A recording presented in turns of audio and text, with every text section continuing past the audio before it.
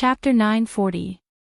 Unbeknownst to Logan, 2 men and 1 woman dressed in linen clothes followed behind him. Even though his hair was disheveled and he was wearing a simple gray hemp shirt, looking exactly like a poor man's gathering, Logan instantly recognized the identity of the 1.4-meter-tall handsome man in the middle. On the left was a thin, capable, and indifferent young girl, and on the right was a 1.95-meter-tall, robust man covered in muscles. "You are..." Logan's eyes widened as he looked at the man's smooth and angular face in disbelief. "You are Hound, were you also cursed by the witch of the forest?" His voice went from rough and deep to sweet and shrill, like a eunuch's voice. He was Varys, and Logan was just one of the many disguises of the 8-clawed spider. The highest level of an alias was not to disguise oneself, nor was it to change one's appearance. Even changing one's voice was nothing. The key was that everyone recognized this identity of his. Logan was an old friend and neighbor of many people in King's Landing. In fact, Logan wasn't even the highest level of disguise for Varys. He also had the disguise of a fat auntie who lived in King's Landing as a woman for more than 10 years, and no one knew that he was a man. "I've always looked like this." The Hound stroked his flat left cheek and sighed. "After becoming a priest and receiving the medical skills taught by the Holy Mother, it took me half a year to heal most of the burn scars on my face." "A dog with no sense of honor like you can become a priest," Varys said absurdly. "The Holy Mother doesn't need false honor," Hound said calmly. "You are." Varys looked at the girl. The girl's gray eyes were emotionless. She glanced at him but didn't say anything. She swore the vow of silence to not speak nonsense. Tyrion laughed. "The vow of silence, you." Varys's puzzled expression suddenly turned to shock, but he immediately stopped and didn't say her name. He only asked, "You guys are a strange combination. Why are you looking for me, to arrest me? This isn't the place to talk." Hound glanced at the lady boss who was looking around in the grocery store, then turned and walked towards the rotten mud door. Varys hesitated for a moment before walking to the lady boss's side. After saying a few words, he quickly followed the 3 of them, leaving the lady boss cursing behind. There was a large area of densely packed sampans in the Black River. Like middle-aged women who had just been released from prison, they crazily squeezed every drop of their husband's stock. Every fish in the river, regardless of size, snail, or baker, regardless of whether they were dead or alive, was the target of the hungry fishermen. In the Black Water Bay, which was further away, there was a small sun in the sky. Fishing boats flying the church's flag were shuttling back and forth. After walking along the riverside for some distance, Varys asked solemnly, "How did you find me?"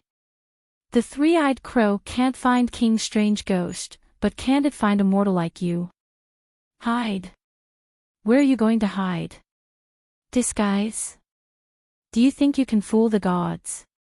Tyrion mocked. "Sigh, how can there be such a terrifying existence?" "It affects the balance too much," the fat eunuch lamented. "What balance?" "If you have the guts, go talk to deviant ghosts about balance." The dwarf laughed mockingly. "Only such a powerful 3-eyed crow and dragon queen can reach a balance with King's strange ghost and god of cold. If the human race only had a mortal like you left, it would have gone extinct long ago. Why are you looking for me? How does Dragon Queen plan to deal with me?" Varys asked helplessly. "You have 2 choices. Lie down by the riverside and let me chop off your head with my axe. Then I will feed your corpse to my Tessa, and your crime will be forgiven. Or, you can join the scripture teaching team and follow St. Matthew to the east to spread the 7 saint scripture." "What choice do I have? Even if I have 8 claws, I can only crawl in one direction. Tell me, what is the scripture teaching team?" The eunuch laughed bitterly. The dwarf told him all the reasons he could tell people, and then he pointed out something else. Your mission is very simple. Use your 8-clawed spider's talent to find out the identities, abilities, locations, plans, and weaknesses of all the evil gods who are hostile to the 7 God sect. When it comes to killing evil, you don't have to do it yourself. Do you think I can live until the time when it comes to killing evil? The 8-clawed spider said blankly. I am just an ordinary person, and you want me to be a spy in the evil god sect. I don't even know the ins and outs of the sect, and I am just an ignorant layman. If this isn't suicide, then what is? Yes, it is a suicide mission. Tyrion nodded and said with a matter-of-fact expression, you can't escape the death penalty, but now I am giving you a chance to redeem yourself. Even if you have a slim chance of survival, at least you have a chance to live. Can I wear black clothes? Varys asked. The dwarf shook his head and sighed. If it is a great trial, there will be an audience at the scene, and basic fairness must be maintained. Then, according to the traditions of the 7 kingdoms, even if you have committed a great crime of treason, you should still be given a chance to join the Night Watch. But many times, without a trial and without an audience, there is no fairness and justice. Whether you live or die, it all depends on the other party's thoughts. Hearing you say that, I am starting to regret it. I regret not turning myself in at the fairy city, Varys said helplessly. The dwarf sighed. Don't be silly. If she really wants you dead, you won't be able to reach the fairy city. Your life and death, honor and disgrace, will always be in her hands. Just like back then, her life and death will be in your hands. The heavenly Tao is good at reincarnation. Who will destiny let go of? Sigh, you are right. She has a reason to do anything to me. Varys smiled bitterly. I don't want to die in a foreign land. Westeros are my home. Being eaten by a dragon is also one of the Targaryens' fates, although your Tessa is only a pterodactyl. Asterisk zing. Asterisk Arya pulled out the sewing needle from her waist and spoke for the first time. Just as I wanted, I will kill you and avenge my father. Wait. The dwarf hurriedly stopped her. Let me talk to this damned eunuch alone. He pulled Varys forward. Varys stood there and refused to move. He said to Arya, I am sorry to Dany, Rhys, Rhaegar, and even the Mad King. But I am not sorry to Stark. Your father is so stubborn. I advised him to make the first move. I also told him everything about Cersei's actions. But that fool ran to Cersei and said, I told you everything. I know your secret. Varys told me. I will make my move on you the day after tomorrow. I will give you 1 day to take your bastard child and escape from King's Landing. I do not want my sword to be stained with the blood of women and children. In the end, his sword was stained with his own blood. He is so stupid that it makes my heart ache. If I was not so good at dealing with people, and if several factions had placed their bets, I would have been killed by him. Even so, I respect his integrity. When Cersei sentenced him to death, I was the only one in King's Landing. I used my sweet tongue to persuade the Queen Dowager to give your father a chance to wear the black robe. In the end, Joffrey went mad. That was unexpected. If you did not try to stir up internal strife in the 7 kingdoms, my father would not have gone to King's Landing at all. The battle between the wolf and the lion was planned by you and Illyrio, Arya said coldly. According to what you're saying, all the deaths of the 7 nations can be blamed on me. Varys said unhappily. Enough. You are the mastermind. The people of the 7 kingdoms know that. There is no denying it. Tyrion tugged again and dragged Varys away. To tell you the truth, there are dangers and opportunities in this trip to the Barren Lands. Whether you succeed or not, at least you will escape hell, Tyrion said. I have the Atonement Scroll, Varys said. Where did you get the Atonement Scroll? One word from Saint Danny can send you to the deepest part of hell to accompany Lewin. Do you believe me? The dwarf sneered. One word can decide whether a person goes to heaven or hell. Is heaven or hell her backyard? Varys said with a "don't try to fool me" look. The dwarf's gaze became strange. There was pity, disdain, and a hint of pride. Varys felt uncomfortable under his gaze. You have decided to refuse to join the teaching team. Tyrion did not have the enthusiasm from before. He was unusually cold. My image in his eyes has changed from a familiar person to a pig waiting to be slaughtered, as lowly as dust. Varys was shocked. He suddenly had a great fear of death. How is that possible? The fat eunuch forced a smile. There will always be a chance if I fight. If I don't fight, I will die now. Even an idiot knows what to choose. I just want to bargain and get more benefits. Then, he realized that the dwarf's gaze became gentle again. It was as if he had suddenly changed from a rascal in the same village who was at the bottom of society to an old classmate who could communicate with him on equal terms. After 5 years, the Dragon Queen will give up on pursuing your responsibility. Then, you will be free to choose your future path. Wear a black robe and serve at the Great Wall. Shave your head and enter the church's priory to repent for the people who died because of you in the 7 kingdoms. Or, give yourself a sword and go to the stranger's kingdom of the dead to seek a possible reincarnation. The dwarf patted his shoulder and promised. I thought she would at least give me freedom. Varys sighed. If she said she would give you freedom, then she must be lying to you. Once you complete the mission, she will kill you. Tyrion sneered. Your crime has already spread to the 7 kingdoms. Will the Dragon Queen slap her own face and convict you while absolving you of your crime? Varys was startled and asked, what about Arya? Can she be absolved of her crime? Only a lifetime of redemption. She will not be absolved of her crime overnight. The Great Judgment is not very fair, but it is definitely sacred and cannot be changed. Varys was silent for a moment and asked, how much support will I get? The barbarian royal family is on our side. As for the gold royals, there is an unlimited supply. Varys frowned. This is good news. But I do not know much about supernatural powers. I don't know where to start. You don't have to worry about that.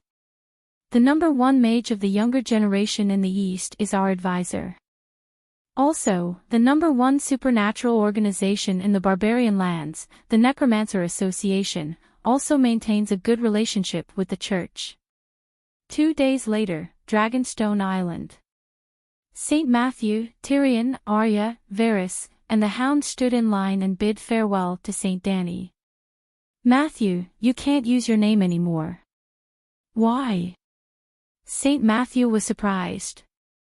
You are an angel, the holy son of the Church of the 7 Gods. You should have a name that represents your mission. Today, I bestow upon you the name of Chizang. 7 gods, 7 scriptures, each scripture has a scripture book. Your mission is to spread the scriptures of the 7 scriptures to the barbarian lands and even the entire Jade Sea. Dragon Queen said emotionally. Thank you, Your Majesty, for bestowing a name. From now on, I am Chizang. Chizang swears to complete my mission. I will definitely spread the teachings of the Church of the 7 Gods in the Jade Sea. Chizang said solemnly. Saint Danny nodded and asked, do you understand what you are carrying when you travel the barbarian lands? I understand. The mercy of the Holy Mother, the justice of the Heavenly Father, the freedom and glory of a young girl, the wisdom of an old woman, the hard work and creation of a blacksmith, the bravery of a warrior, the reverence of a stranger towards the unknown and mysterious. These are all things that I carry. Chizang said very wisely. Saint Danny sighed. This is what your heart carries. You still need to carry it with your hands. Chapter 941. Dragonstone Island, Glass Garden. Under the weirwood that was newly transplanted from the continent. Qizang's hands are empty, how can I hold them? Qizang asked. Back then, the Holy Mother only taught you the first appearance of Holy Light, Song of Light, to subdue enemies.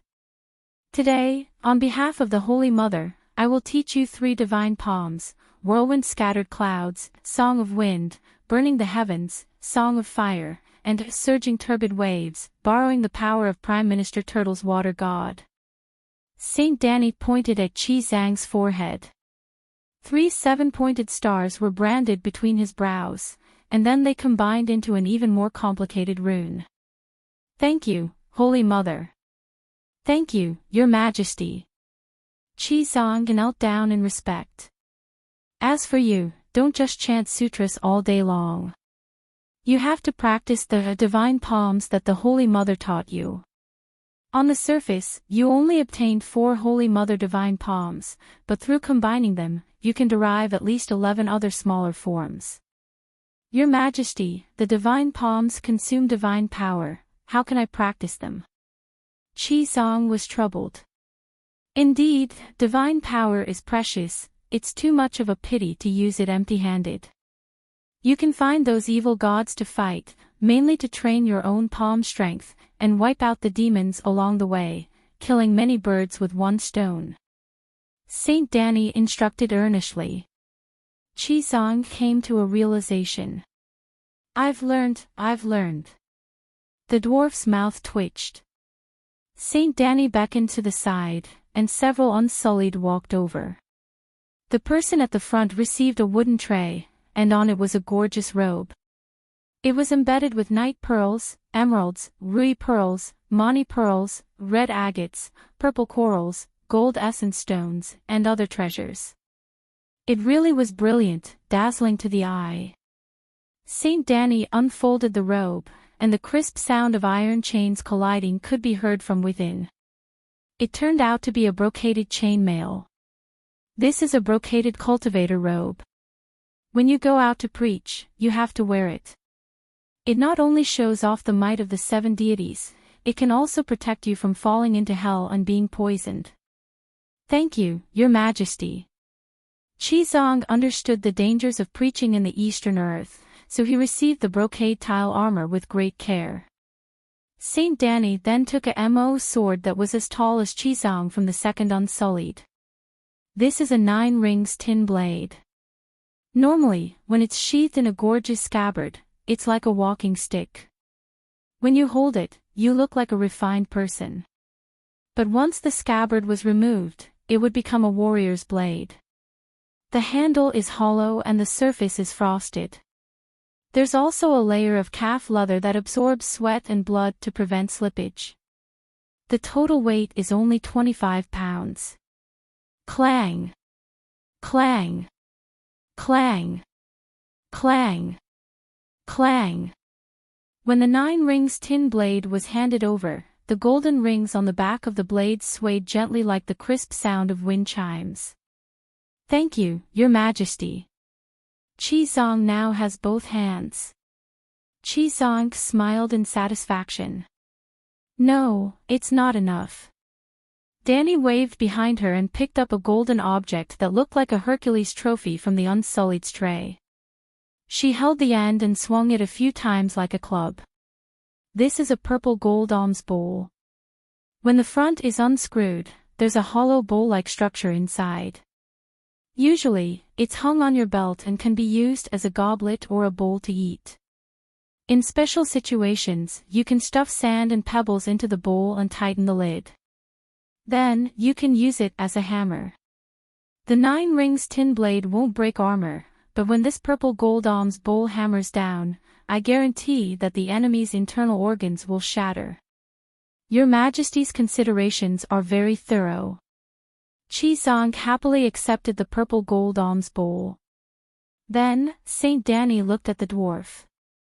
The dwarf also looked at her expectantly. You already have armor and an axe. It's enough to protect yourself, she said. Holy Mother Palm, show me. He couldn't hide the desire in his heart. You don't even have any self-awareness. If it's given to you, can you use it? Danny sneered. She looked at Arya and waved her hand. Another Unsullied came forward. Dragon Queen raised her chin. The Unsullied directly handed the tray to Arya. This is a set of Moke divine armor. It's a steel armor soaked in Moke's divine power. You can wear it and enter the world of death. There's also a rapier. In the mortal world, it's a sister sword to your sewing needle. But once you enter the world of death, it's the sickle of death that you've been very familiar with recently. It's a physical entity formed completely from the divinity of death and divine power. The stronger your will is, the more tenacious it will be. The colder your heart is, the sharper it will be. When facing a baby, you feel pity and it's as soft as a feather. When facing an enemy, your killing intent is overwhelming and it can split heaven and earth. It's that magical. You can forge such a weapon? The dwarf looked at the white sword at her waist suspiciously. It's a white steel sword. His meaning was obvious. You use an iron sword yourself, but you say you're giving someone a divine sword. Is this reasonable? Of course, mortals can't forge such a divine weapon. This is a weapon forged by the blacksmith and Moke. It's a protective weapon for the successor. Saint Danny looked solemn. As for me, Danny looked down at her sword. 1 loaf of bread is enough to fill my stomach. Why would I waste it by buying 2 loaves of bread? The dwarf's expression twisted. In fact, Danny was telling the truth. It was a divine weapon that fused a large amount of divinity of death and divine power. Saint Matthew could extract the power of belief of all living beings and forge an indestructible Madonna golden body. As long as one's belief was indestructible, the golden body was immortal. In other words, the concept of the merciful Madonna existed in the thoughts of all living beings. The golden body that Saint Matthew created with the power of belief also existed and perished with the thoughts of all living beings. When everyone forgot about the Madonna, or changed their concept of the Madonna, the concept of the merciful Madonna would disappear, and the golden body would perish. The merciful Madonna was a unified concept. The sharpness of the sword was also a unified concept of all living beings. In the past few days, Danny used Saint Matthew to extract the power of belief and forge a thinking weapon. Not all living beings could come into contact with the concept of all living beings' thoughts. If they couldn't come into contact with it, they wouldn't be able to extract its power. Until now, Danny had only met Saint Matthew who could do this. Even she couldn't come into contact with the concept. When she became one of the Westeros, the situation would change. After the three-eyed crow became her follower, Danny asked Bran about this. Bran told her that Matthew wasn't a special case. Only a person with great faith could come into contact with the combination of all living beings' thoughts. In other words, only a person who gave everything to his faith could come into contact with the world of concepts, which was above the material world. The world that could be touched, smelled, seen, heard, and tasted was the material world. Then, were the form, sound, smell, taste, and touch the only senses of humans? Of course not. There was the 6th sense of the heart, the 7th sense of the end of time, the psychological sense of time, and maybe the 8th, 9th, and many other senses. Since one could define the material world through the 5 senses, then shouldn't the sensory world defined by the 6th sense and the 7th sense be equal to the material world and be defined as a world? For example, the material world's shadow was the world of death. It could be defined because one's soul and heart could feel it. The conceptualized world was also defined by this. It was a strange world where one could only feel the concept of all living beings by letting go of oneself completely. Just like how mortals couldn't come into contact with the world of death, it was also difficult for the gods to come into contact with the world of concept. This was because the gods couldn't give up on themselves, and it was difficult for them to enter a state of emptiness. However, the gods didn't have much interest in that world. The benefits were too small, and the sacrifices were too great. It was just like Dani's little gold body. She had always given it to St. Matthew, and it wasn't of much use to her. Unless the gods had a world-class source of faith and nurtured it carefully for tens of thousands of years, or even hundreds of thousands of years. In the world of the Song of Ice and Fire, only the 7 gods and the Red God had the potential to become world-class sources of faith. Thank you, Your Majesty, for your reward. This is indeed a divine sword. Arya hung the sword on her waist excitedly. Dani looked at Varys and handed him a palm-sized iron plate. You're going to be a spy in the evil god's camp. You'll be suspicious if you wear too good of a weapon. This iron plate belongs to the Balerian family of the 14th Fire Peak. It's the Patriarch's keepsake. It's very effective against the traps built by the Valeglia people. I heard that there are many ruins of the Valeglia people in the Far East. It might be useful. You can put it on your chest as a heart-protecting mirror. Varys knew that the Dragon Queen didn't like him, so he accepted the iron plate obediently. Thank you, Your Majesty, for your reward. I'll do my best to assist Master Chizang and complete the glorious mission of spreading the scriptures in the East. The Queen said, Varys, this name is inauspicious. Don't use it anymore. I'll give you the name Wooning. Why is it inauspicious? The fat eunuch was confused. I don't like it. It'll make me angry, and it'll lead to bad things happening to you. So it's inauspicious, Dani said lightly. The fat eunuch rubbed his nose and shrank back. Hound, this is Tile's steel armor and Tile's steel greatsword. You're Master Chizang's personal attendant, so you'll have to protect him at all times.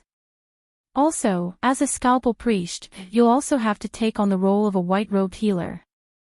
Use your extraordinary medical skills to build good karma in the barbarian capital and save the people. I'll use my life to protect Master Chizang. Hound's eyes were resolute as he swore. Very good. Saint Dani nodded with a smile. Now, you should know your roles in the team, right? Chizang will do his best to develop faith, Tyrion will deal with political and social problems, Wooning will be the spy, Arya will deal with the enemies in the shadows, and Hound will protect Chizang. Seeing that everyone nodded, Dani clapped her hands again. 2 Unsullied carried a load over, and the fragrance of white paper and ink filled the air. It was a load of neatly stacked books. These are the scriptures you'll be spreading to the East. There's a total of 49 books, and a total of 777 volumes. Everyone was shocked and puzzled. There are so many 7 Stars Bible. Including the annotations, the 7 Stars Bible only has 7 major books and 49 volumes. The rest are Thus Spoke the 7 Gods, which is the book that records the words of the 7 gods and the 7 gods' holy son. Dani explained. The dwarf stepped forward and casually pulled out a book from the middle. He looked at the cover in surprise. This is clearly a mathematics book. Mathematics is a tool that the 7 gods gave to humans to study the laws of the world. Dani said calmly. The dwarf put down 2nd grade mathematics volume 2 for primary school students and pulled out another book. This is elementary school nature. This is the elementary summary of the laws of creation of the 7 gods. After that, there's secondary school physics and chemistry. Is there a problem? Dani said matter-of-factly. Then what about this? The dwarf helplessly put down elementary school nature and pulled out How to Train a Holy Knight. He looked at the Dragon Queen blankly. A holy knight is a high-level knight of the church. This book is very important. It's ideology and morals. It talks about how to establish a correct outlook on life, values, and worldview. All right, a holy night is indeed related to faith. But what about these two books?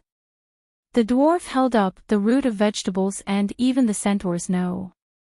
This is the code of the Slave Bay and the Dothraki centaurs. It's a common version of the Queen's Code and the Centaur's Code. The commoners don't understand the law, but everyone knows. I hope that the people of the barbarians, and even the people of the world know. But what does this have to do with the 7 gods? The dwarf's mouth twitched. I wrote this. Do you think it has anything to do with it? Danny said lightly. The dwarf was shocked. He couldn't refute her at all. Chapter 942. The Sea King could be muddle-headed, but every Sea King was chosen by the city's professors and the Iron Treasury. At the beginning of the election, the Sea King could not be muddle-headed. If he wanted to be muddle-headed, he would have to wait for more than 10 years. When he got older and started to slack off, he would be muddle-headed. Well, the Sea King was a lifelong ruler. Tormo Frygar was 35 years old this year. He was 1.9 meters tall, burly and strong, with a firm square face and a body full of explosive power. He was in the prime of his life. He was skilled in martial arts, quick-witted and energetic.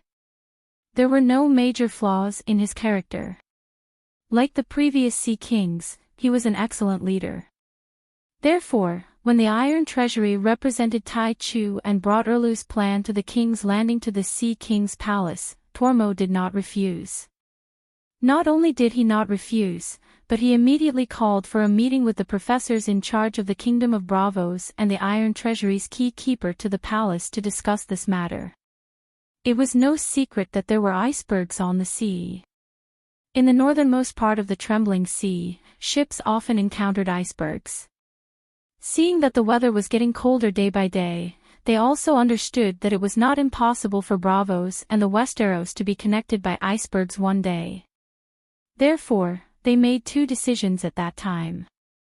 First, they formed the Narrow Sea Icebreaker Fleet, which was to arrange a fishing fleet around Bravos to fish and monitor the icebergs.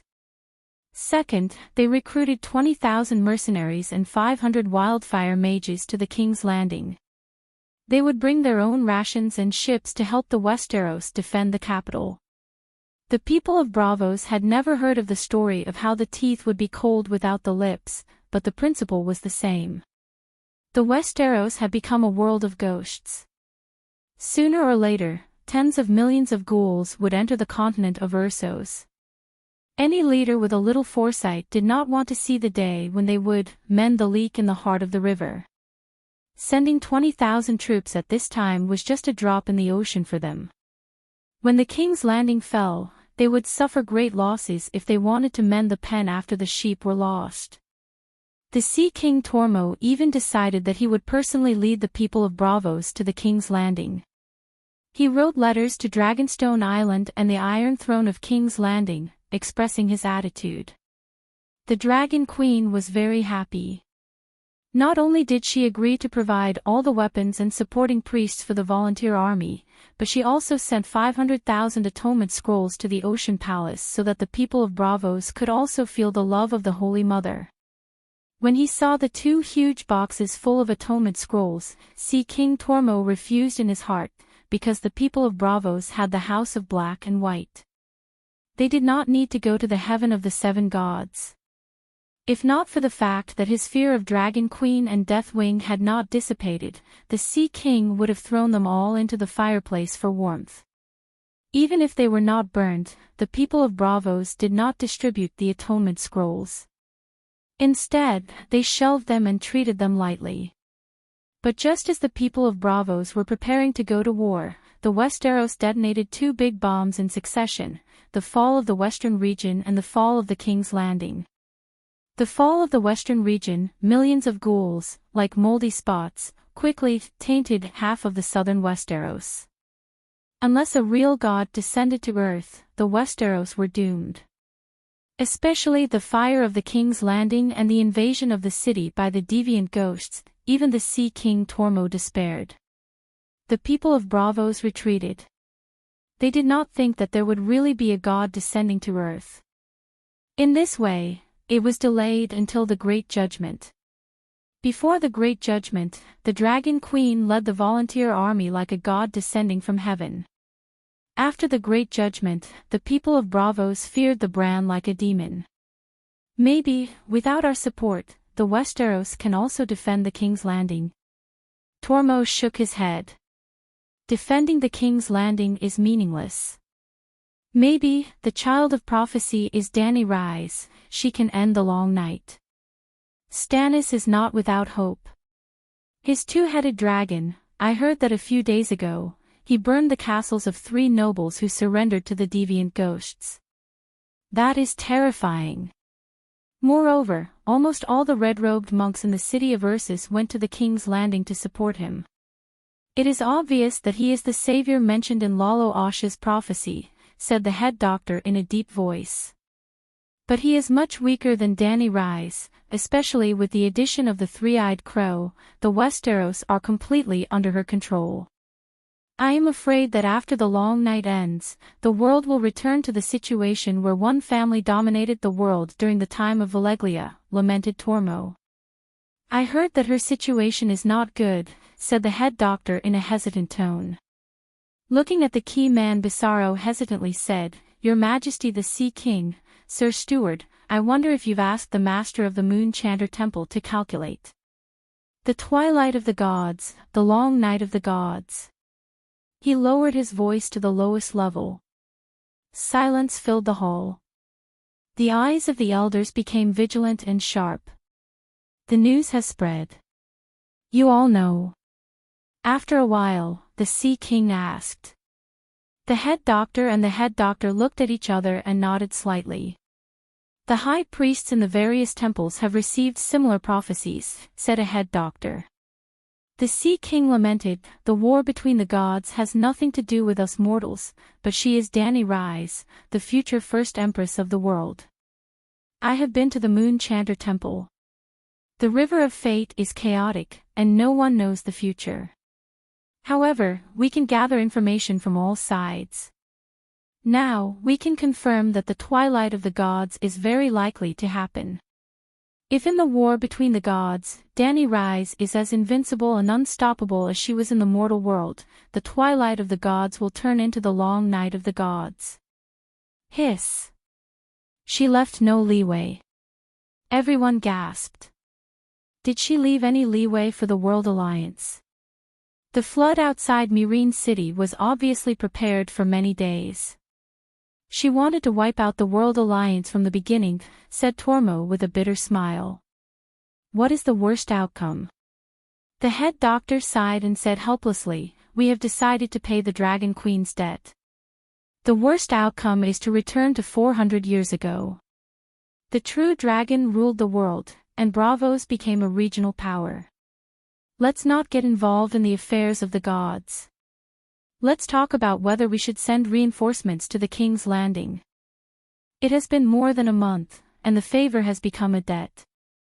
There must be reinforcements, said the Sea King. It is snowing in Bravos, and the north wind is blowing.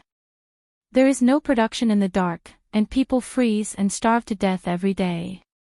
It is also beneficial for us to end the long night a day earlier. Now, I am afraid that our people will go to the King's Landing and be caught between the red-robed monk and the 7 gods. According to my original intention, it is better to contact the Dragon Queen alone and incorporate the Bravos volunteers into the volunteer corps. But if we do that, it will be equivalent to us supporting Dany Rise as queen, and we will not be able to recover the millions of gold royals we owe to Stannis. Alas, why is the Dragon Queen unwilling to accept the debt? It is only 4 or 5 million gold royals, said the doctor. Your Majesty, my lords, there is news from the Moon Chanter Temple. At this moment, the Sea King's court officer walked quickly into the council hall, and said with a serious expression, The gods have left Bravos. What do you mean? Speak clearly. The Sea King was confused.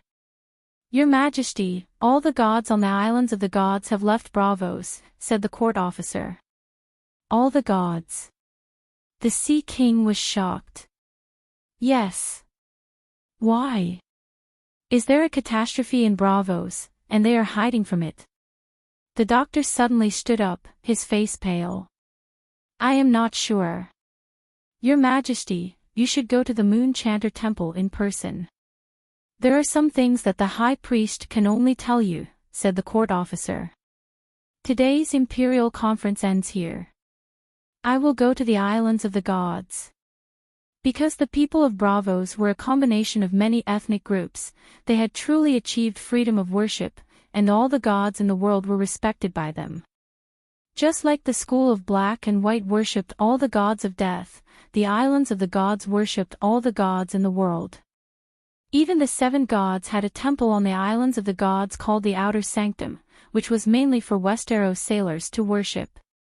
The most magnificent temple on the Islands of the Gods belonged to neither the Red God nor the school of black and white, but the Moon Chanter Temple. It was the Moon Chanter who led the first slaves to Bravos. It was a building that was completely white in the moonlight. It was a huge snow-white marble palace with a large silver dome, and milky white glass windows that showed the different states of the moon. Beside each door was a pair of tall marble maidens, supporting the crescent-shaped beams. The maidens and the moon were the representatives of the Moon Chanter. The short and fat high priest led a group of men and women in white priest robes to receive the Sea King. Because of Danny Rice's team of preachers. Recently, there is a saying in the supernatural world that if you eat a holy monk from the Western Sanctum, you can live forever. Everyone is tempted, she said directly. You can live forever by eating people? Are you kidding me? The Sea King shouted in disbelief. Won't you live forever if you become a god? Ah! The Sea King was stunned. You can live forever if you become a god, but is it so easy to become a god? It's not easy, so this is a rare opportunity. They all left. What's going on? Tell me the whole story.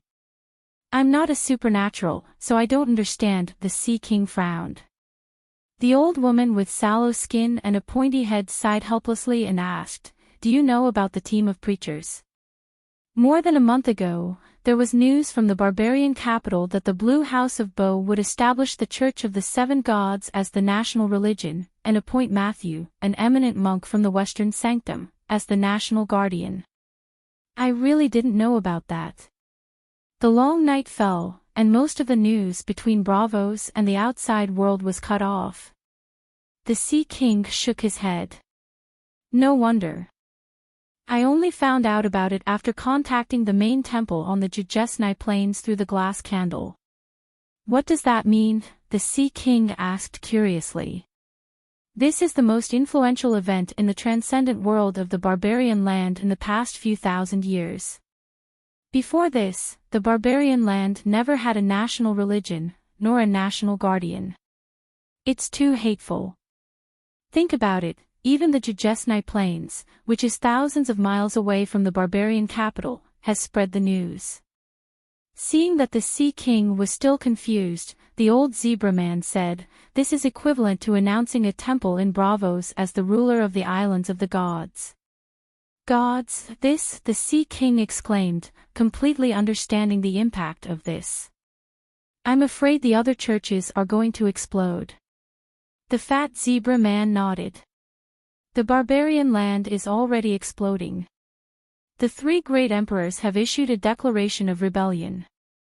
A total of 18 temples, 36 rebellious kings, 72 smokes, and 108 mountains, P.S., have pledged to take down the barbarian capital, kill the fatuous king, annihilate the Bo family, slaughter the cultivators, and destroy all the temples of the 7 gods. The Blue House of Bo is going to be destroyed. I remember 5 years ago, you told me that the Bo family had at least 100 years of national fate. The Sea King was shocked. 5 years ago, I didn't know that the long night was coming. The fat woman said awkwardly. Who are the rebels? The Sea King asked again. Chapter 943. I remember that the barbarian land was divided into 3 parts, with 3 emperors standing side by side. They were the Orthodox Blue Dynasty's Buqi, who occupied Edu in the south, Chai Rong, a descendant of the Huang dynasty who perished 1,000 years ago, who occupied Kikisa in the far east, and Bo Xiong, the founder of the Orange dynasty, who occupied the trade town in the north. The Sea King was puzzled. There are only 3 emperors in the barbarian land, why would the 3 emperors issue a joint declaration of war? It can't be that they shouldn't be attacking themselves. Have you forgotten that there are still the zebra people in the Jujesnai plains in the north of the barbarian land? What does the zebra people have to do with the establishment of the state preceptor and the state religion? The Sea King was even more puzzled. The long night has been here for more than half a year, and the zebra people are running out of food, so they took the opportunity to go south. The zebra man said matter-of-factly. From the Jujesnai plains to the barbarian land, they have to cross at least 2,000 kilometers of land. Is there a need to go so far to plunder the barbarian land? The Sea King was puzzled. Do you think the zebra people plan to return to the north? The long night may last for a generation. Even the Dragon Queen said that it would be difficult to end the long night in 10 years. The fat woman shook her head. That's inviting the wolf into the house. The Sea King sighed. The fat priest said disapprovingly, anyway, the zebra people are destined to go south. With 100,000 cavalry, they will either trample the other warlords or bring trouble to the south. The barbarian land is in the southernmost part of the barbarian land, close to the sea and rich in resources. Buqi's palace is even bigger than the king's landing city. Think about it, who else would he plunder? So, the 18 major sects, 36 rebel kings, 72 smoke and dust, and 108 mountains are mainly going to the barbarian land to plunder food and money, and eliminating the Church of the 7 Gods is just an excuse. The Sea King asked. That's not it. If the state religion and the state preceptor were not established, the warlords would not be united. Those rebel kings and warlords are supported by extraordinary sects, and many cities are directly ruled by the priests and wizards of the gods. They don't care how many people die in the long night, but they can't tolerate the state religion and state preceptor in the barbarian land. The zebra man explained. Westeros is rife with deviants. Why is Daenerys going to the barren lands? Also, the barbarian emperor, it's already nighttime. Why don't you behave? The Sea King was confused. I heard that before the long night, Dany Alice had signed a sacred marriage contract with the Bow family. In the future, one of her sons or grandsons would marry the Bow family's daughter and inherit the throne of the barbarian Bow family. In other words, Dany Rise had used her own strength to extend the Blue Court's lifespan for 1,000 years, and Targaryen had joined the barbarians and become the king of the barbarians. This was beneficial to both sides. Since she is the master of the land, it is only natural that the Church of the 7 Gods should be established as the national religion.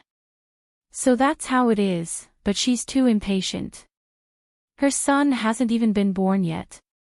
The Sea King laughed. The long night is the best time to develop faith, especially for foreign churches, breaking down the old and establishing the new. Dany Rise's idea was not wrong. First, let the Church of the 7 Gods become the national religion of the land. In the future, it would be more logical for her son to become the emperor. It's just that she's not from the barbarians. I didn't expect the situation in the barbarians to be so complicated. The old woman sighed. The Sea King nodded. You're right. She grasped the right opportunity, but she used the wrong method. But why did her scripture teaching team attract the attention of the gods? Do the gods of the western continent of Ursus need to fight for the faith of the barbarians? Or is it because of the twilight of the gods against her? The Sea King lowered his voice. The twilight of the gods is not a very important factor. The key is that eating the holy monk's flesh can make one immortal. The old woman's voice was faint, and a trace of undetectable greed flashed in her old black eyes. Where did this come from? The Sea King asked curiously. Do you know who is in the scripture teaching team? The Sea King shook his head. I just heard about it today. Do you know St. Matthew? The old woman asked. Hiss, that's the angel of the seven gods, a powerful demigod. Who would dare to eat him? The Sea King was shocked. Eating St. Matthew would only give you a 5% chance of becoming a demigod. But his value is too low. He is not the legendary holy monk. The old woman asked mysteriously, do you know the children of God?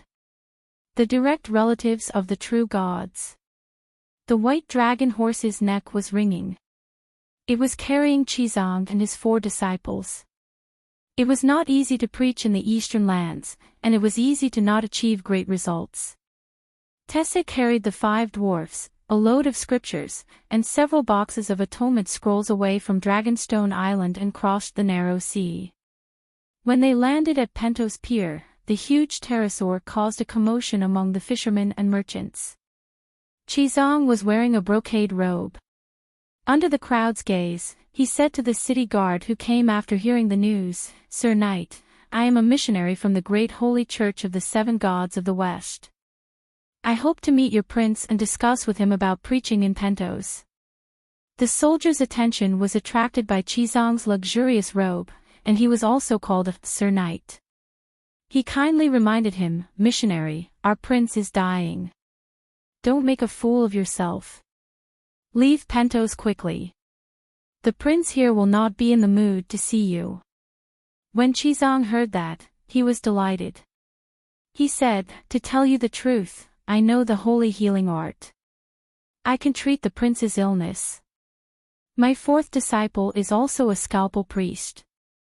Scraping bones and scraping rot is not a problem. So it is, Sir Priest. Nowadays, the status of the true priests of the 7 gods in the world of transcendence and in the mortal world was completely different. The guard with the blue forked beard immediately became respectful. He first bowed before shaking his head and saying, His Highness the Prince does not have any illness. He is to be sacrificed to the god of earth and sea to appease his wrath. Sacrificing the prince? Qizong was shocked. Eldest senior brother took a step forward and said, Master Qizong, this is a tradition in Pentos. After the great calamity in Valeglia, the prince lost his backer and gradually became a puppet. The actual ruling power is in the hands of trading princes like Illyrio. Every time the city loses a battle or the harvest is bad, the prince's neck will be slit and sacrificed to the unknown god of earth and sea. I have also heard of this, but this is the first time I have left the country and come to Pentos. It is truly hard to imagine, Qizong muttered. The dwarf asked the blue-bearded guard, I wonder what happened in the city this time. The guard pointed at the sky. The sun has already been out for half a year. Everyone is cold and hungry, unable to live any longer. Heh, now you Pentos people can watch the princes being beheaded every day. Eldest senior brother Tyrion said in Schadenfreude. There are that many princes. Qizong was shocked. Second senior brother rolled up his sleeves and stomped his feet. Pentos has more than 40 established noble families. If we take turns killing them, once every 2 months, we should be able to last until the long night ends. We need the princes to stamp their names on the customs clearance documents. What do we do? Qizong said anxiously. Nonsense. Eldest senior brother said impatiently. There is no need for a customs clearance document. We can just fly to barren land. Who can stop us? You don't understand. The customs clearance document is only one of the reasons. Chizang took a few steps back and said by his eldest disciple's ear, "Our goal is to lay down a path of faith. When we pass by a city, we will obtain the recognition of a city's leader. It is best if we can even build a temple and buy a group of believers through atonement scrolls. The Westeros are too far from barren land. The transmission of the seven deities' divine force is extremely sluggish, the consumption too great. This is the reason why the Holy Mother still hasn't displayed any miracles in barren land." When he said this, Chizang's voice became even softer, almost inaudible. "The reason why we came to Pentos first is because Braavos already has a holy cathedral. The Archbishop was even arranged by Baylor Holy Cathedral." Eldest senior brother came to a realization. If it was any other time, it really wouldn't be easy. However, it is the long night right now, and we have the atonement scrolls. Sigh, Illyrio has been executed. If we came 2 days earlier, we could have asked him for help. The dwarf said regretfully. Second senior brother's expression became gloomy. He said calmly, "It's useless even if we asked him. Because of my younger sister, his relationship with the royal family is extremely bad. Moreover, after selling his family's property, he can no longer be considered a trading prince." Eldest senior brother patted second senior brother's shoulder and said with a sigh, "He only gave himself up after seeing his granddaughter. He died a worthy death." Second senior brother shook his head. He didn't want to talk about the tragic death of an old friend of several decades. He said to the anxious Chizang's master, "Seeing the prince is difficult, but also easy. Wuning, do you have any good ideas?" Chizang said happily. When he heard his new name, second senior brother's chubby face twitched a few times.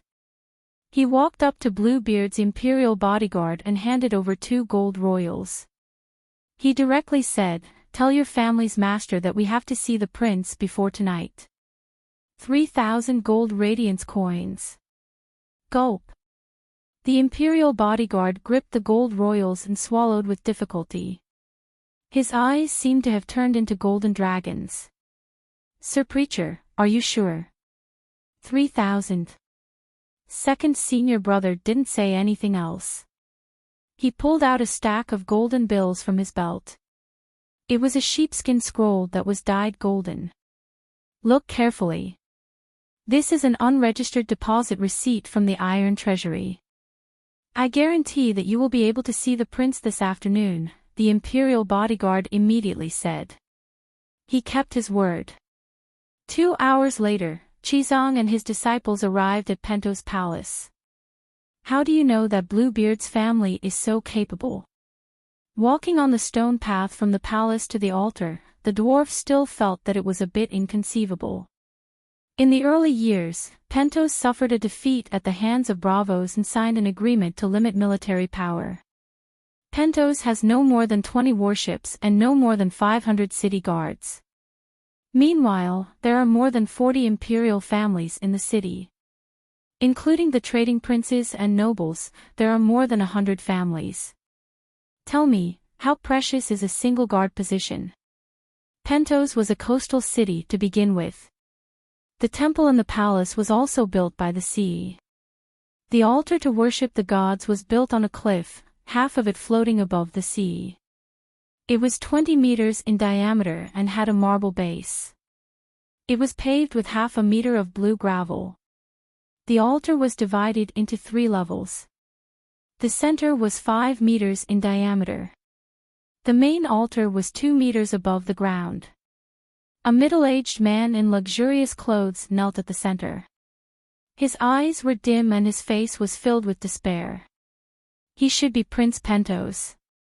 On the side were 4 tall and sturdy men. They didn't wear any clothes, their skin painted with the patterns of the sea and earth. Under the strange sacrificial song of a hunchbacked old priest in blue and black robes, the 4 sturdy men spread their legs and surrounded the prince, performing a barbaric dance. There were 2 rings outside the main altar, divided into 2 levels. The inner level had 200 to 300 people. They were all dressed in solemn attire, most of them black or purple. There was a clan emblem printed on their chests. Quite a few of them had clear Veleglia characteristics. There were less than 100 people in the outer circle. They were all dressed in colorful, exceptionally gaudy and luxurious attire. They were all of different races. There's no chance today. Let's wait for the next prince to come up. I need to go to the washroom. Varys, come with me. When he saw this scene, Tyrion shook his head and walked away. But in less than 10 minutes, the fat eunuch ran back in a panic. As he ran, he shouted, "Master, it's bad. Eldest senior brother has been captured by demons." Chapter 9:44. Whether it was Tyrion and Varys, or St. Matthew and Arya who had never been to this city, they were all legendary figures known by every household. Just like in Journey to the West, when Tang Sanzai and the others traveled west, when Sun Wukong announced his name, a group of monsters immediately cried out in surprise, "The horse protector Wen who wreaked havoc in heaven 500 years ago." Little devil monkey Tyrion, eight-clawed spider Varys, holy son Matthew, and blood fiend Arya were all famous. Even the hound with the least reputation was not completely unknown. Therefore, when they arrived at the altar, there were immediately trade princes and Pentos royalty who came to welcome them. The dwarf felt that since the princes were already on the altar, they were like fish on the chopping board. He could not let them sign for him today. Moreover, his stomach was indeed a little bloated. After exchanging a few pleasantries, he pulled Varys to the toilet in the palace at the side. When the servants brought them away, Master Chizong explained his purpose for coming to everyone. The purpose of this trip is purely to spread the teachings of the seven gods. Therefore, when we pass by various cities, we also have plans to spread the name of the seven gods. He was very frank, directly stating his request. "Sirs, if you can make things easy for us, the church and I will be eternally grateful. Just wait, we definitely can't do it today." Among the trade princes, a dark-skinned fatty named Jacob shook his head and said. The Pentos people all spoke Veleglia with an accent. It was not that they did not understand the common language, Westeros, but they were not as proficient as Jacob, who specialized in the brocade business of Westeros. Master Chizong had never left the country before, and could only speak advanced Veleglia. Therefore, the Pentos nobles chose to let Jacob receive the distinguished guests. "When will the next princes be elected?" Master Chizong asked. "About 2 months later. There is a set of strict rules and ceremonies for the election of princes." Master Chizong was shocked. He also understood why his second disciple had said that at the docks. "I can't wait 2 months. Can you make an exception?" "The matter of stamping the customs documents and building the temple of the seven gods does not necessarily require the prince's consent," he said. "This sort of thing has to be done by a prince," Black Jacob said softly. Could it be that Grandmaster Chizong doesn't understand the significance of what he is doing? "I am purely preaching, I have no other intentions," Chizong said sincerely. The seven gods coming to Pentos to plant their flag is equivalent to seizing the benefits of the other gods. Only the prince can take the blame for this. If something really happened, they could just chop off his head and replace him with someone else. But if we help you or reject you, the wrath of the gods or the Dragon Queen will descend upon us. Do you understand what I say?" The dark-skinned Prince of Trade was quite frank. Chizong also felt the other party's sincerity, so he changed his suggestion. "Can you delay it for a day and let the prince deal with my matter first before offering sacrifices to the gods?" "Master, you said it yourself. This is a sacrifice to the gods." The dark-skinned fatty said helplessly, "Not to mention a day, I can even delay it for a year. But won't the gods be angry? If this happened to the Holy Mother, she would also be angry, right?" No, the Holy Mother doesn't need a blood sacrifice. Grandmaster Chizong shook his head and said solemnly, our Church of the Seven Gods also doesn't interfere with the kingdom's internal affairs. The country belongs to the nobles and the king, and the faith and teachings belong to the seven gods. The fatty rubbed his chin and said thoughtfully, this doctrine is not bad, but our God of earth and sea doesn't interfere with politics. He's going to kill the king, and he doesn't interfere with politics. Chizong had a look of disbelief. The prince doesn't have much power and doesn't participate in Pento's politics. How can sacrificing him be considered interfering in politics? The fatty pointed at his chest. Killing me will cause unrest in the country. Chizong's expression was blank, and he couldn't refute that for a moment. Bah, this is a country of ghosts. Hound spat, his eyes full of disdain as if he had seen a pile of feces. We don't have deviant ghosts here. Only you Westeros have them. The dark-skinned fatty laughed. Coming. Aaliyah's eyes focused. Her figure flashed, and she appeared before Chizong with her right hand on her sword. What's coming? The surrounding people were puzzled at first, but when they saw Arya's actions and cold eyes, they realized her identity as a blood-seeker. They thought she was going to start a massacre again and retreated in fear. Chizong didn't know what was going on at first, but he was a level 2 archangel after all. He soon sensed a sinister and greedy divine sense approaching from afar. In Aaliyah's vision, a bloody mist with golden threads surged from the depths of the sea. It was like a long tongue, coiling around the prince at the center of the altar. He looked dejected, his face pale, and the light in his eyes dimmed bit by bit. Evil God. Grandmaster Chizong couldn't help but tighten his grip on the 9-ring tin blade, his eyes dark and gloomy. Only Aaliyah and Chizong had the perspective of the shadow world. In the eyes of the others, everything on the altar was normal. No, there were transcendents here. Many of the inner circle's royals and outer circle's priests all had solemn expressions at this moment. They even bowed their heads in an unusually respectful manner. They all knew what was happening. At this moment, the hunchbacked priest finished chanting the sacrificial song. He stepped forward and let out a beast-like roar. He pulled out a dagger shaped like a dragon's tooth from his waist and slit the prince's throat. Blood sprayed everywhere, and Arya could hear the sound of someone sucking in blood. It wasn't an illusion. The god was enjoying his sacrifice. Should we slay the demon? She asked softly. Chizong hesitated. It was unknown whether he was talking to Aaliyah or to himself. This should be the guardian of the Pentosian city. The customs are different from place to place, and our main purpose is to preach. Before he could finish, his second disciple's wailing came from afar. Master, not good. Elder brother has been captured by the demon. What? Chizong was shocked. The fat eunuch ran out of the white birch forest that separated the altar from the palace. His body was covered in dirt, and the smell of fermented manure could be smelled from afar. Tyrion was taking a dump in the latrine when a black hairy hand reached out from below, grabbed his penis, and pulled it down.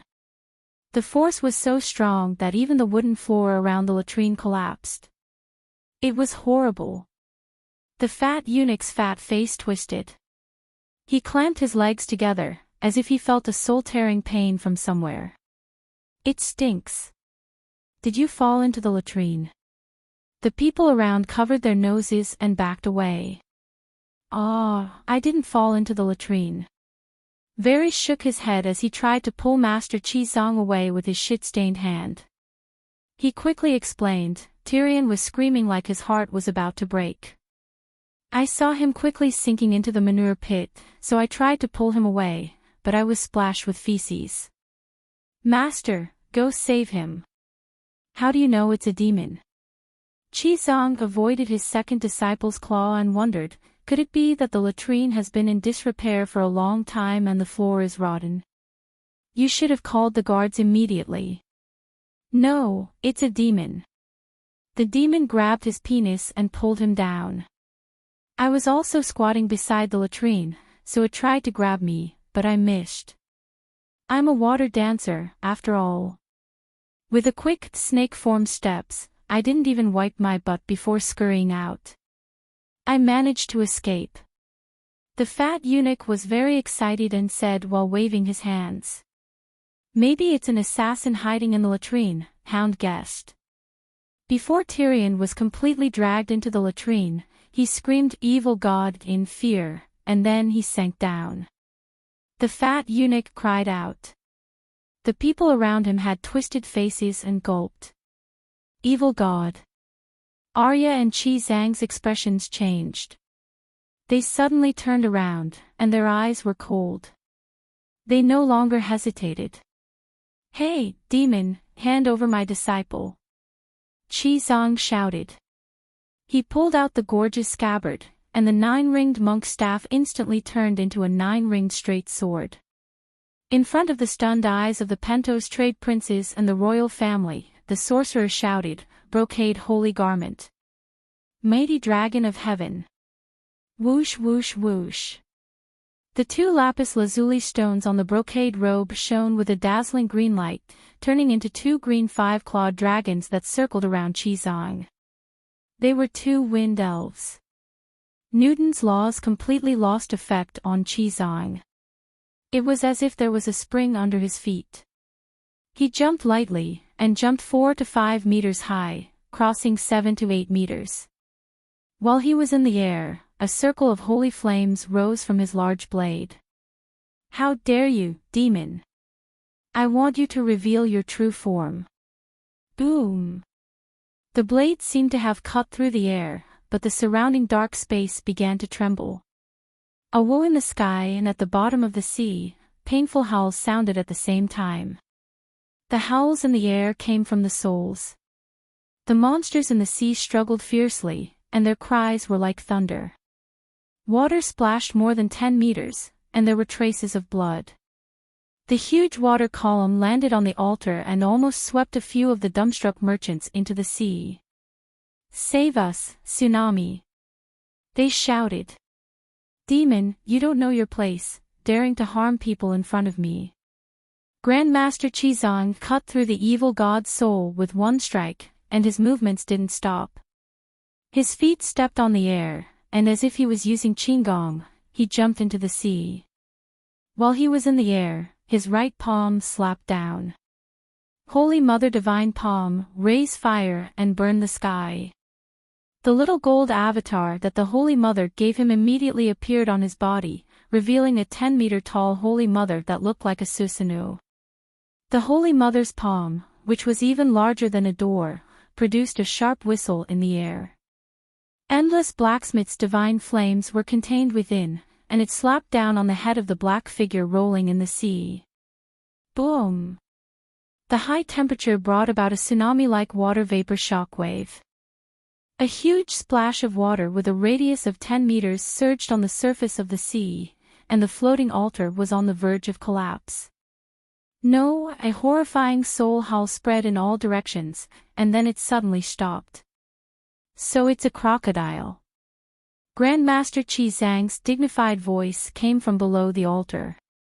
A group of Pentos dignitaries who hadn't recovered from the shock walked to the edge of the altar in a daze, stuck their heads out, and looked down at the sea below. They saw that under the cliff more than 20 meters high, flames were blazing, and thick smoke was billowing. Grandmaster Chi Zhang stood proudly on the belly of a giant crocodile.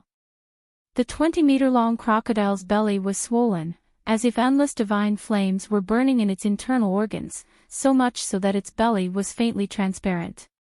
A large amount of golden-red flames mixed with black smoke spewed out from its mouth, eyes, nostrils, anus, and other parts. Grandmaster Chi Zhang's staff was stuck in the crocodile's throat. Oh, no, it was the 9-ringed broadsword.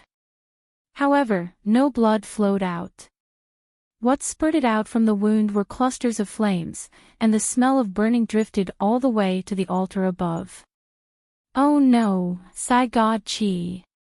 In the silence, the hunchbacked old priest who presided over the blood sacrifice ceremony was the first to react. Then he opened his mouth and wailed. The believers of Sai God around him also cried, but their cries soon turned into the sound of blood spurting out from their throats. Gods, what are you doing? The blood-seeker has gone mad and is killing people. Seeing Arya shuttling through the crowd like a phantom, cutting throats one after another, the dignitaries were scared out of their wits. Chapter 945. The unforeseen event had come too suddenly. Sacrificing their king to an evil god was unthinkable in the eyes of Westeros, but it was a tradition in Pentos. Why was the Prince of Ragged Clothes, the leader of the windblown mercenary group, called Prince of Ragged Clothes? Was he bragging? No. He really was a prince of Pentos. But he didn't want to be sacrificed like an animal, so he ran to another city the day he was elected as prince. Today's ritual was a rare event for the preaching team, but for the nobles present, it was an old show that they had watched countless times.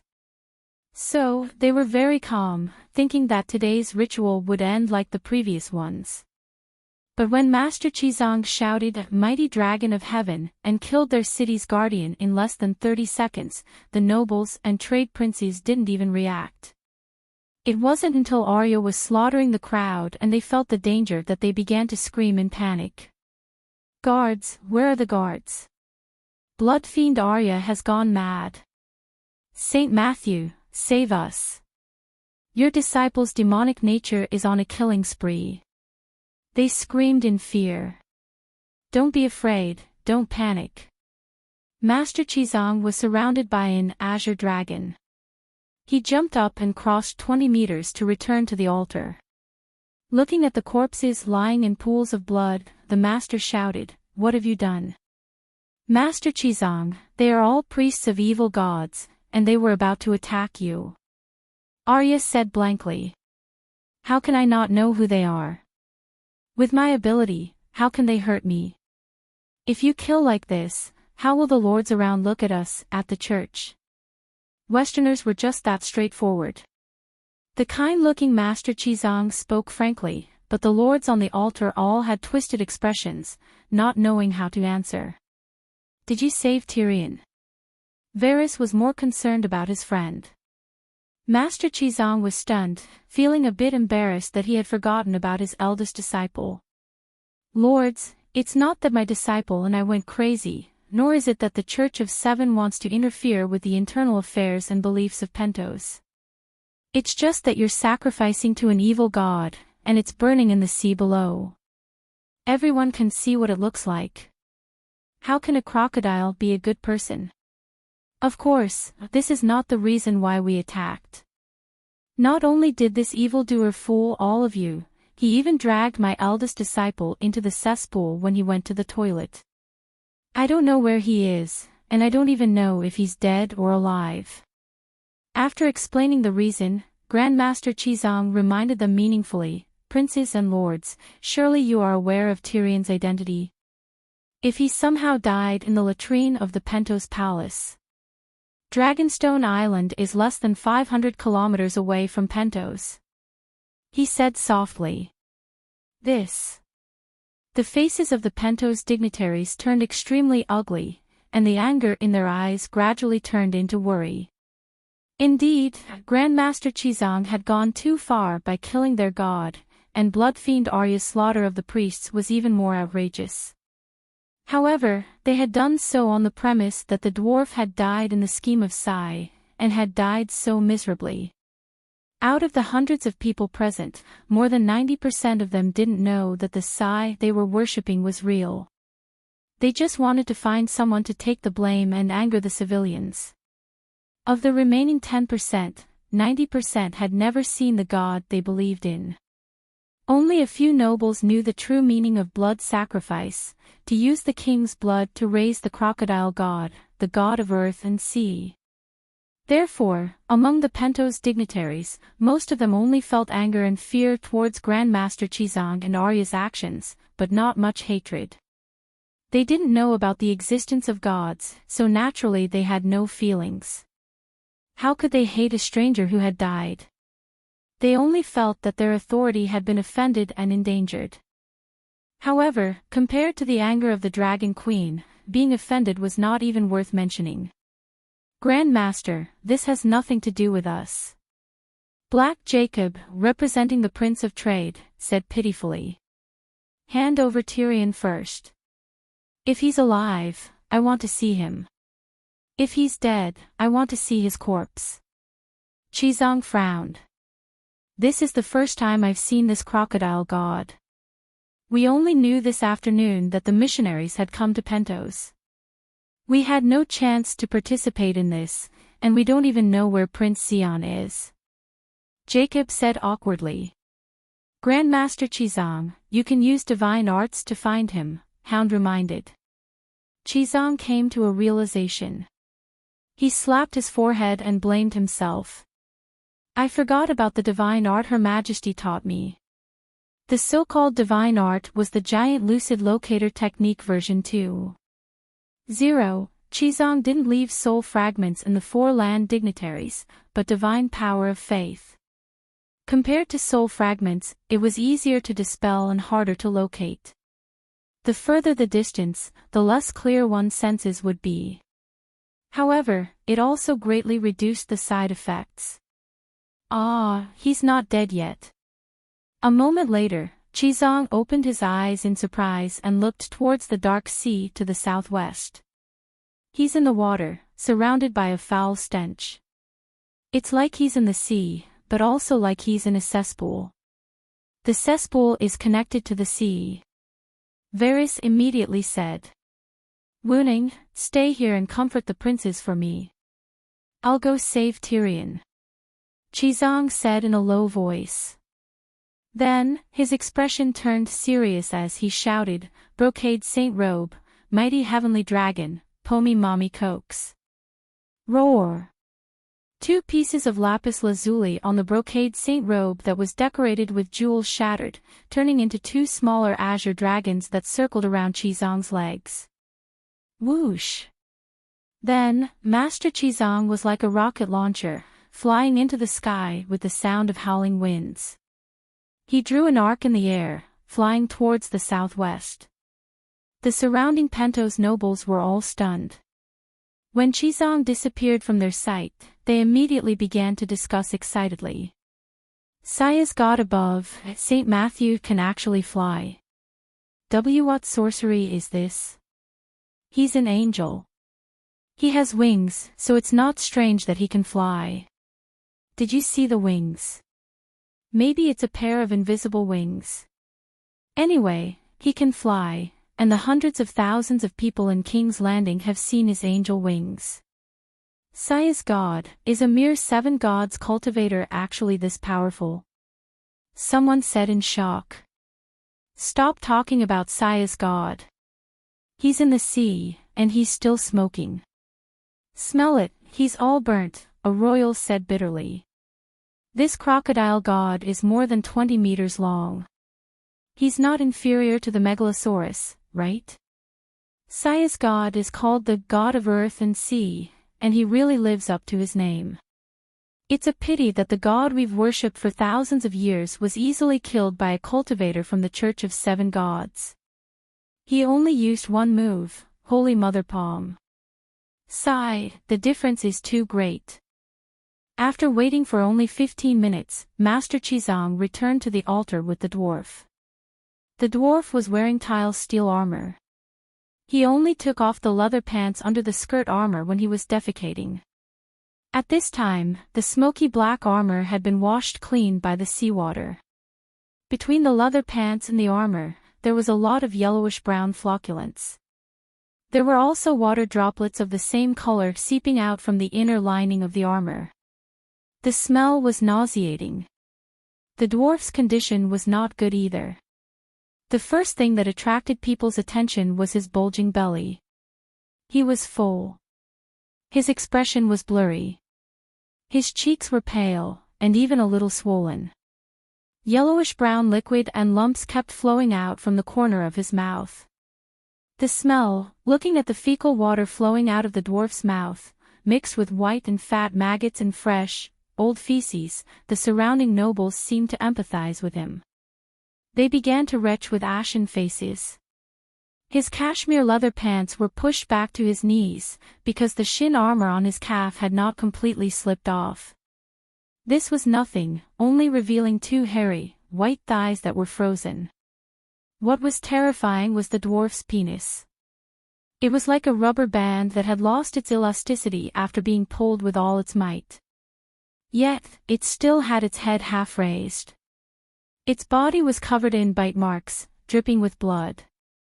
It was like a sugarcane that had been chewed by an old man with bad teeth. The two balls below were swollen like longevity peaches. They were still dripping with blood. "He's still alive?" Varys asked softly. "You and Hound, help him squeeze the feces out of his stomach." Chizong placed the dwarf on the ground. Guji, the fat eunuch, stepped on the dwarf's bulging belly.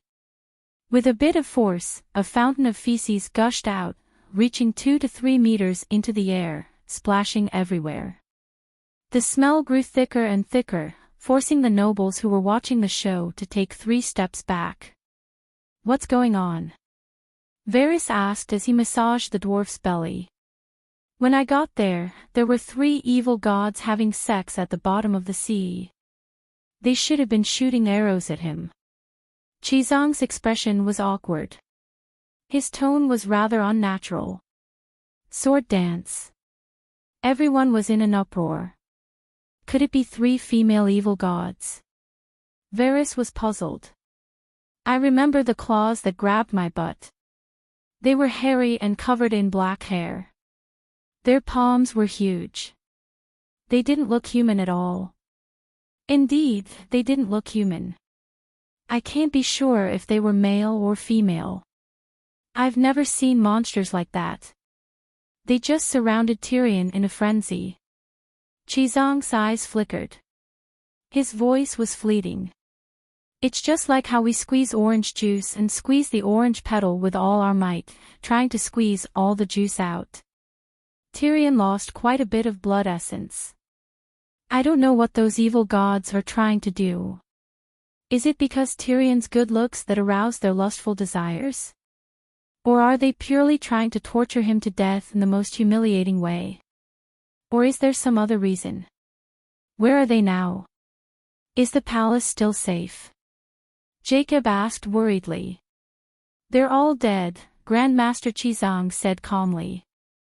"Ah, 3 gods, all dead. How long has it been since you left?" everyone exclaimed. Grandmaster Chizong's expression was calm. He wasn't arrogant or humble. "Grandmaster, why didn't you leave one alive and ask for the reason?" Varys called out.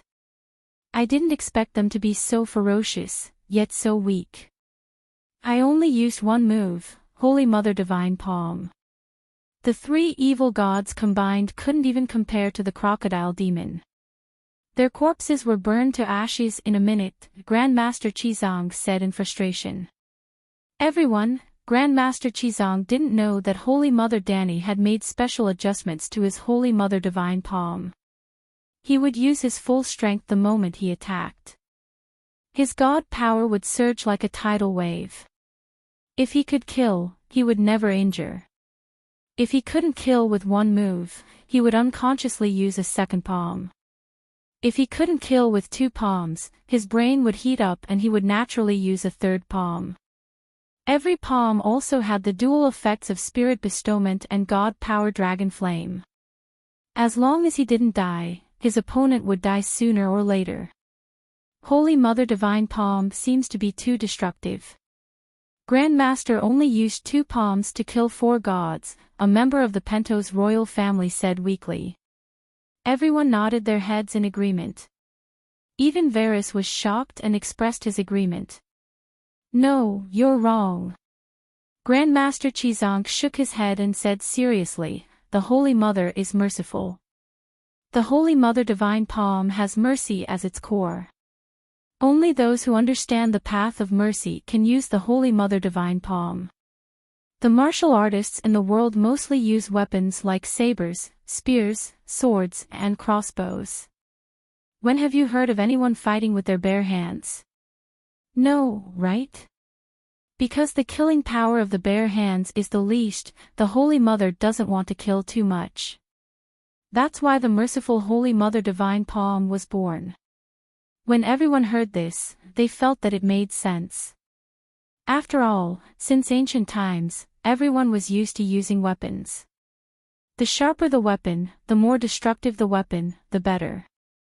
The Holy Mother's priest was the first and only martial artist in the world to fight empty-handed. This was true mercy. Everyone couldn't help but sigh inwardly. The Holy Mother was already so merciful that she gave up on using weapons. She was just too powerful.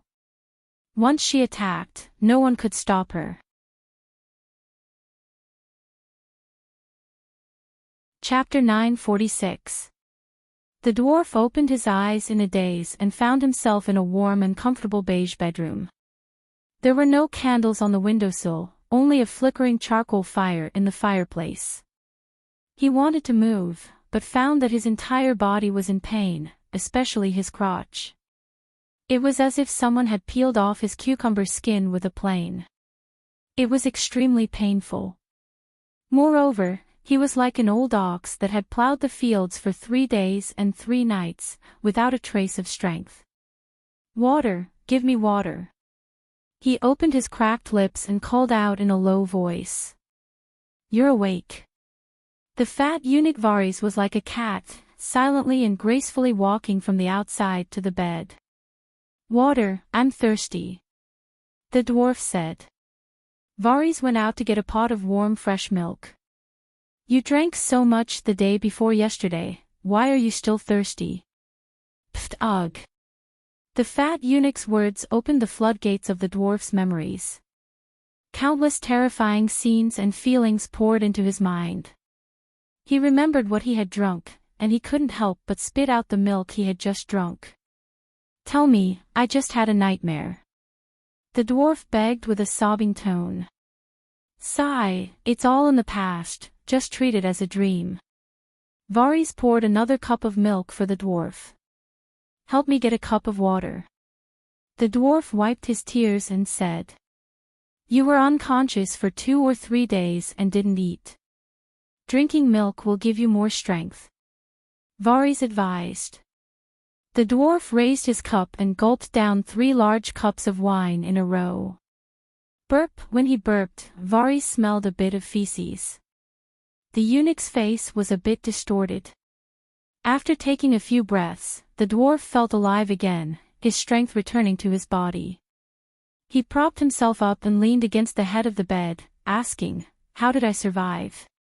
"We also found it strange that you didn't drown after being tossed around in the sea for more than 10 minutes. The dwarf shook his head and said, "I'm asking, who saved me? My body was modified by the dragon worm, and my organs were the first target. So that's how it was." The fat eunuch sighed, and then told him what happened the day before yesterday. At first, Master Chizong and Stark thought it was the crocodile demons causing trouble, so they first killed the crocodile that was enjoying the king's blood under the altar. The blood child Stark had also killed more than a dozen court priests. But when we came back, we carefully thought about it and felt that we might have misunderstood the crocodile demon. If he instructed the black-haired evil god to sneak attack the preacher, he would not hide in the sea so obediently. At least, he would let the priest arrange guards to ambush us. The result was not like this. Those priests were caught off guard. What's done cannot be undone. Regardless of whether it was his scheme or not, he has to take the blame now. Otherwise, how are we going to answer to the Pentos people? The fat eunuch sighed. "Are you saying that the evil god in the cesspool isn't targeting me?" the dwarf asked doubtfully. "I was attacked too." The fat eunuch looked at his crotch and said self-deprecatingly, "Being a eunuch also has its benefits." The evil god didn't manage to grab my little brother, and only left a few scratches on my buttocks. But I reacted quickly and escaped. I think, at that time, no matter who went to the toilet, they would have made a move. It's just that you were unlucky, your dick was too strong. That force even caused the oak floor to collapse. Hearing this, the dwarf recalled what had happened the day before. Pain. At that time, he was in so much pain that his soul almost left his body. Now, it was still so painful that he almost lost his sense of existence. The three evil gods died too easily. Matthew should have spared their lives. Pull out their tendons and skin them, break their bones and flesh, and torture them to death. Then throw their souls into hell and suffer for 10 billion years. The dwarf gritted his teeth and said, "What's the use of saying this now? They are dead." Varys disagreed. Tyrion was silent for a moment, then frowned and asked, "How did they know that we were going to the toilet? There is more than one toilet in the palace. Is there a spy who deliberately led us there? The Pentos people tortured the eunuch who took us to the toilet. He didn't know anything and only chose the nearest public toilet to the altar," Varys said. "Did you send a message to the queen?" "What did she say?" the dwarf asked again. "She asked us to be more careful. Demons, ghosts, beauties, traps and tricks are common. After all, it's not easy to preach in the East, and it's easy to not achieve great results. Only these words to fool the deviant ghosts." The dwarf raised his voice and shouted, "I almost lost my life. She said some reasons. The situation in the barbarians is not good." Varys sighed and told him about the 3 emperors' proclamation, the 18 major sects, the 36 rebellious kings, the 72 smokes, and the 108 mountains. No one would have thought that the barbarians' extraordinary sects would react so strongly to the orthodoxy and the state preceptor. But if you think about it, it's reasonable. In Westeros, the Church of the Seven Gods is the orthodoxy. The archbishop is equivalent to a state preceptor without a title. So, other than the Church of the Seven Gods, other religions have no place to survive. After a pause, Varys said strangely, "I heard that the 200 rebellious vassals claimed to have an army of 1,000,000. They swore to raise the barbarians to the ground and kill all those who believe in the demonic sect in the Jade Sea." "Yes, the demonic sect they are talking about is our Church of the Seven Gods. So, the rebel army wants to kill us on the way. But even a powerful dragon cannot suppress a local snake. Where did the barbarians get the ability to be so rampant in Pentos, which is tens of thousands of miles away?" The dwarf frowned. "The queen is also confused. She is asking Wizard Kuei-shi to help investigate this matter." Varys said. "They have an army of 1,000,000, and we still want to go to the barbarians. An army of 1,000,000, do you think it's possible?" Varys laughed. "Even with a 10% discount, it's still 100,000, right? Maybe, but we don't have to worry." Varys was full of confidence. If it's just one army, with a vassal leading 100,000 troops, the barbarians will not be able to defend themselves.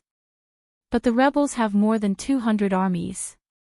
Even someone like me who doesn't know anything about military affairs can understand that it's a disorderly army. What you said is not without reason." The dwarf nodded in agreement and sighed, "But there's one thing.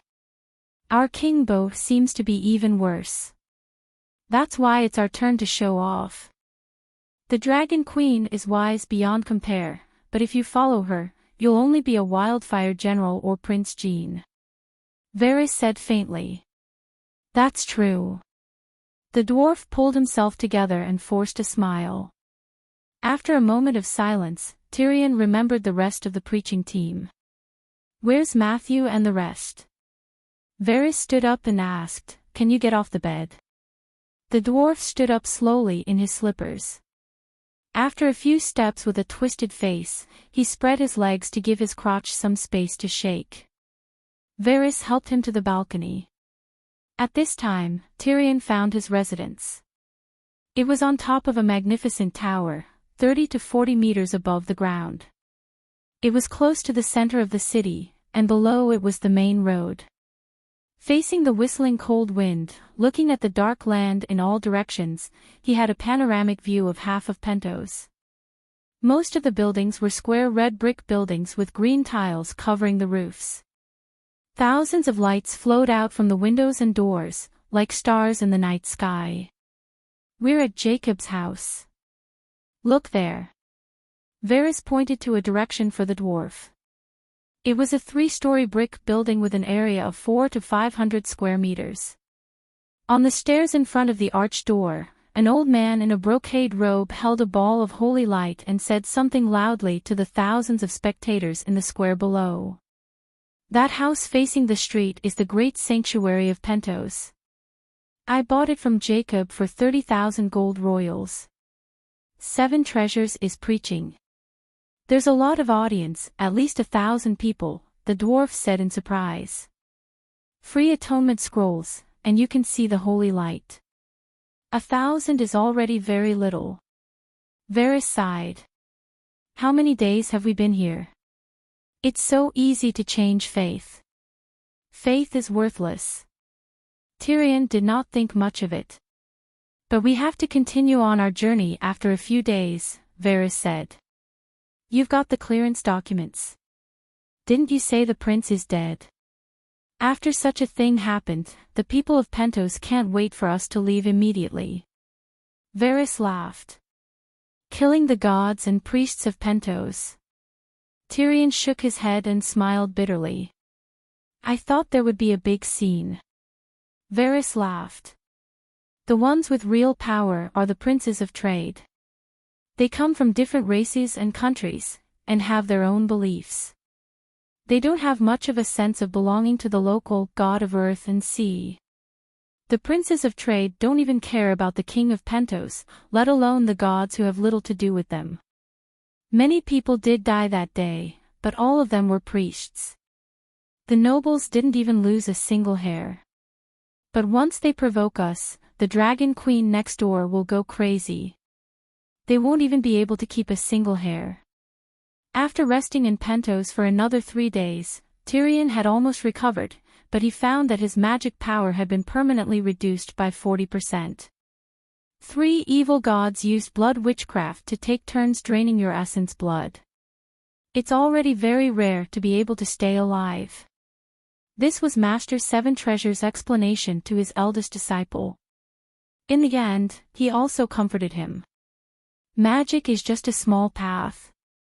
As long as your faith is pious enough, a little gift from the Holy Mother is more than a few hundred years of hard work." Then he used Arya as an example. "On the day the Pentos sanctuary was built, when I blessed the statue of the Holy Mother's grace came to us. Why didn't you ask me for such a good thing?" Tyrion exclaimed. "You can't even get out of the ground, and it's useless even if you went, so I got nothing." Varys sighed. After that, Tyrion used a glass candle to contact the Holy Mother herself and was told the reason: no reward for no work.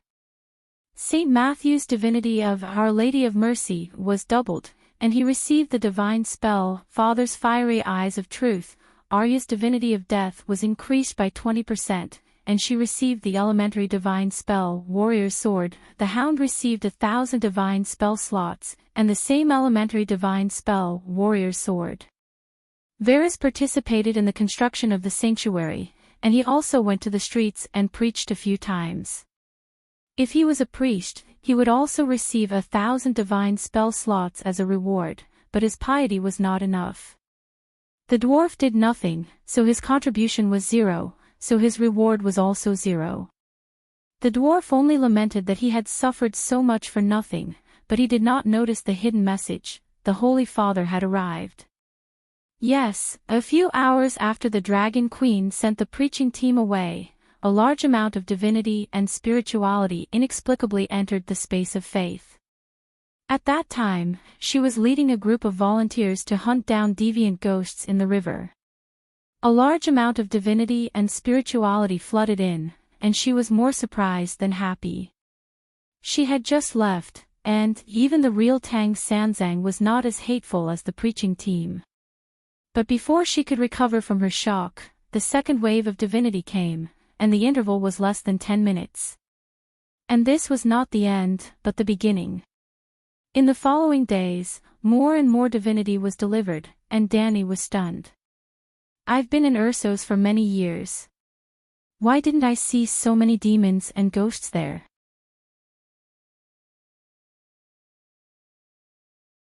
Chapter 947.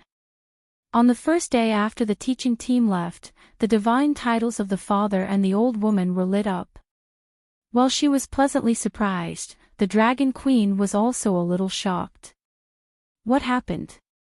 But after a few days, she became numb. Almost every day, there would be new divine titles. All the divine titles were killed by Saint Matthew, who had comprehended the merciful heart. Arya also killed many saints. The world seemed to have become very strange. Danny had an illusion, saints and divine titles were everywhere. Less than a week after the teaching team left, the 7 gods were officially complete. The blacksmith, the holy mother, the warrior, the stranger, the father, the old woman, and the young girl were all complete. In the teachings of the 7 gods, the father represented justice and was in charge of judgment. After receiving the divine title of the father, Danny and the great black dragon spirit obtained 2 abilities, Eye of Justice, which allowed me to see whether you are a human or a ghost, and Judgment Scale, which allowed me to have the final say here. The Eye of Justice was very easy to understand. It could analyze whether the other party was lying or whether they were good or evil through the mental waves and aura of the soul. It was probably a combination of the fiery golden eyes and the lie detector. Of course, the fiery golden eyes could see the original form of a demon at a glance, but the Eye of Justice could not.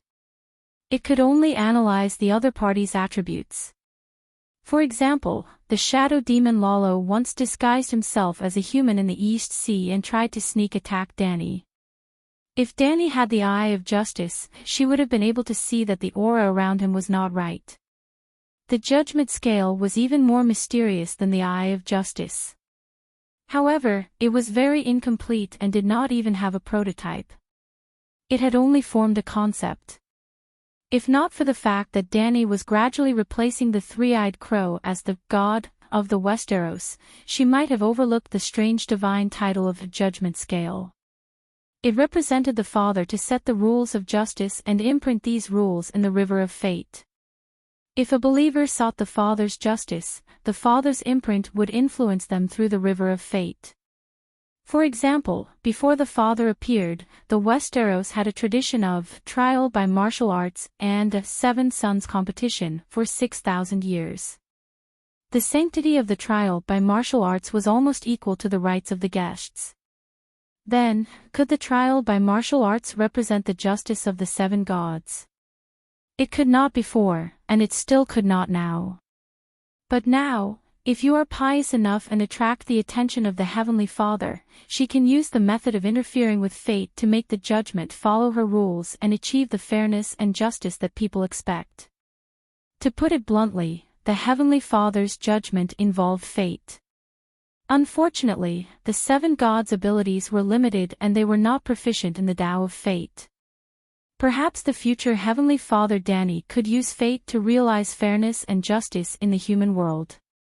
Fiery golden eyes, the new divine power that Qizong acquired, was an incomplete version of Eyes of Justice. It could only distinguish between good and evil. It was impossible to tell if someone was lying through their mental waves or the air of their soul. In addition to the Heavenly Father, Blackie also lit up the old woman godhood. The old woman represented wisdom and experience. With this divine title, she gave the Dragon Queen 2 abilities, Brain CPU and Brain Mechanical Hard Disk. The CPU of the brain referred to the speed of thinking. Under the condition of consuming the old woman's divine power, the speed of thinking could be increased by 10 to 1,000 times. Actually, there shouldn't be an upper limit to the speed of one's thoughts, but there was a limit to what one could bear. Dani tried it herself. When it reached 1,000-fold, her head was almost cooked. Her face was as red as a steamed crab, and white smoke rose from the top of her head, the steam of evaporation. She was like a computer operating at its limit and on the verge of collapse. The side effects were so great, but at the same time, the effects were also astonishingly powerful. If the Dragon Queen went to the market to sell vegetables, she would not even need to bring a calculator with her. Alright, the human calculator's effects were not that great. It was only 1,000-fold faster. It was mainly used in the process of cultivation and battle. Cultivation definitely could not be increased by 1,000-fold. Cultivation relied more on comprehension, but the speed of solving problems would definitely be increased by 1,000-fold. In battle, the advantage of having one's thinking speed doubled was even more obvious. This was because many divine powers were cast through the power of the soul. After 1,000-fold increase in thinking speed, this casting speed was probably the so-called instant casting of a forbidden spell. The benefits that the Heavenly Father and the old woman brought to Dani were direct. It even caused a qualitative change in her strength and way of existence. As for the last divine title of the 7 gods, the young girl, it was a little awkward. The young girl godhood did not light up together with the old woman godhood and her talents. A few days later, another large wave of divinity and spirituality arrived, and the 7 gods were complete. In the past few thousand years, the young girl had always represented innocence and chastity. To put it bluntly, it meant that a girl should be an obedient virgin. After she got married, she would become a woman. She would no longer need to worship the young girl, nor would she have the right to worship the young girl. Instead, she would worship the Holy Mother. This kind of doctrine was not what the Dragon Queen wanted. That was why when she recultivated the 7 Stars Holy Bible, she changed the young girl chapter the most, directly changing it to Freedom and Holy Light. The new doctrine had only been passed down for a few years, and the new divine title had not been fully formed yet. Dani received a strange talent that was neither new nor old, the Mary Sue halo. When she was blessed with the young girl godhood, her usual waist-length silver hair would glow slightly. Every strand of hair would be filled with holy light, just like light sticks. As long as she wanted to, her hair could change into any color. For example, when her hair turned red, she would emit an aura that would let everyone around her know that she was angry, and that they would be anxious because of her anger. When her hair turned gray, the people around her would feel a faint wind blowing on eggshells. Oh, no, it was the sadness of the autumn wind blowing on the withered yellow ginkgo leaves. Then, they would be gripped by her sadness. Her hair could also turn into a colorful cherry blossom color. It was very beautiful and alluring, making others feel that they would be happy because of her excitement. Not only was her hair filled with holy light, even her skin was sparkling like snow under the holy light, white and translucent. Not only was her hair and skin glowing, but her eyes, if combined with her identity as the wind god, she could even make her hair and skirt flutter in the most beautiful arcs forever. She could even summon colorful petals to surround her body, and little fairies would sing for her in the wind. Compared to her, the likes of ice crystal tear butterfly snow are Shang, purple Zuelicet Vieira, and Gualgia eyes and Juro Elizabeth were all weak. The young girl Dani was the Mary Sue god of the Song of Ice and Fire world. However, other than giving Dani goosebumps from embarrassment, this skill was almost useless. Oh, it was not useless at all. She felt that she could design different styles for the different priesthoods of the 7 gods in the future. For example, in the Stranger's Cloak, there should be a cold-faced girl with long straight black hair. It would be best if her skin was pale and her eyes were red like blood. After the 7 priesthoods were combined into one, Dani found another benefit. She had a deeper control of the faith space. Just like before, she only got 1/7 or 2/7 of the shares because she was the only shareholder. Even if she only had one priesthood and 1/7 of the shares, she still had the final say in the faith space. After grasping 100% of the shares, she could completely control the Seven Gods Unlimited Liability Company. She could even try to divide the faith space. That's right, divide the space into 2, or 1 into 3. Danny was considering whether to separate heaven and hell. A long time ago, Danny had thought that the stranger should build a 7-level hell for Westeros. The main body of hell was located in the world of death. First, she would find a blessed land in the real world that connected yin and yang. Then, she would fix the thought hell on that land and make it the Hell's Gate of ice and fire. The model would be similar to the Ghost City of Fingdu and Hell of Mount Tai in the Celestial Dynasty's legends. These two Hades were actually the so-called blessed lands. It was also because the benefits brought by the scripture teaching team were too great that the Dragon Queen decided to increase the investment and double Qi Zhang's Mother of Mercy divinity. The main reason was to strengthen his connection with the Mother of Mercy, ensuring that he could still be as powerful as before even if he went to the east, which was far away from Westeros. Well, looking for a city's prince to stamp a customs document was naturally Danny the Buddha's bad taste. However, building a temple for the 7 gods in a free trade city and distributing atonement scrolls to establish the local faith was really beneficial to the transmission of divine power. Before Danny received the three-eyed crow's allegiance, the efficiency of the transmission of divine power between the 7 gods and the Westeros devout believers, with a level of 10 and above, was around 50%. After she completely absorbed the Green Prophet seal, the efficiency of the transmission of divine power would probably reach 80%. This meant that the qualifications of a priest would be lowered to the level of an ordinary person. Almost every household would have a priest. Of course, she would never let the priest profession depreciate. The scene of every household having a priest would never appear. On the other side of the narrow sea, in Pentos without a temple for the 7 gods, the efficiency would drop from 50% to 45%. All the way to the east, Kohor 40%, Maong City 35%, Bone Mountain 30%, Barren Land 25%, Shadowy Asia 20%, and the easternmost Dark Land 15% to 0%.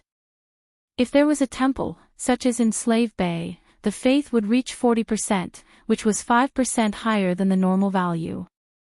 If the temple was built all the way from Pentos to Slave Bay, it would increase by another 5%.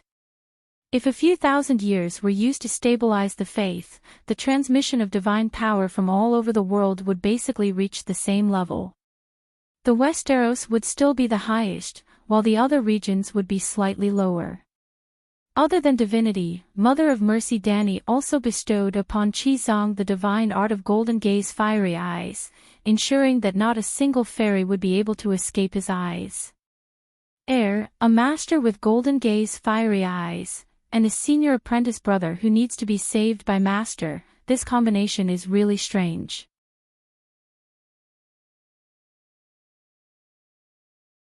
Chapter 948. In front of the Holy Church, Master Qizang stood on the podium and told the people below about the Heaven and Hell chapter of the 7 Stars Bible. Arya was hidden in the darkness. The dwarf, Hound, Varys, and a few Undols stood on either side of Master Qizang. This was the 5th and last day of the preaching team in Pentos. Tomorrow at noon, they would ride the pterosaur to Myr. After a few days of preaching, Master Qizang also discovered a pattern. Today, when the night fell, it was useless to preach about the mercy of the Virgin, the justice of the Heavenly Father, the diligence of blacksmiths, the bravery of warriors, and so on. Even the most popular Westeros sunshine of young girls did not respond to it. Perhaps they were tired of Lalo's fire and light scripture. The main reason was that Master Qizang could not provide the spirits of light for the people of Pentos. Otherwise, the effect would be much better. Only heaven, hell, and the kingdom of the dead were the most attractive. In the beginning, when Master Qizong preached, there were only a few hundred listeners, and only 300 Westeros merchants and sailors were willing to receive the Atonement Scroll. Today, there were more than 2,000 people gathered below the podium. After people die, they have a place to return to. They enter the kingdom of the dead from the mortal world. Believers and even non-believers will enter that world after death. It is a cold, desolate shadow world without color and vitality. The souls of non-believers wail in pain in the kingdom of the dead, like sugar cubes falling into warm water, slowly melting and disappearing. Souls with faith will enter the kingdom of the gods under the guidance of faith. For example, the kingdom of the 7 gods, the 7 hells of the stranger, and the heaven of the virgin. Master Qizong stopped here. According to the script, his second disciple Varys stepped forward and asked loudly, "Master Qizong, how many kingdoms of the 7 gods are there?" Master Qizong's voice was gentle and loud. "The stranger and the virgin are the 7 gods. Heaven and hell are also the kingdoms of the 7 gods. Ordinary people think that the 7 gods have 7 gods, but this is wrong. Just like humans have 7 forms, a girl, a woman, an old man, a young man, a middle-aged man, and a mysterious person, there is only one God, but he has 7 faces. 7 forms, 7 stages of life, 7 human virtues, 7 lofty ideals. The 7 gods are the sublimation of matter, the combination of spirit and will. The 7 gods are omnipotent, and their way of existence is beyond the limits of ordinary people's thinking. Of course, Varys, of course, knew of course, of the 7 gods the disciples asked questions, the master's master answered, so that of the disciples of the 7 gods had a basic understanding of the 7 gods. Of the Confucians' analects was that. At this time, it was the eldest disciple Tyrion's turn to ask, "Master Qizong, what is hell and what is heaven? Who will fall to hell and who can ascend to heaven?" Heaven is the source of all beauty, where all the reasonable expectations of man can be satisfied. Of the god of hell. Worshippers might not necessarily be able to enter heaven, only those who practice the teachings of the 7 gods are true believers of the 7 gods. God, God of God, gods of God, because of God, of God of God. The 7 gods don't need blind believers. They want humans to sublimate in spirit, will, and soul. The only purpose of the 7 gods and the Church is to make humans more perfect, kind, and beautiful. Therefore, to judge whether a believer can go to heaven or hell, it depends on whether they have lived out the teachings of the 7 gods. Master Qizong took out a stack of notes with black characters on it and raised it high into the air, waving it at the believers below. These are atonement scrolls. They can offset a certain amount of sins, allowing believers who should have gone to hell to ascend to heaven. This opportunity only comes once in a million years. Because of the long night, the Holy Mother took pity on the hardships of all life, so she opened the door and gave everyone a chance. Now is not the time to lose. Everyone, you are fated. Remember, seize the opportunity. Don't be a fated person. Master, I am willing to convert to the 7 gods. Master Qizong, give me 1, no, give me 5. I have a wife, children, and parents. The Holy Mother is merciful. In the crowd, a dozen Unduls raised their hands and shouted. Then, their enthusiasm infected the people around them. More and more people rushed to the podium. There were 300 to 400 people. Qizong saw this scene and frowned. Today was the last day, but the expected explosion had yet to come. He couldn't be blamed for not being satisfied. In fact, as the Archbishop of Baylor Cathedral, whether it was in King's Landing or in Storm's End Castle, when he preached in public, there would always be tens of thousands of believers who would directly fill his vision. They would shout excitedly and tears would fill their eyes. Everyone, don't be anxious. Don't panic. Wait until the preaching is over, then I will start to show the Holy Mother's mercy. He pressed down with his hands, trying to persuade the excited believers back down. Then, he gave Hound a look. Hound stepped forward reluctantly and asked in a muffled voice, "Master, is there only heaven and hell in this world? The Church of the Seven Gods doesn't preach the doctrine of the one God. The seven gods are only one of the many true gods. He was born before the world appeared. He was so powerful that he could create a world with a thought, but he is still one of the gods, ha ha ha." A sudden burst of loud laughter came from the distance. It was loud and sonorous, interrupting Chizang's preaching. The crowd parted to the sides. A group of people entered the square from the street and walked straight to the lectern. They were all dressed in rippling blue priest robes with white patterns. The leader was a bald, short man. His head was round like a watermelon, and his body was round like a pumpkin. His clothes were open, revealing his chest that was covered in black hair. Creating a world with a thought is bullshit. The bald, short man spat at the lectern. Your Holy Mother is a bitch who deceives the world. Who doesn't know her background in the transcendent world? If you know what's good for you, immediately seal your temple and scram as far away as you can. Otherwise, I'll reveal your Holy Mother's underwear today. Master, this is a priest from the Church of the Sea God outside the eastern gate of the city. Varus approached Chizang and explained in a low voice. Then, he said in puzzlement, the Church of the Sea God isn't large, and even their temple is outside the city. They shouldn't be here to provoke us. Is there even a need to think about it? He's just someone else's dog. Tyrion sneered and gripped the axe behind his waist tightly. He volunteered, Master, leave this black-haired pumpkin to me. I have to show my ruthless methods today. If I don't hurt the dog, its master won't know pain. A golden light flashed in Chizang's eyes. He said in a low voice, he's a god. Can you do it? What? The dwarf's body stiffened, and he quickly shrank back. He hid behind Chizang and said in shock, Are you sure? Chizang did not answer him. He only reached out to push the hunting dog in front of him away and raised his right palm with a solemn expression. Holy Mother's palm. The black-haired bald man retreated in horror. Chizang was stunned for a moment. Why did I subconsciously use an ultimate move like Holy Mother's palm? If I killed him with a single palm in public, it would go against the Holy Mother's path of mercy. After reflecting on himself, Chizang retracted his right hand and looked at Varus. Varus was very quick-witted. He immediately handed over his master's 9-ring tin blade.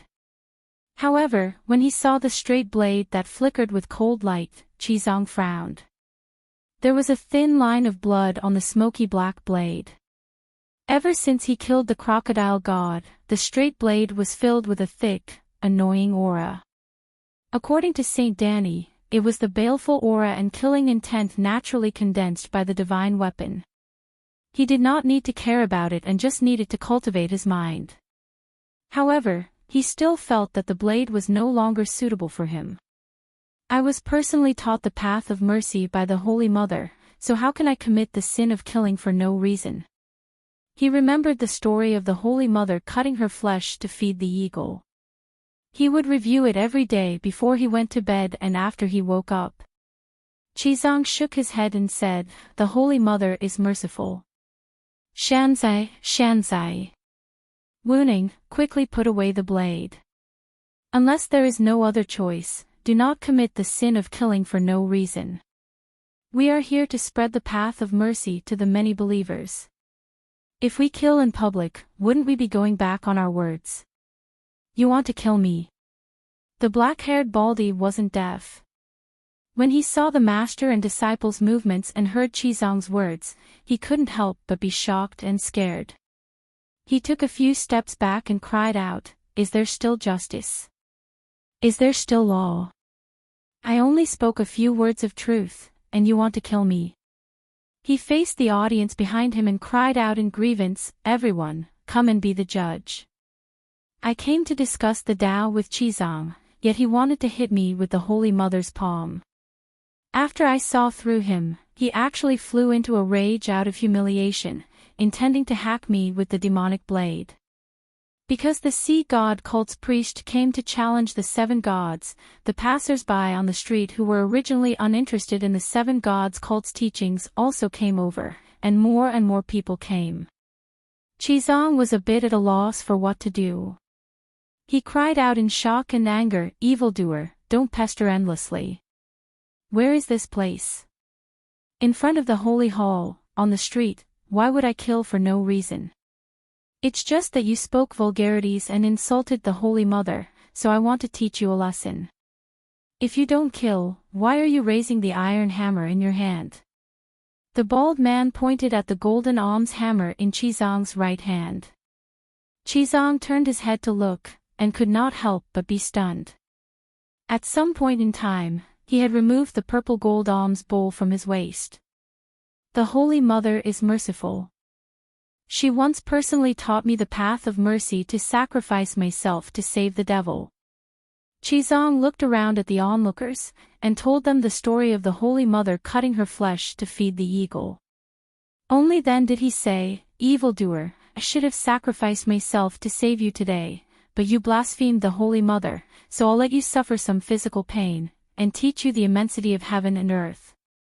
The reason why I used the golden alms bowl is only because I don't want to kill anyone today. The Holy Mother's palm, you can't take it.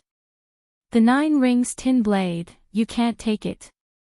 Dog's hit, your Holy Mother is Danny Leezy. That little bitch is just pretending to be a ghost. There's no such thing as cutting her flesh to feed the eagle. Everyone, don't be fooled, the 7 gods are the 7 wood. Hey, evildoer, you dare insult the Holy Mother and Holy Danny?" Qizang's eyes widened in anger, and his voice boomed like thunder, directly cutting off the black-skinned pumpkin's words. "Who are you calling evildoer?" The bald man was furious as well. "I can tell with a single glance that you're not human." Qizang's eyes shone with a solid golden light. "Insolent evildoer, I want you to reveal your true form, mighty heavenly dragon." The runes of the Vajra Song of Power branded on his soul lit up one by one. Coupled with the activation of the little gold body, Qizang's body swelled from 1.7 meters to 2.1 meters like a balloon. The golden light in his body even shone through his brocade robes. He was holy and dignified, as if he was a god of war. "Evildoer, reveal yourself." Qizang's entire body was filled with power. He took a step forward without realizing it, and arrived before the stunned bald man as if he had teleported. He could not help but smash the golden alms bowl down.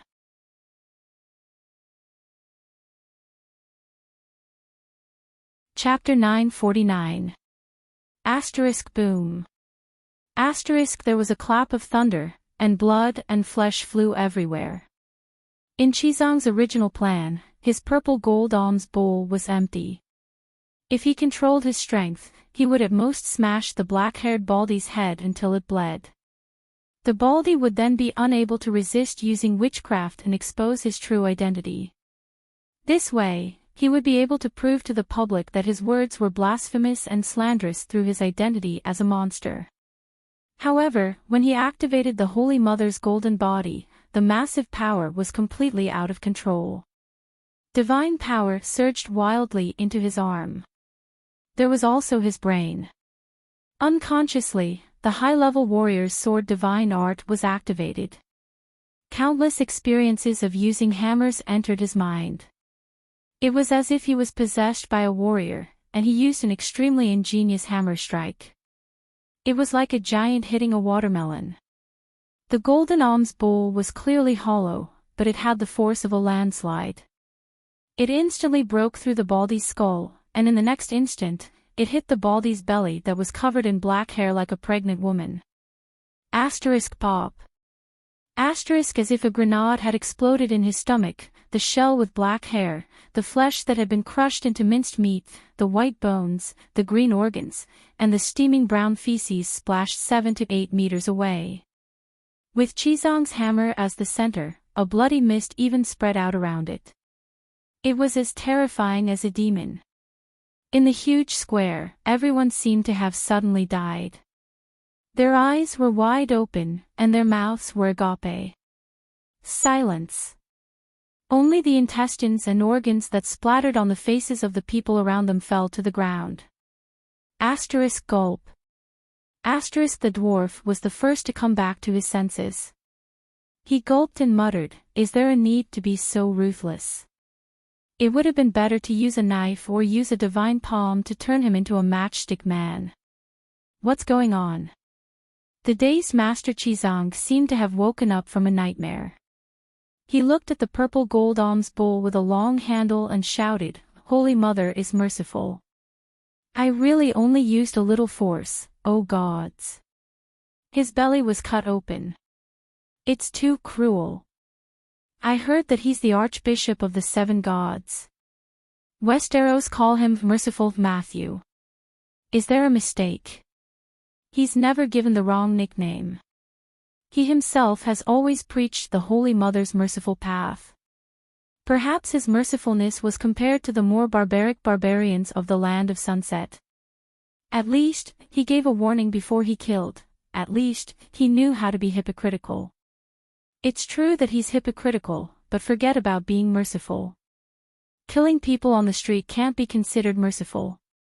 Ah, Her Majesty the Sea God is dead. While everyone was talking about it, the blue-robed oracles who followed the bald fat man to challenge them suddenly hugged their heads and wailed. Sea God. The surrounding people were shocked again. They stared and retreated in horror. That bald man's belly was covered in black hair. How was it made of flesh? It was obviously a layer of hard and thick shell. Was it armor, or, take revenge for His Majesty? A blue-robed old priest roared angrily at Chizong. After the roar, his facial features quickly shriveled into a hideous, decayed skeleton like a ball with holes. His belly began to swell as if it had absorbed the essence of his head. Chizong knew that the other party was using blood shaman arts. He wanted to counterattack, but he hesitated. He didn't hesitate anymore. The next moment, a black light flashed, and the old priest's head flew into the sky. A mud-like liquid gushed out of his neck, splashing 7 to 8 meters high and landing in all directions.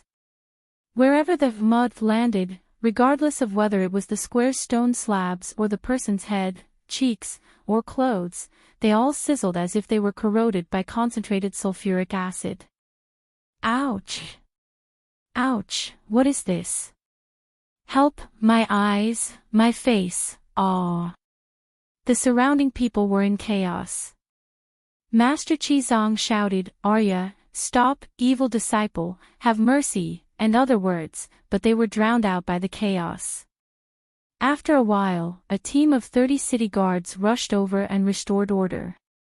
The priests with blue bottoms and white wavy waves were all dead. A sword slit their throats or pierced their hearts. The bright red blood dyed the gray square red, making it look like a slaughterhouse. General, the sea god religion's main god brought his believers to challenge us. It's a conflict of faith, and it has nothing to do with the city's security. Varys walked over, grabbed his hand, and secretly stuffed a 2,000 gold coin note into his hand. 24 people died. It's hard for me. The commander held the note tightly and said in a conflicted tone.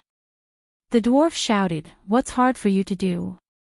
Dragon Queen's scripture teaching team was assassinated on the street, and you can't fight back. Do you still have laws in Pentos?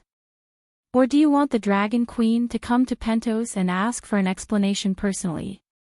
They didn't bring any weapons. It's not right to assassinate them on the street, right?" The commander was troubled. "This is an evil god." Varys pointed at the sea god's corpse. "General, everyone, please take a look. That baldy with a big belly isn't human at all. Ah, this looks like a big black conch, someone exclaimed. It does look like one. Why does he have a black conch belly? Conch essence. The dwarf stepped forward and used his foot to poke at the corpse pile. He frowned and said, "It looks like a person with a conch shell. It's very strange. It's really a god." The commander and the guards' faces turned pale, and their voices trembled. Master Chizang already said that this is a demon. Killing people is against the law, but slaying demons is for the country and the people, Varys said with a smile. Then, he looked at the red and white pieces of meat, licked his lips, and muttered, "I wonder if this kind of conch can be made into conch powder. I've eaten it a few times at Fish Market Street, and the taste seems pretty good. King's Landing also has conch powder." "I thought only Dragonstone Island and Slaver's Bay had it," the dwarf said curiously. "King's Landing is short of food, but Blackwater River has conch," the dwarf said with a smile. "If we cut a piece of conch meat and send it back to Dragonstone Island with the crocodile skin, the conch powder will be made into conch powder. Snail meat to make snail powder, and crocodile skin to make bags and boots. Perhaps this will please the Dragon Queen." "Bad idea." Varys shook his head, and said to the guards, "As you can see, we're slaying demons." The commander was hesitant. Let's go." At this moment, Prince Jacob of Black Skin from next door walked over, surrounded by eunuchs and servants. "The conflict between the gods has nothing to do with Pentos. We won't interfere. Many people died. The commander was not one of the trade prince's men. They're using blood witchcraft. Look around, how many innocent believers have died? Look at that," his face melted. "Look at this," his head melted into a pool of water. Varys wrinkled his nose, and pointed at the moaning fish around him. Help me, I don't want to die. Holy Mother of Mercy, Master Chizang, save me." Seeing that someone was finally paying attention to them, those unlucky bastards immediately increased the volume of their cries for help. The commander sighed, and left with Varys's gold notes. Master Chizang first used holy flames to burn the corpses of the sea god and the sea god priests to ashes, and then used holy healing art to dispel the evil witchcraft and heal the injured. I hope everyone doesn't misunderstand. I didn't have the intention to kill, but because he was an evil god, I personally acted. Even if I did, I used the least powerful weapon, he explained to the people around him. You could tell at a glance that he was a snail demon, and had a thick shell, so you used the golden melon hammer, which is best at breaking armor. Brilliant, truly brilliant. Everyone agreed, but that was what they thought in their hearts. He's clearly an evil god, so why couldn't he even withstand a single hammer strike?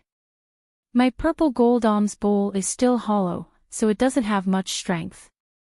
Sigh, everyone, you're not believers of the 7 gods, so the effect of your healing art is too weak. Chizang healed a person in 3 seconds, and sighed as he walked to the next person. You even used the great mighty dragon of heaven. Although we don't know what the great mighty dragon of heaven is, looking at its posture, its body expanded into a small giant, golden like a god, and you say that it doesn't have much strength? You healed a person whose cheeks melted so quickly, and you still say that the effect of your healing art is weak? The smiles on everyone's faces couldn't be maintained anymore. This master was too hypocritical. However, even though the master was hypocritical, his methods were truly powerful. He could use the great mighty dragon of heaven and holy light illumination. Perhaps the 7 gods really were a good choice. Master, I'm willing to convert to the Holy Mother, please bless me. Master Chizang, I'm also willing. With a start, a large group of people immediately swarmed over. Chizang looked around, and couldn't help but be stunned. There was a sea of excited believers, probably more than 2,000 of them. He was both happy and puzzled. I went against the Holy Mother's path of mercy, and killed a god in front of everyone. Arya even went on a killing spree, and threw mercy into the narrow sea, so why did the number of believers increase? Master, how could you tell at a glance that he wasn't human? After finishing the lecture and returning to the holy hall where the statues of the 7 gods had just been erected, the dwarf couldn't help but ask. It's the fiery eyes of truth that the Holy Mother imparted to you the last time I told you. No demons or ghosts can hide their identity before the fiery eyes of truth. The dwarf couldn't help but feel envious and vexed when he heard that. He cried out, that shitty sea god this afternoon wasn't much stronger than a normal person. I should have been the one to go up. I could also use deity descent, but Chizang, you just had to steal my kill. Killing people in public will tarnish the church's image. When Chizang said this, his expression was a little hesitant. As expected, the dwarf immediately retorted, you killed the evil god, and the believers became even more enthusiastic. It's easy to use authority, but difficult to establish virtue. Chizang looked at the statue of the Holy Mother that was smiling kindly in the candlelight, and fell into deep thought. After a long time, he firmly shook his head, and said, the purpose of developing believers isn't to pull heads, but to let more people understand and practice the teachings of the 7 gods. Developing faith in a way that goes against the Holy Mother's path of mercy is simply abandoning the fundamentals and pursuing the trifles, reversing cause and effect. When he said this, he felt refreshed, and his thoughts became clear. The distracting thoughts that had just appeared in his mind were swept away. No wonder the Holy Mother had to cut off her flesh to feed the eagles. So the path of Holy Mother's mercy is such a difficult one. Without the fearless heart to sacrifice oneself, without the perseverance to endure all pain and failure, one has no right to preach the path of mercy to all living beings. Chizang's understanding of the Holy Mother's path of mercy went up a level. His soul actually began to sublimate, and his true mercy divinity grew madly. The Dragon Queen who was far away in the Westeros was shocked again. After receiving a wave of divinity and spirituality, her and Big Black's Holy Mother Godhood actually began to evolve. The Holy Mother Godhood was bestowed by faith, and not something she cultivated herself. However, Matthew had comprehended the true mercy divinity, and now, he had even evolved the divinity into a Holy Mother Godhood, fusing it with the Holy Mother Godhood, activating. Dany heard a song. The Song of Mercy. O 7 gods, Matthew has comprehended the law of mercy. This is a brand new law in the universe. The world is singing for me. Dany was dumbfounded.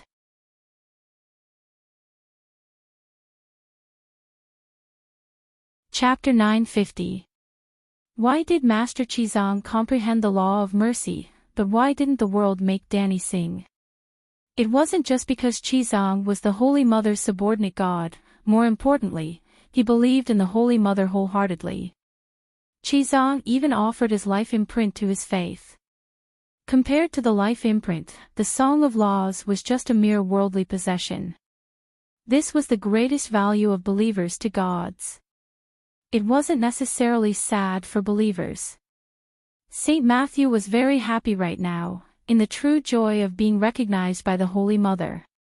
He was even happier than Dany, who accidentally activated the Song of Mercy. This kind of happiness was something normal people might never experience in their entire lives. The Song of Mercy took the lead. With 1% progress, Chizang's soul naturally ascended, rising from a level 2 archangel to a level 3 archangel. The Holy Mother wasn't stingy with her rewards. She said to Chizang, "Well done, I'm very satisfied. Continue to work hard, you are walking on the right path." The Holy Mother was sincere. While slaying demons to provide her with large amounts of spiritual essence and divinity, he cultivated himself and developed a brand new Song of Laws. How could she not be satisfied? How could Chizang's path not be correct? This kind of recognition, that didn't cost a single cent, was the greatest reward for Chizang. He smiled like a 100-pound idiot. This old man was a bit thin. In the eyes of the disciples, their master was in a daze for a while, and then a golden rune lit up between his brows. His skin shone with holy light, and his dignified and holy aura made them feel reverence, not daring to make a sound. After a while, the phenomenon disappeared, and Chizang grinned foolishly. Only then did they come back to their senses. Master Chizang. The disciples took turns to call out. Oh, the Holy Mother's grace. I have comprehended the path of mercy again, and was promoted to a level 3 archangel by the Holy Mother, Chizang explained casually. Tyrion's eyes turned red. An archangel is equivalent to a lord of an ordinary angel, while an archangel is a king. Congratulations, Master, you've reached a new level, Varys said enviously. Master Chizang, when you have time, tell us more about the path of mercy.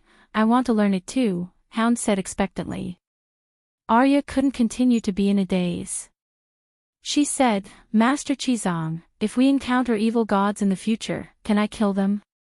The experience points for those priests are too low. What experience points?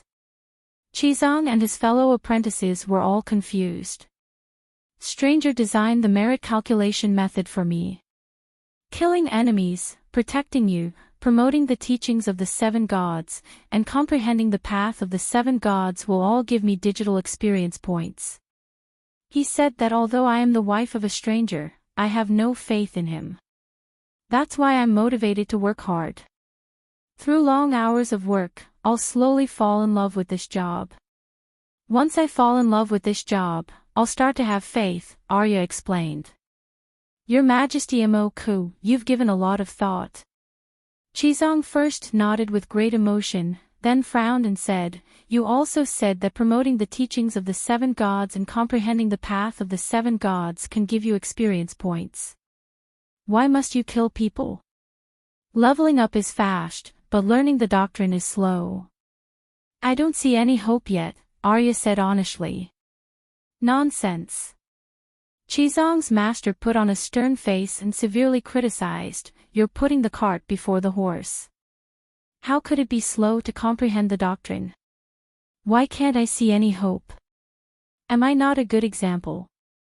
Yes, you're a good example. Arya nodded enviously. I watch you slay demons every day and then level up immediately. I'm so envious. Hey, Arya, you're still young. What's the rush? The dwarf said anxiously. Leave the evil god to me. I need to level up too. If I don't level up now, how can I survive in Barbarian City? Why don't you all understand? True power lies in the understanding of the path of the 7 gods. True power comes from the sublimation of the soul. Chizang's master stomped his feet and sighed. Just say it. Are you willing to give up the evil god? Arya asked with a wooden face. The dwarf also looked at him pitifully like a husky begging for food. Chizang shook his head with a serious expression and said in a deep voice, I bear the responsibility of teaching you all. I can't watch you all go astray. From now on, only I can deal with the evil god. Don't interfere. As long as the conditions permit, I will use my heart of love and benevolence to enlighten them instead of killing them mercilessly. After the meeting, Chizang brought the thirsty hound to pray in front of the Virgin Mary statue. Varys was ordered to pack his luggage and arrange how the Holy Church would operate after the preaching team left. The dwarf dragged Arya to a guest room and said through gritted teeth, We have to fight back. He's trying to kill us all. He said nice things and that we have to be merciful. But which of the evil gods we encountered in the past few days didn't die in one move? They didn't even give us a chance to kill them. Arya was silent. She felt that Chizang was a little hypocritical, but he wasn't as sinister as the dwarf said. Arya, you're a smart person. I'll tell you the truth in a smart person's way. Tyrion cleared his throat and lowered his voice to the lowest. Do you know the real reason for preaching in Barbarian City? It's not to spread the teachings of the seven gods, nor to save the people of Barbarian City. To put it bluntly, the ultimate goal of the seven gods is to slay demons. Arya gave him a contemptuous look. Playing tricks in front of the true gods. You're really bold. I'm telling the truth. The Holy Mother told me herself. Tyrion swore. Hee. Arya's smile became more sarcastic. You want to meet the Holy Mother? Tyrion was anxious, but he couldn't give a reasonable explanation. What did Stranger tell you? Helplessly, he changed the topic. Stranger told me to slay demons and ensure that Chizang completes the preaching mission. There was nothing wrong with that. Sighing, Tyrion said directly, let's put it this way. Barbarian City is definitely more dangerous than Free City, right? Arya nodded. That's why we stopped along the way. Laying down the path of faith is only one of the reasons. More importantly, the Holy Mother wants us to kill monsters and level up. Only by leveling up can we face the final obstacle, Barbarian City. So, do you understand what I mean? Matthew, that bald donkey, killed all the evil gods along the way, so we can't level up. If we don't level up, it'll be dangerous to go to Barbarian City. The more he said, the more the dwarf felt that his words made sense. Look, how weak are the snails we met today. It's practically tailor-made for me. It's a big gift that the Holy Mother arranged for me. Today, I must have dropped some snails. The one leveling up is me, not Matthew. Tomorrow, if we meet a stronger god, I'll be able to deal with it. Then, I'll level up again and finally reach Barbarian City. I'll become a demigod and can easily deal with the demons of Barbarian City. That's the Holy Mother's arrangement, but Matthew wants to take it all for himself. He's already an archangel and he's still not satisfied. He wants to become an archangel and an angel king. He's greedier than a sparrow. The dwarf was filled with righteous indignation. Becoming an angel requires enlightenment and soul sublimation, Arya said. I know, but the Holy Mother's reward can also do that. Don't doubt me, I have insider information. The dwarf revealed a mysterious smile full of superiority. Think about your brother. He's not a follower of the seven gods, so he naturally doesn't have the enlightenment of the seven gods. Didn't he also become an archangel? Arya was somewhat convinced. She asked hesitantly, how do you plan to resist Chizang? He's our master, and he's stronger than us. He also has fiery eyes of truth. He can find out who's an evil god more accurately than us. Yes, he's our master. If you meet an evil god, just hug his waist before he uses Holy Mother's palm, and shout, protect master. He definitely won't hit you. Then, I'll start to slay demons. After I kill an evil god, it'll be your turn next. The dwarf chuckled. We can try. Arya nodded slowly. The opportunity came quickly. Something's wrong. It seems like something's following me. Varys's fat face was pale as he stumbled into the Holy Church. They were leaving tomorrow, but the Holy Church had just opened for business. There were many things that had to be arranged before they left. For example, the cooperation between the government and the merchant convinced the Prince of Trade to support this small holy church, and then the church would give the prince some benefits.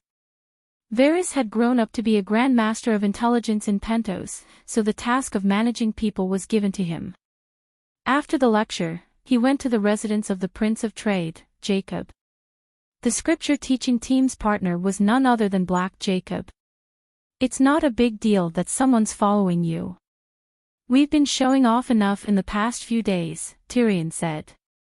No, I didn't see anything when I looked back. Think about it. Do you think there's a stalker that can hide from my eyes? Maybe you're thinking too much, Hound said. If I can't even tell if I'm being followed or not, what kind of eight-clawed spider am I? Varys said angrily. That means, with your years of experience as an intelligence chief, you can sense that someone is following you and sense danger, but you can't find any trace of the stalker. The dwarf's eyes gradually lit up. Varys nodded and said in fear, what did you think? No one can hide from you. If they can't, then it means they're not humans, but evil gods. The dwarf pulled out the axe from his waist and said excitedly. Maybe they're just supernatural beings, Master Chizong said. Wait in the house. I'll go out and check. Tyrion waved his hand and ran out of the door. Grandsons, all of you come out. I'm your grandpa Tyrion. Come out and eat my axe. You cowards only dare to sneak around and be a stalker. You don't have the guts to come out and fight a mortal like me. The dwarf's arrogant provocation came from outside the door. He was getting further and further away from Chizong and the others behind the door. Tyrion, don't be rash. Come back. Chizong took a step forward and shouted loudly. Master, don't be afraid. We'll protect you, Tyrion hurriedly said. This was a secret signal. Arya understood. She grabbed Chizong's arm and said, it's like you said before. There aren't that many evil gods. Maybe there are just a few supernatural beings who only know how to sneak around. Arya might be small, but she was much stronger than Chizong. After all, Chizong was an old man in his 60s, while Arya was a warrior with muscles all over her body. It was also because of his lack of strength that when Chizong fought against the snail monster, he had to activate the great mighty heavenly dragon even though he had planned to injure it but not kill it. Even if we can't injure the evil gods, it won't be good if we kill or injure the supernatural being spies. Chizong struggled. The spies haven't shown up yet. Why are you in such a hurry? Arya said. Chizong was helpless. He could only say to Varys, Wooning, you've always been smart. Go out and keep an eye on Tyrion for me. A moment later, Wooning cried out in fear, Master, this is bad. Eldest senior brother was captured by a fairy again.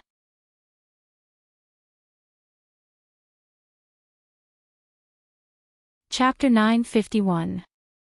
As the #1 intelligence expert in Game of Thrones, the eight-clawed spider's senses were very sharp. He couldn't sense the traces of the gods, but when the gods spied on him at close range, it made his back sweat and his hair stand on end. There really was a mysterious existence tailing him. His goal was only to monitor the preaching team and observe their strength. He didn't plan to attack immediately. After all, in just a few days, Master Chizong had killed 5 gods in a row. Among them, the god of sea and earth was one of the most powerful gods in the Narrow Sea. He was at least in the top 20. Therefore, he didn't dare to act rashly. But the dwarf was too good at attracting hatred. He was also a god, and the dignity of a god didn't allow him to be insulted by mortals. When the dwarf courted death and shouted, With me here, you bunch of trash will never hurt Master Chizong, he appeared at the edge of the square below the lectern. It was a black shadow with a single green eye embedded in its head. In the dead of night, in the empty and lonely square, it was particularly conspicuous. When the dwarf saw it, he was surprised and delighted. Of course, he was also a little afraid. But in the blink of an eye, he remembered 2 things. First, the Dragon Queen had told him many times that this world was too harsh on extraordinaires and gods. Although they had many tricks up their sleeves, there were many times when they would be defeated by powerful mortals armed with sharp weapons in a head-on battle. Second, Master Chizong slaughtered gods like he was slaughtering dogs. Especially the screw demon he met this afternoon who claimed to be the god of the sea. The dwarf dared to swear on his 2 dead fathers that after activating deity's descent, he would be able to kill him. As his thoughts raced, the courage to face the unknown evil filled his chest like the lust he felt when facing the new widow, Sansa. While shouting, "Where are you, evildoer?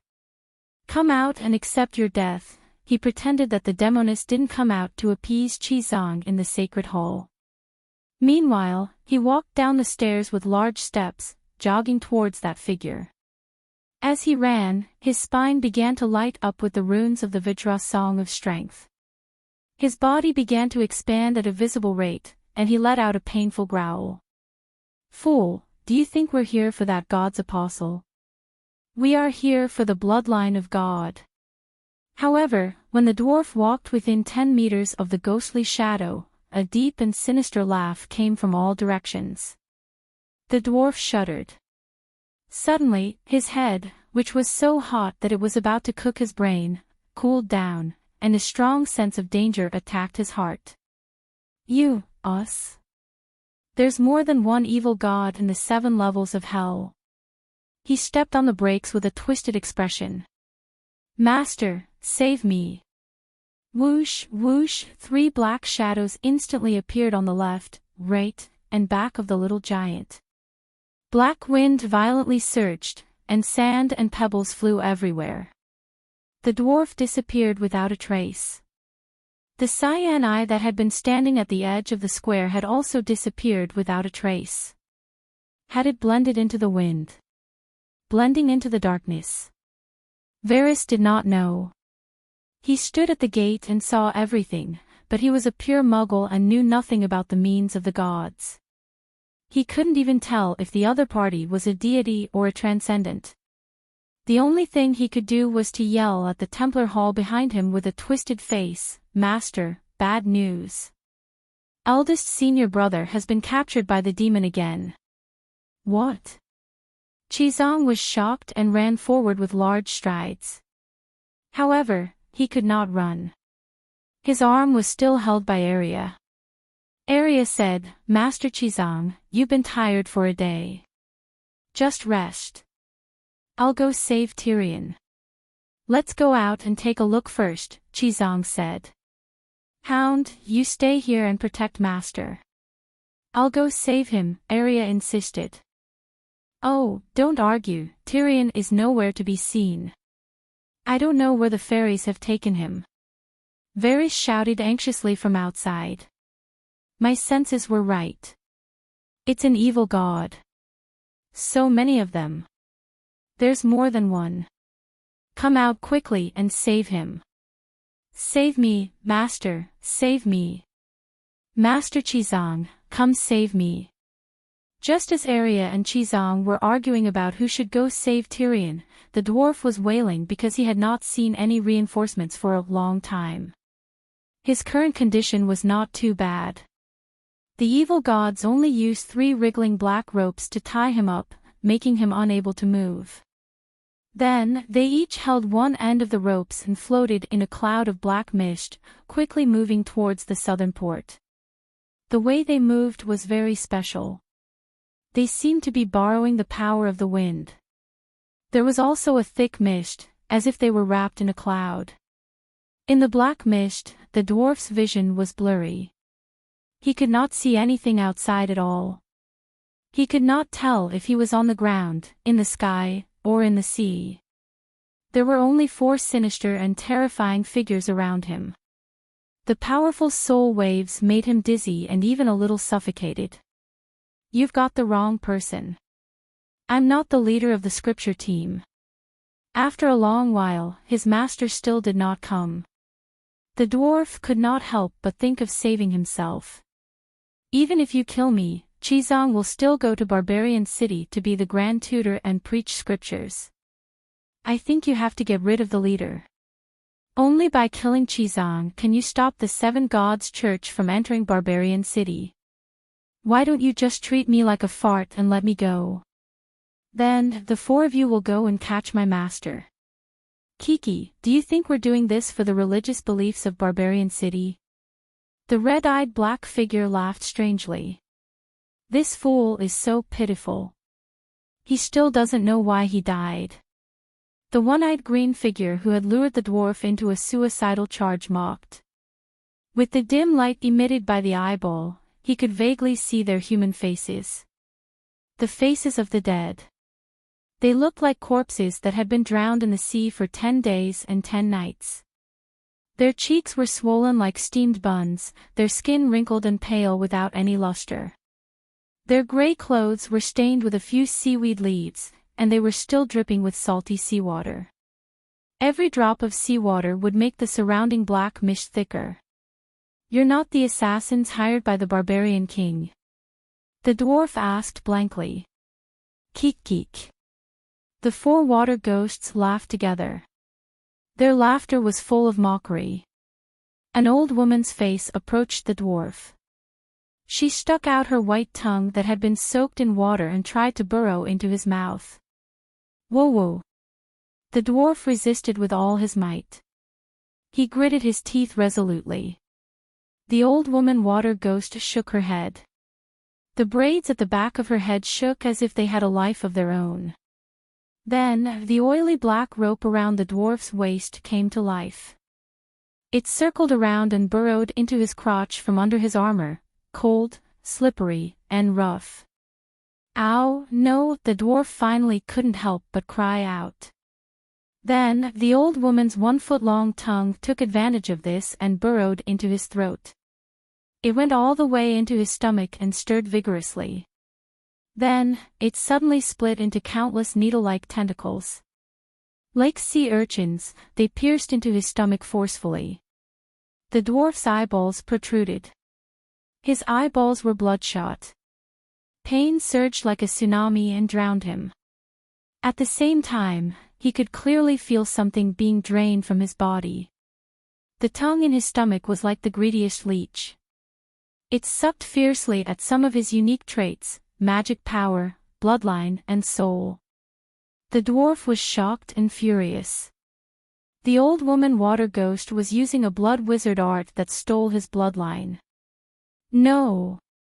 He wanted to scream, but his mouth was blocked by a thick and long ice-cold tongue. But he still screamed, using his soul. Then, he began to counterattack. His organs turned into worms. Ow! This time, it was the old woman water ghost's turn to cry out. Her cry was like a blade scraping against glass, piercing the eardrums.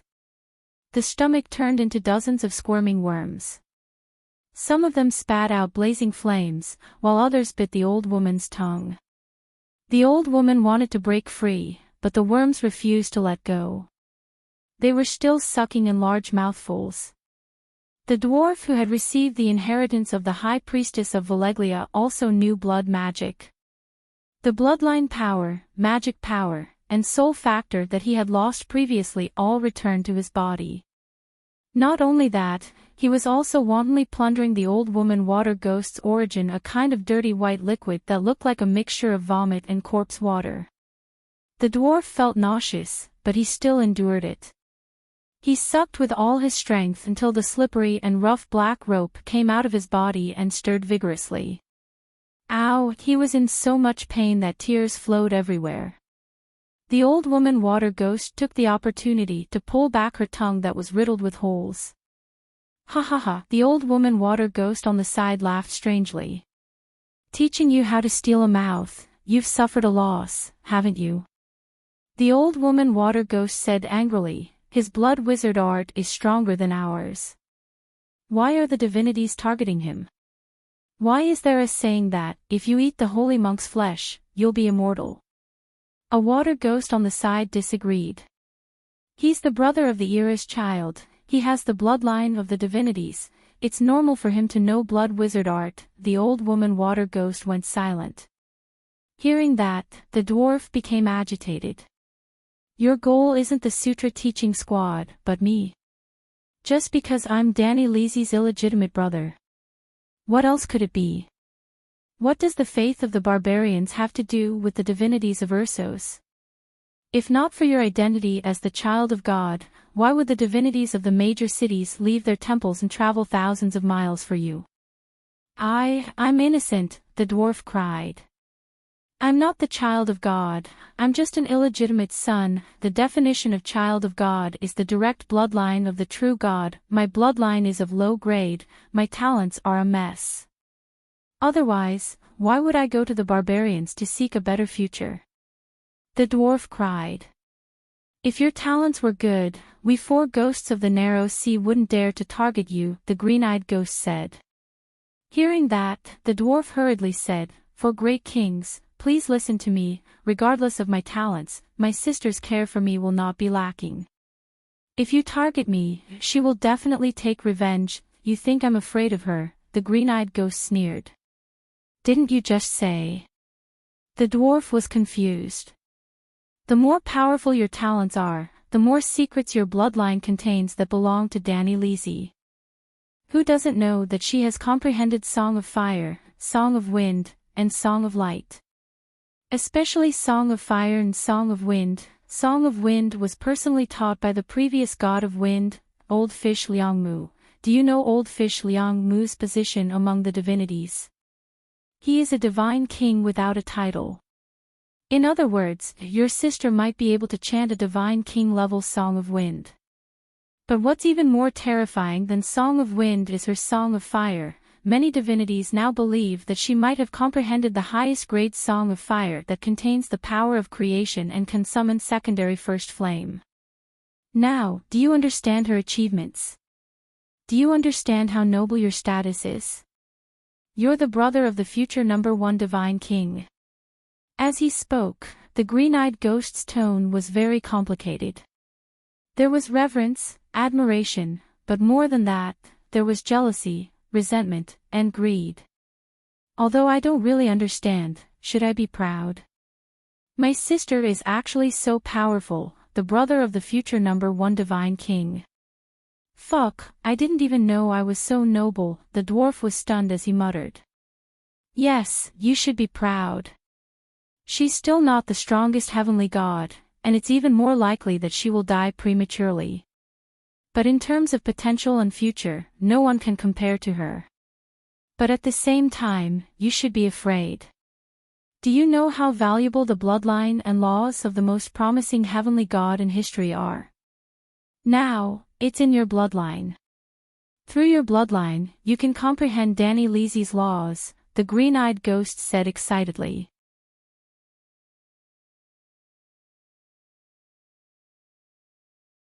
Chapter 952. Of course, if the child of God's talent is too strong, for example, the son of the Maiden of Light and Night Lion, the celestial emperor, the bloodline contains too many secrets of the true gods, and the value is too great. Small fries like us won't have a chance to take it. You are Danny Rise's only direct bloodline in the world, the child of God, but your cultivation talent is rather poor. Even if we take over your bloodline and soul, we won't be able to steal Danny Rise's Song of Laws. As such, you won't have much value to the great god. But for us, it's just right. The green-eyed water ghost said. The dwarf said in disbelief, Aren't you already deities? Who has the right to call you small fries? We are just wild demigods who don't even have a temple. Not to mention true gods, which of those gods with large numbers of believers and churches isn't something we can look up to? The red-eyed ghost sighed. In front of the Dragon Queen, wild demigods like us are just small fries. The old woman water ghost also said helplessly. I thought that after becoming a god, I could transcend. I didn't expect there to be such a big gap between gods. Recalling his naive thoughts, the dwarf's smile turned bitter. After eating you, we can definitely transcend. The green-eyed water ghost looked at the dwarf with eyes full of greed and expectation. Transcend my ass, I'm not even a heavenly god. The dwarf cursed. You are the child of God, far more valuable than normal deities. The old woman water ghost couldn't help but stick out her long tongue and lick the dwarf's face a few times. A true god prophesied that, after eating the flesh of a holy monk, one can live forever. The holy monk was talking about you. Ridiculous, I'm not even a priest, how can I be a holy monk? The holy monk must be talking about Qizang, that bald donkey. Go and eat him. He just became a level 3 angel, which is the king of angels. After eating him, he will definitely become a god. The dwarf shouted. What? Qizang became stronger again. The 4 ghosts were shocked and looked at each other. The old woman water ghost said in a deep voice, we have to speed up. Once we enter the sea, we will immediately eat this dwarf. Qizang is terrifying, we can't give him a chance to save the child of God. It's best if we can leave the narrow sea before daybreak and hide in a corner of the world, so that Danny Rise can't find us. We can slowly digest it and cultivate. The other 3 water ghosts nodded and sped up at the same time. Their speed instantly increased by 30%. The dwarf swore that if not for the black rope binding his hands, he would have slapped himself hard. My talent is poor. It's not worth it for me to abandon my home for my low-grade bloodline. He forced a smile. Your talent is poor, but your bloodline grade is high. You are the future number 1 empress of the world, the direct brother of the number 1 deity. Can you find a second person with a more noble bloodline than you? Furthermore, we don't have any extravagant hopes for the 4 basic elemental laws.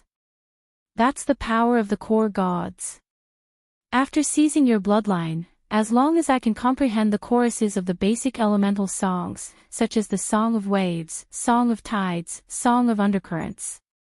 The red-eyed water ghost interrupted the water ghost's thoughts. The Song of Waves belongs to that old salted fish, Inami. The green-eyed water ghost nodded.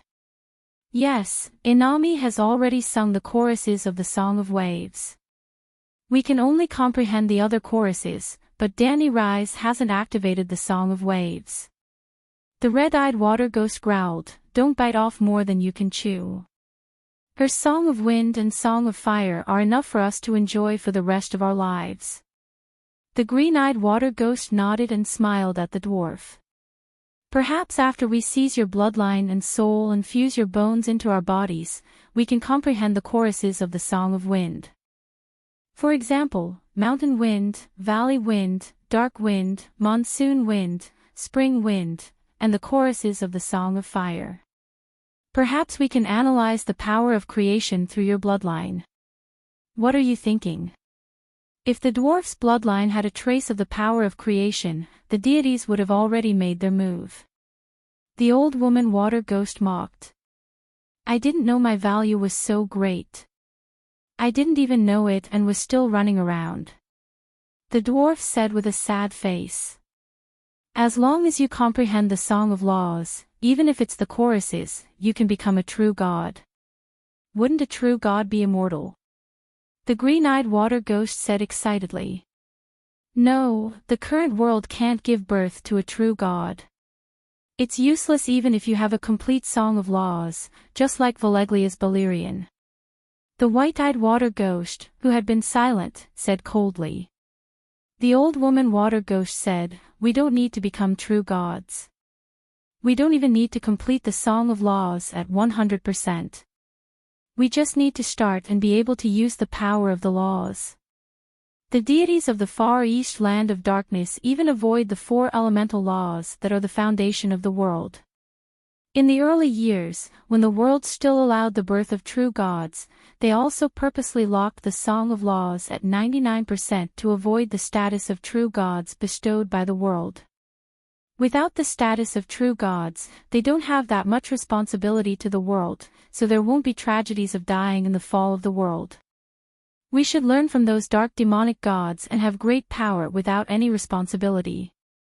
We can live freely for millions of years, tens of millions of years, billions of years, and achieve true immortality. Great gods, your idea is very good. Unfortunately, I haven't even comprehended the choruses of the Song of Wind or the Song of Fire. It's useless even if you eat me. The dwarf lamented. You're stupid, but don't think that we're as stupid as you. The green-eyed water ghost mocked, do you know the origins of us, the 4 ghosts of the narrow sea? For heroes, where did you come from? The dwarf asked. We are your ancestors. The old woman laughed. You're also Lannister. The dwarf ridiculed. We are the ancestors recorded in the history of the Westeros, and the greatest kings of the ancestors. Our talent in cultivation might be a bit inferior to Dany and Liz. In the words of the deities, the four of us are half holy spirits. So, you don't have to worry about us not being able to analyze your bloodline. The old woman said proudly.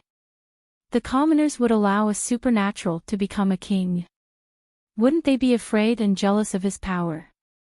The dwarf asked in surprise.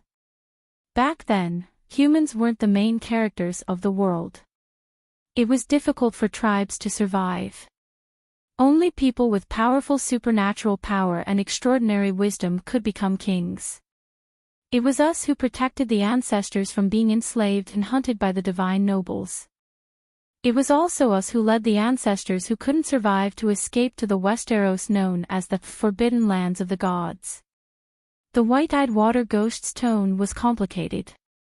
There was pride, hatred, sorrow, and also a trace of undetectable disappointment. The kingdom of the divine nobles is a kingdom established by the children of God. The dwarf recalled the records of the era in the new Seven Stars Sacred Sutra. Yes, it was an era where the true gods manifested and the commoners were like ants. It was a glorious and barbaric and bloodthirsty era. The white-eyed water ghost's eyes blurred as he fell into his memories. The bloodline of the gods established the divine kingdom on earth. All the powerful kings and nobles were descendants of the gods. There were even the first generation of the children of God, just like you. When humans first appeared in the world, their status was extremely low in the kingdom of the divine nobles. The gods said that we were outsiders who entered their kingdom from another fallen small plane and deserved to be sacrificed. But humans were also divided into many races. Some did indeed come from the fallen small planes, but most were the descendants of the gods and humanoid races. No one was born to be a sacrifice. We were unwilling to be oppressed, and we couldn't bear to see our people become food for the gods. But the gods were too strong. The laws of the world in the last era were very friendly to supernatural power. Forbidden spells and magic were also commonly seen. Just like today's Dragon Queen, she almost reproduced the majesty of the land's divine king in the last era. The white-eyed ghost king's tone was complicated. We didn't have her talent, nor did we have her opportunities. We didn't have the megalosaurus or high-level meditation techniques. At that time, we were as powerless against the kingdom of the divine nobles as an ordinary human king is against Dany Rise today. We didn't have the power to resist, and we weren't willing to be the sheep of the gods. We could only lead the tribe and flee. You are the greatest hero kings. Your deeds and aspirations should be remembered by the people of the world forever. Especially the phrase, "No one was born to be a sacrifice." It should become a label for all of you, the dwarf praised loudly. Then, he carefully said, however, devouring the elder brother of the son of an era doesn't match your great spirit. I think you should recall the past and regain your glory. The sea of bitterness is boundless, repent and be saved. The hero king died in the Dun Arm long ago. We are all dead souls in the sea now, the white-eyed water ghost said with a sigh. Dun Arm? Could it be the forbidden spell that destroyed the Dun Arm? The dwarf asked in surprise. No, we don't have the right to enjoy the forbidden spell. The white-eyed water ghost shook his head. The land of sunset is a forbidden land for the gods, and it definitely lives up to its name. We were already demigods back then, but before we could step onto the continent of the Westeros, we jumped into the sea and killed ourselves. Three-eyed crow. That fellow is too evil. The dwarf's mouth twitched. The hero king had escaped the pursuit of the divine nobles and experienced countless dangers before finally arriving in the Westeros. Yet, he had collapsed at the entrance of the Westeros. Suddenly Tyrion felt a pang of pity for the four old ghosts. "I don't know," the water ghost said bitterly. "You don't even know how you died. Could it be that the weirwood god personally took action?" Sigh, back then, there were more than 10 green prophet in the Westeros. We couldn't stop even one green prophet, let alone the three-eyed crow and the weirwood god. "You are all demigods," the dwarf shouted. "Even true gods don't dare to approach the Westeros." Demigods. Demigods are nothing. The green prophet is that powerful. The dwarf still found it inconceivable. Those bastards even destroyed the Dun arm. Do you think they are powerful or not? But now, even the three-eyed crow has surrendered to my sister, the dwarf muttered. The four ghosts fell silent. After a long while, the old woman water ghost said, "This is the reason why all the gods desire to eat you. Your sister's talent is too powerful. Hero kings, remember your mission and don't forget your original intentions." The dwarf pleaded bitterly. "Don't struggle anymore. Let us eat you. It can be considered a repayment to our ancestors." The old woman stroked the dwarf's cheek tenderly. "Look at your handsome face. Let's enjoy it for a while before eating you." "No.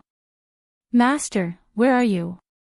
Save me," the dwarf wailed at the top of his lungs. "Scream, scream with all your might. With the ghost shadow perplexing track fog blocking us, it's useless even if you scream yourself hoarse," the old woman water ghost said with a smile. "Hee, we even purposely circled around the city. Even if Chizang has a dog's nose, he won't be able to find us in a short time." But before she finished speaking, a voice that scared the four ghosts out of their wits came from behind them. "Monsters, where are you running to? Great mighty heavenly dragon." At first, it was still 100 meters away, but when the great mighty heavenly dragon finished speaking, it had already arrived behind them. "That's impossible. Our ghost shadow perplexing track fog can deceive even the Inami," the old woman water ghost screamed. "We were careless.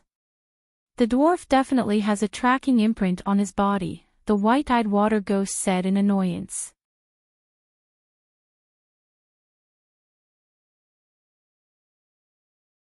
Chapter 953. Almighty Heavenly Dragon. Echoes rang out in the quiet alley. Holy Mother Palm, Holy Light first appearance. Without waiting for the four demons to react, endless white light instantly scattered the black fog, and then filled their vision. Their bodies and consciousnesses quickly melted in the white light. It was like a piece of butter that fell into a red-hot iron pot. Although they didn't know what level the Angel of Providence was, it was really powerful. This was their last consciousness.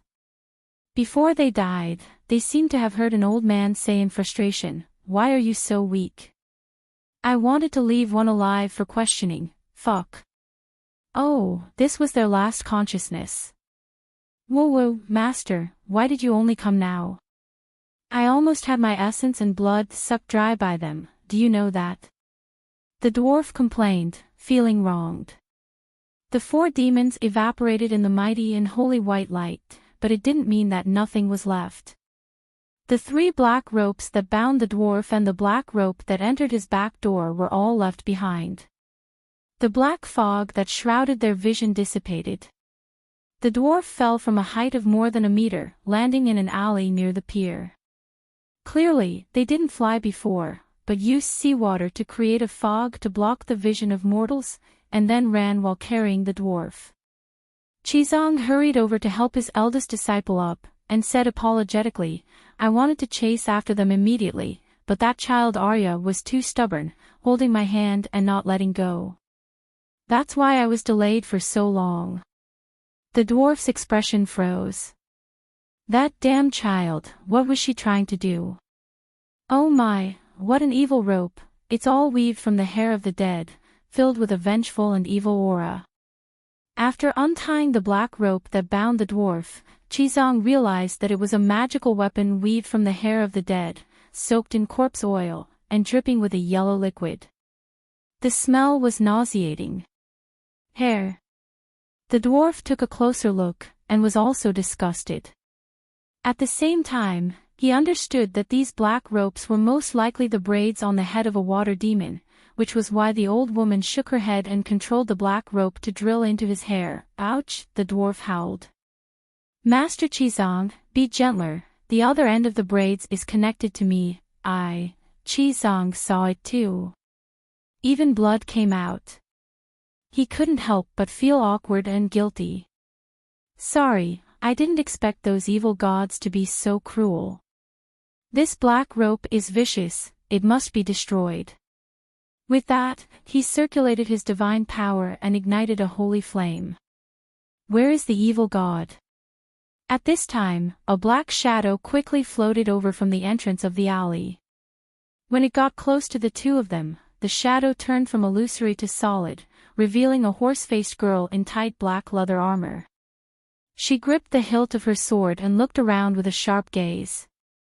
Don't look, they're all dead. The dwarf said unhappily. Alia's expression darkened. Master Chizong, you said you'd leave at least one for me. You're too greedy. Chizong's old face flushed red, and he hurriedly explained, I only gave them a light palm strike, and all 4 of them turned into ashes. If you don't believe me, you can ask Tyrion. The 4 evil gods couldn't even block a single palm. I didn't expect this at all. Did you use your full strength? Arya asked. Tyrion cried out miserably. I felt pity for him when I heard it. I was anxious and angry, so I couldn't help but use a bit more force. But I really only gave him a single palm strike. Chizong said helplessly. Were you the one who stopped Master from saving me? The dwarf glared at Arya. He was the one who stopped me from saving you. You didn't control your strength, and you weren't as fast as me. Don't tell me you're delaying the precious rescue time because of this trivial matter. The dwarf cried out in disbelief. I also want to level up. Arya said. Level up, all you know is to level up. You don't even care about my life to level up. The dwarf was furious, and he shouted loudly. Have you forgotten why you were captured by the evil gods? Arya's face was wooden, and she mocked, you don't even care about your own life to level up. Why do you ask us to care so righteously? At least I came to save you. The dwarf opened his mouth wide, and he was stunned speechless. Reese. Danny Rise's Sutra teaching team is very arrogant. How many god spirits had died in the past 10 days? 15. 17. On average, 1.5 die every day. The man's roar and the sound of skin colliding gradually subsided. Only then did a soft and coquettish female voice come from behind the pink veil. In the hall separated by a curtain, the pale moon virgin stood with her head bowed. She faced the direction of the bedroom and said respectfully, Your Majesty Mirthia, there were 17 yesterday. Today, there are already 22. Just tonight, the Sutra teaching team left Mill and was heading to Tarosai. The Bloodshark 5 dragons from Loras Bloodshark Island ambushed them halfway. In the end, the attack on Chizong failed, and the 5 gods were all killed. The Bloodshark 5 dragons are the Dragon King who inherited the legacy of the great wizard Valeglia. Even they fell. The goddess lost her calm, and her anxious voice could not hide the shock. The gods and the Justice Alliance also find it inconceivable, but this is the truth. They have no choice, the losses are too great, so they can only come to you to discuss. I hope you can set a trap in Tarosai's Passion Garden and catch the lustful Tyrion, or directly suck his essence blood, the pale moon virgin said bitterly. The pink veil opened, and a peerlessly beautiful woman walked out. She was wearing a white veil, and the endless scenery inside was hazy under the candlelight, becoming more and more alluring. The beautiful lines of her neck and clearly visible collarbone were exposed, and there were crimson kiss marks that made one feel hot. The creases of her dress were like snow, and the moonlight flowed on the ground. It was more than 3 feet long, and with every step she took, her slender white calves and small feet that were as clear as jade were exposed. Gulp. The pale moon virgin swallowed her saliva and lowered her head in fear. She did not even dare to look at the goddess's face. She silently activated the moon singer meditation technique to calm the burning desire in her heart. The goddess saw her predicament and gave a little laugh of pleasure. Her critical gaze swept across the pale moon virgin's mouth and lower body, and the goddess said in disgust, "What's so good about being a virgin goddess? You can sew that thing, but can the fire in your heart be extinguished? If it is really extinguished, what's the difference between you and a dead person? You trained hard for countless years to become a god, is it just to endure the hardships of life? Why don't you remove your shackles and become my disciple? You can be free and unfettered and enjoy the happiness of the world forever. Your Majesty is very kind, but each god has his own path, and I cannot force it," the pale moon virgin declined. The goddess walked to the beautiful couch in the hall that was covered with golden otter skin and lay down comfortably. She slowly said, "Although the Bloodshark 5 dragons are the ancestral gods of the royal family of Loras, their ancestors came from the main family of the 14 Fire Peaks, and they have a part of the inheritance of the great wizards. 2,000 years ago, the 5 of them were lucky enough to join the Voleglia Megalosaurus army, and they were dragon knights for hundreds of years. Even if the Megalosaurus has long been reduced to dragon bones, those 5 old fellows are still top-notch fire element demigods. Even I am afraid of them, so why did they die in Qizong's hands? They were killed by Qizong, but the other members of the teaching team also contributed a lot, especially that faceless one called Arya. She is very talented and has the potential to become a god of death. Now that she has been fully trained by Danny and Rise, she is almost at the threshold of becoming a demigod.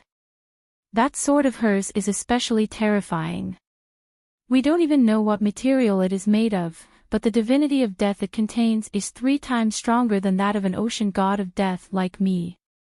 In other words, it was an evenly matched battle, and the teaching team was also at their limit," the goddess said thoughtfully. "Not really." The pale moon virgin had a strange expression. Other than the fat eunuch Wuning and that 8-clawed spider Varys, Qizong's 3 disciples are all very loyal to their master and abhor evil. After confirming that the Bloodshark 5 dragons who came to kill the teaching team were all powerful deities, they became even more ferocious, almost risking their lives to protect Qizong. The Bloodshark 5 dragons fought with the 3 disciples first, and Qizong took the opportunity to attack later. He first picked the weakest enemies to launch a sneak attack, then defeated them one by one. The goddess opened her mouth slightly and said in disbelief, "Could it be that Qizong's 3 disciples can also fight to a draw with 5 powerful deities?" "Not really. They are just very loyal and brave, not fearing death. Their strength is still inferior to the Bloodshark 5 dragons. Danny, Rise's illegitimate brother, was the bravest. He was the first to pull out his axe and rushed forward while shouting. However, he was weaker and also the first to be unable to hold on, shouting, 'Master, save me.' It was not his fault. The dwarf was the target of the deities, and with 3 deities attacking him, it was normal for him to be unable to hold on. However, he had the tile steel armor, knew Voleglia's fire wizard spells, and had a divine spell called Deities Descending, so his resistance to spells was especially high. Although he was beaten up like a sandbag, he was still able to hold back 3 powerful enemies. With that, Qizong used the great mighty heavenly dragon and the Holy Mother God's palm to kill the 3rd disciple who was fighting Arya, stunning everyone. With just one move, he turned a fire element demigod into a pile of charcoal with flames coming out of his 8 orifices. 8 orifices? The goddess was puzzled. And his anus? The virgin pale moon was a little embarrassed. Qizong called out the great mighty heavenly dragon, and several strange green five-clawed snakes that contained the song of wind coiled around him. He was as fast as lightning, and appeared behind the third disciple in an instant. You said he launched a sneak attack, but that was not right. Qizong's voice was louder than anyone else's. Every time he attacked, he would call out the great mighty heavenly dragon and the Holy Mother God's palm. At first, everyone felt awkward for him, but later on, every time he called out, one or several deities would die. As more and more deities died, everyone no longer felt awkward. Instead, they started to feel fearful.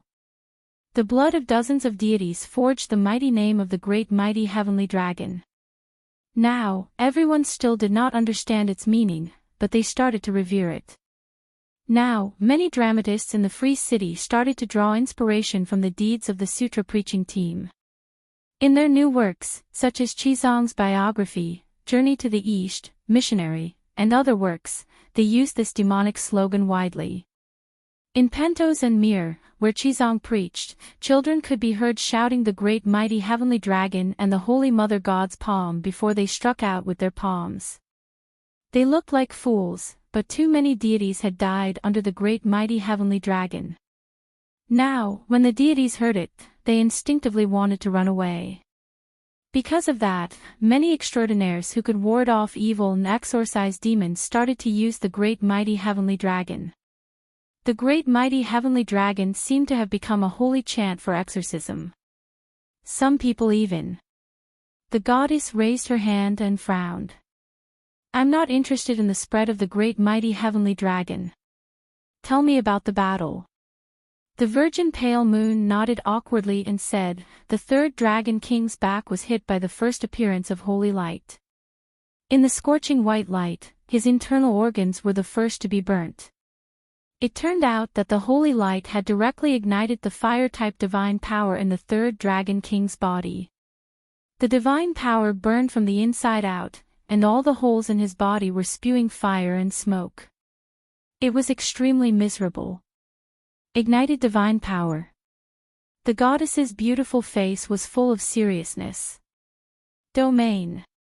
Danny Rise has already comprehended the domain of fire. It's terrifying. She said slowly. Yes, the deities in the Alliance of Justice and Order think so too. Her talent is too terrifying. A few months ago, in the Sea of Sorrow, I saw her use the domain of wind. The virgin pale moon nodded lightly. Then, she said seriously, what's even more terrifying is that the moment he was hit by the palm, the third dragon king's spirit was also ignited by a strange flame that was invisible to the naked eye. It was quickly burned to ashes. Because of that, when he died, he didn't even have time to let out a cry. This isn't an exception. All the deities killed by Qizong, no matter if they were slashed by a blade, smashed by the skull-shattering golden melon hammer, or slapped by a divine palm, their souls would be immediately destroyed. Hiss, the goddess gasped in horror and said in shock, what a vicious monk. His heart is simply black. I've lived for tens of thousands of years, and I've never seen such a ruthless person. In less than half a month, he killed 22 deities consecutively. His sins have already surpassed the evil king Danny Rise. Now, everyone calls him the masked evil monk. The virgin pale moon sighed. I can understand why he's called an evil monk, but why is he called a masked? The goddess was puzzled. A masked face is a fake face. Other than being ruthless, Qizong is also especially hypocritical.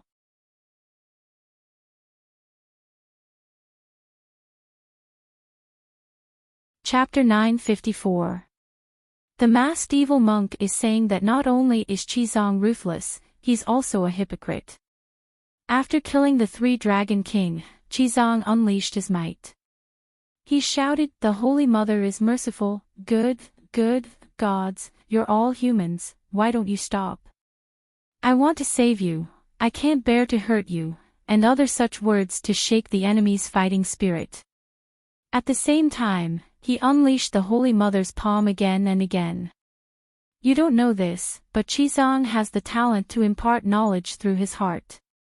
His words contain a strange sense of mercy. Even those with hearts of stone will be moved by it. However, when he unleashed the Holy Mother's palm, his face was distorted. His god power surged, and he was like a mad devil. Every palm was more ruthless and stronger than the last. Sand and stones flew, wind and fire combined, and the earth and mountains shook. I didn't expect Qizong to be so sinister. He's clearly so powerful, but he still used spiritual words to trick us. The news I received previously said that he's an honest person. People call him the merciful Matthew, said the goddess in disbelief. He's not destined to be merciful. The virgin light moon had a mocking expression. He's so merciless that even his disciples can't stand it anymore. The dwarf spat out blood from the blood shark 5 dragons' attacks, but he still held his axe and stomped his feet anxiously. He shouted loudly, "Master is merciful, don't kill them all." Arya, who's known as the Blood Devil, is cold-blooded enough, isn't she? She also had a worried expression and begged loudly, "Master, your mercy is bad. The evil gods are almost all dead, don't go too far." Guess what happened in the end? That hypocrite Qizong pretended to be wronged and said, "I wanted to hold back, and I already did, but this evil god is so weak." The goddess was stunned. There's such a shameless person in the world. This is still not the most shameless. The virgin light moon sighed. When the dwarf and Arya's 2 loyal and righteous disciples saw how unreasonable their master was, they went up together and prepared to grab Qizong's arm and persuade him to stop. They even said that they would do it for them. However, Qizong turned around and sent them flying more than 10 meters away with a palm. The dwarf spat out blood again. However, he apologized and said that he didn't want to hit them. It was just that he had lost control of the aftermath of the second move of the Holy Mother's divine palm, Whirlwind. Then, he blamed his 2 good disciples for not learning from their mistakes and going against the Holy Mother of Mercy. He also announced that he was going to convert the last evil god who had gone astray. He was the only remaining Great Dragon King. When the Great Dragon King saw his 4 brothers being killed by Qizong's 4 palms, he immediately went mad from fear. He fled for his life, begging for mercy as he fled. The goddess frowned slightly and sighed, encountering such a vicious monk, it's not a big deal for boss to have a mental breakdown. The virgin light moon did not think much of it, but she nodded in agreement on the surface. She continued, Qizong was unforgiving. He shouted, "Don't run, don't be afraid, I'll help you." However, he dashed out like a gust of wind. He struck the Great Dragon King's shoulder with his palm and turned him into a burning ball of flesh. His spirit was instantly destroyed as well. After killing everyone, Qizong even put on a regretful and dejected look. He said that he didn't know why. He clearly wanted to hold the evil god's shoulder, but his palm unconsciously used the divine palm. You can even tell such a lame lie. The goddess's face was filled with disbelief. At that time, the dwarf also said the same thing as you. Qizong was so angry that his face turned red. He defended himself loudly, saying that he had just learned the Holy Mother's divine palm from the Holy Mother and was not familiar with it yet. It was only natural that he couldn't control it. The dwarf seemed to be very angry at his master's ruthlessness and rebutted, saying that since he wasn't familiar with it, why didn't he practice it usually? Qizong also said that the Holy Mother's divine palm consumed too much divine power and that he had to conserve every bit of the Holy Mother's divine power. Only when he encountered the evil god could he use such an ultimate move. He could kill the enemy and practice his palm strength at the same time, killing many birds with 1 stone without wasting anything, the virgin light moon said. Qizong is actually so arrogant. He wants to use the gods to practice his divine palm. The goddess felt that she was already very good-tempered, but now, she couldn't help but be filled with righteous indignation. Sigh, although masked evil monk is very arrogant, he has the ability to be arrogant. In just over 10 days, he killed his way from Pentos to me, and from me, to Tarosai. Everywhere he passed, the blood of the gods flowed like a river. He didn't even blink. How cruel! The virgin light moon lamented.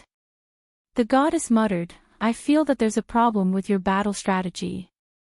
Don't talk about 22 gods attacking together. Let's talk about the Bloodshark 5 dragons. Don't split up and fight with Qizong's disciples. Just directly surround Qizong and attack together. Even if they trade injuries for injuries, Qizong definitely won't be able to hold on. Your Majesty is truly wise. Qizong is indeed not invincible. He will die even if his head is cut off. If the Bloodshark 5 dragons were determined to sacrifice 2 of their brothers, they would most likely be able to kill Qizong. The Virgin Light Moon first nodded in agreement before shaking her head helplessly. But people's hearts aren't united, and they are greedy. Of the 22 gods that died, other than the unlucky Gulf Crocodile, the main target of the other 21 gods wasn't Qizong at all. Instead, it was the Son of God, Tyrion. The Righteous Alliance has been collecting information on Qizong and his disciples, including their abilities, personalities, habits, and flaws, especially their divine arts. Every time a god dies, we learn a little more about Qizong and his group. When Qizong killed the narrow C5 ghosts, the Righteous Alliance had basically figured out the general situation of the Sutra teaching team. And the Righteous Alliance wasn't stingy either, making all the information available to the gods.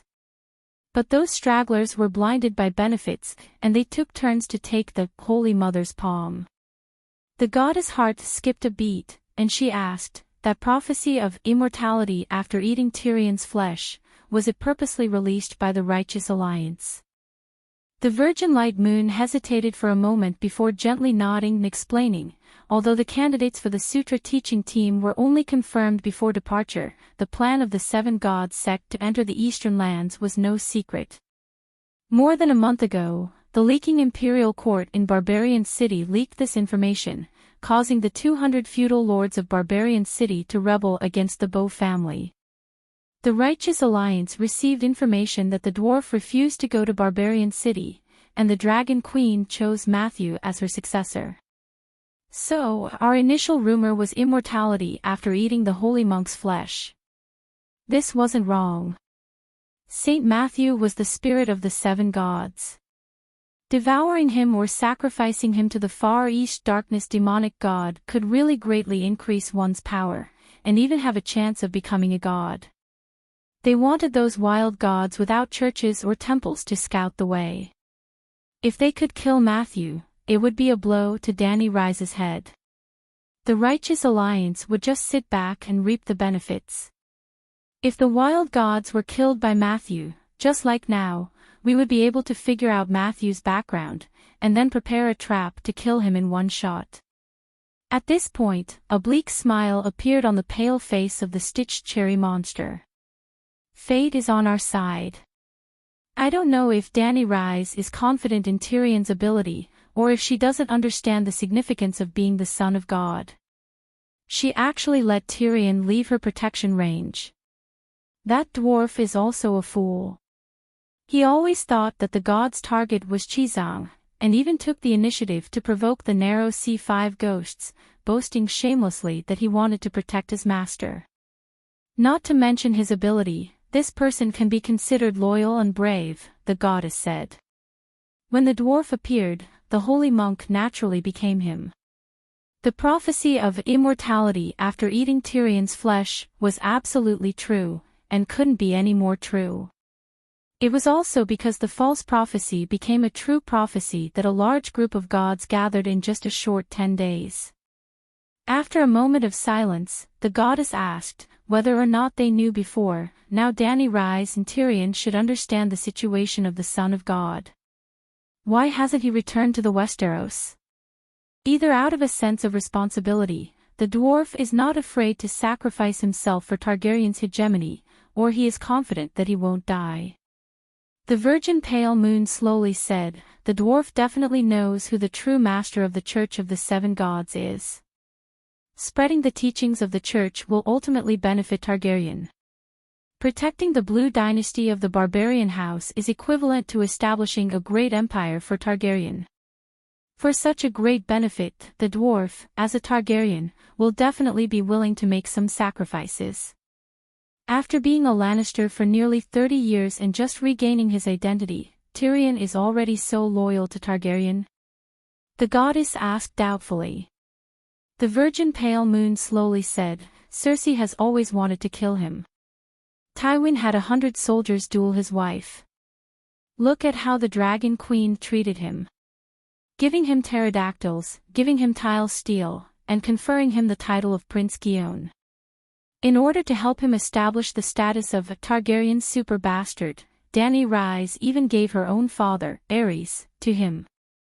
There are 2 branches of the Targaryen family. Dany Rise's family tree continues from her mother, Layla, and she uses the new 5-color dragon emblem. The dwarf, on the other hand, inherited the most orthodox Targaryen family emblem with a black background and a red 3-headed dragon emblem. His family also inherited from his father, Aerys. If it were me and I had a sister who was so devoted to me, I would also approve of Targaryen. The goddess nodded in agreement and said emotionally, Dany Rise is too good to her bastard brother. For the sake of her brother, who is also a bastard, she gave up the entire family and became a branch family. This has never happened in human history. Yes. The Pale Moon Virgin nodded and said emotionally, it is said that the royal family has no family ties, but Dany Rise is the other extreme. She places too much importance on family ties. Despite how Illyrio treated her, she still forgave Aegon and even gave him the noble status of a bastard, restoring the family name and continuing the family tree. Sigh, Dany Rise gave up her father and family legacy for her brother. Tyrion, for his sister's career, knew that he was a fat piece of meat in the eyes of the gods, but he was still unyielding and unafraid of sacrifice. These 2 siblings sacrificed for each other and helped each other. How touching and envious. The goddess said emotionally. This is also why the Alliance of Justice spent so much effort scheming against the dwarf. If we capture him, we will definitely cause her to panic and be at a loss, thus revealing a fatal flaw, the Pale Moon Virgin said. The goddess understood that at this point, it was time for her to express her stance. Dany Rise stole my spirit in the Westeros. She might even want to harm me. I am not willing to sit and wait for death. I can help you deal with her, but I will not join the Alliance of Justice, she said slowly. Why? The stitched Sakura monster was puzzled. Previously, you refused to join the Alliance because you did not foresee the danger of the Twilight of the Gods. Now that you have discovered that Dany Rise has ill intentions towards you, and you are willing to help us, why not just join the Alliance of Justice?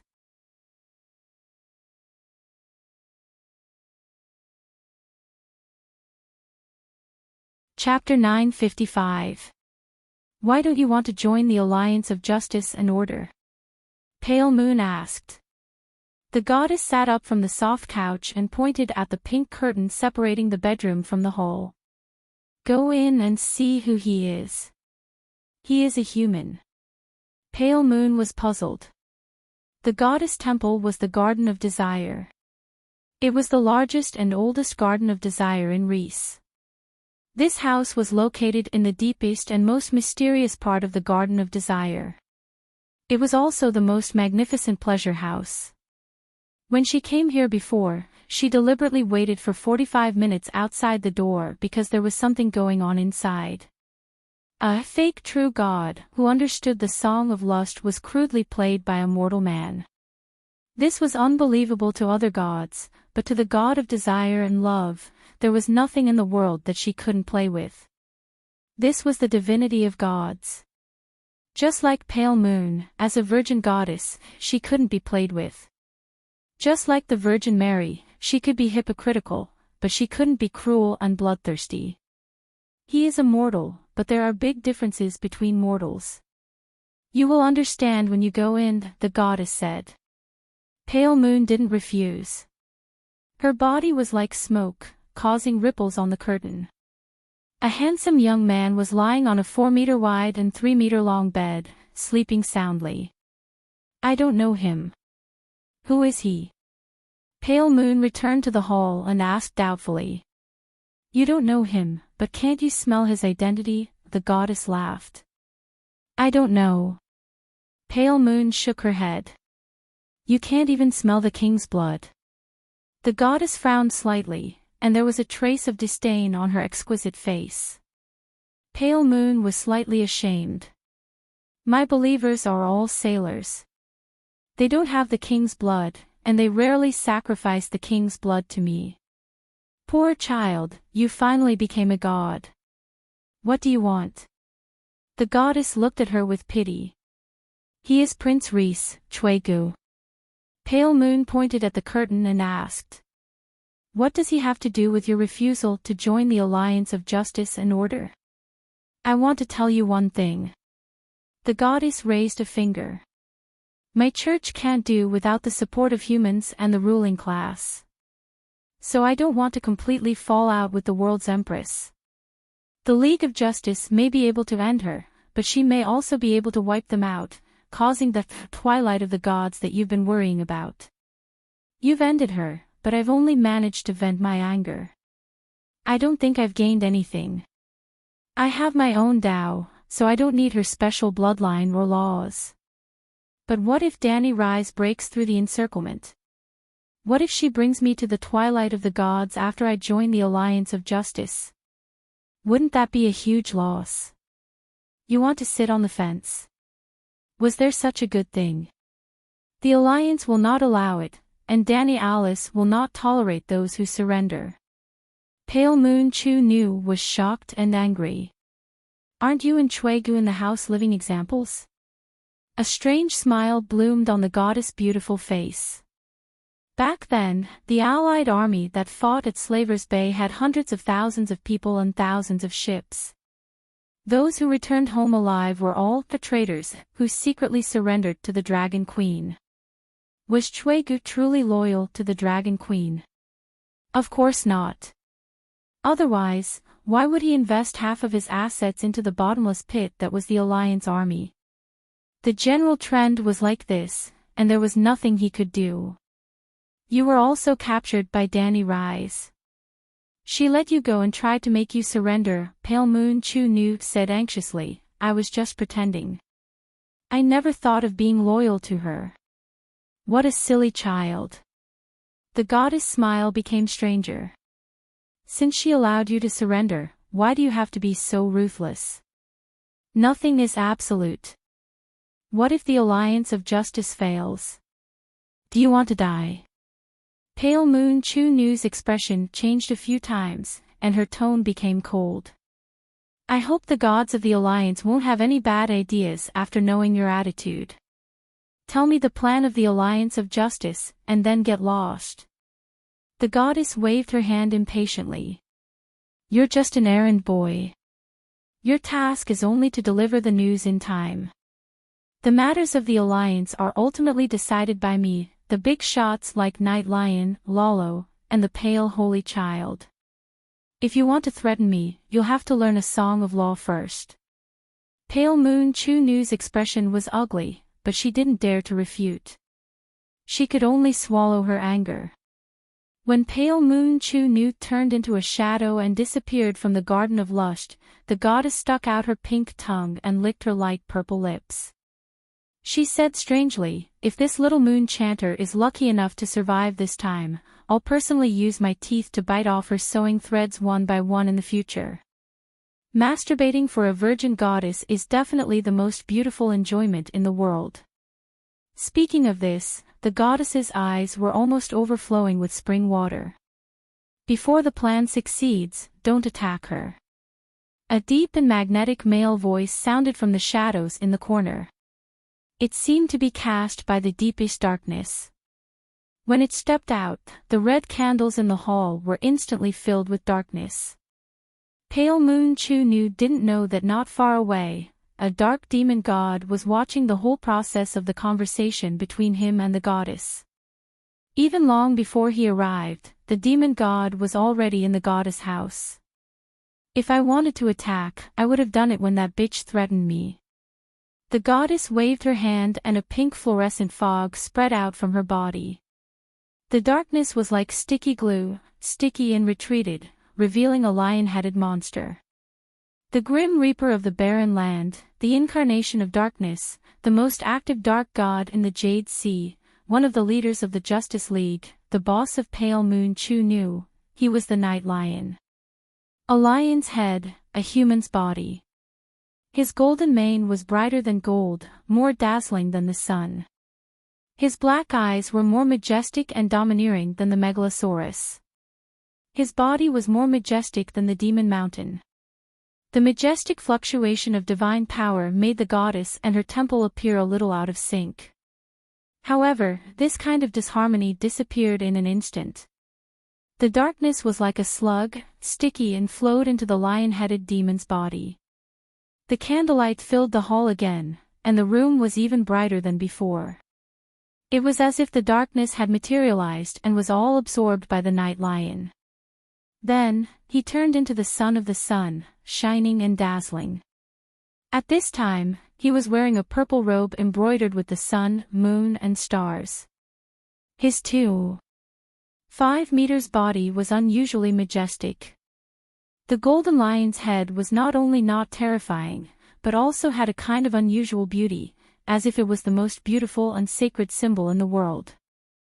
Yi Shi lifted the goddess up without hesitation and hugged her in his arms. He sat on her soft couch and touched the petite goddess from top to bottom.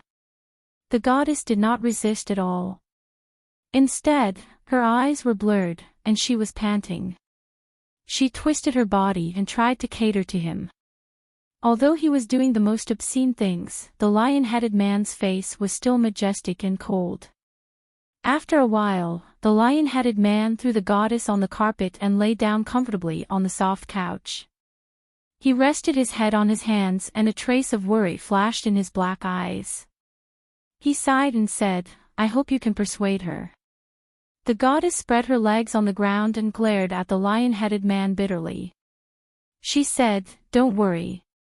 That little moon singer will definitely go to Danny and Rise. But are you sure there's no problem in the Yen Sea? We should be able to trust Lalo on this matter," the lion-headed man said in a low voice. The goddess said worriedly, "I've been feeling uneasy ever since we made this plan. Don't worry.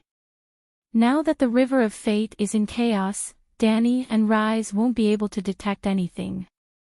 Moreover, you, me, Lalo, and many of the dark gods in the Alliance are proficient in prophecy and fate techniques. If we join hands and attack her together, her spiritual senses' warning of danger will be suppressed to the lowest level, just like Balerion did 400 years ago," the lion-headed man said confidently. Danny and Balerion are different.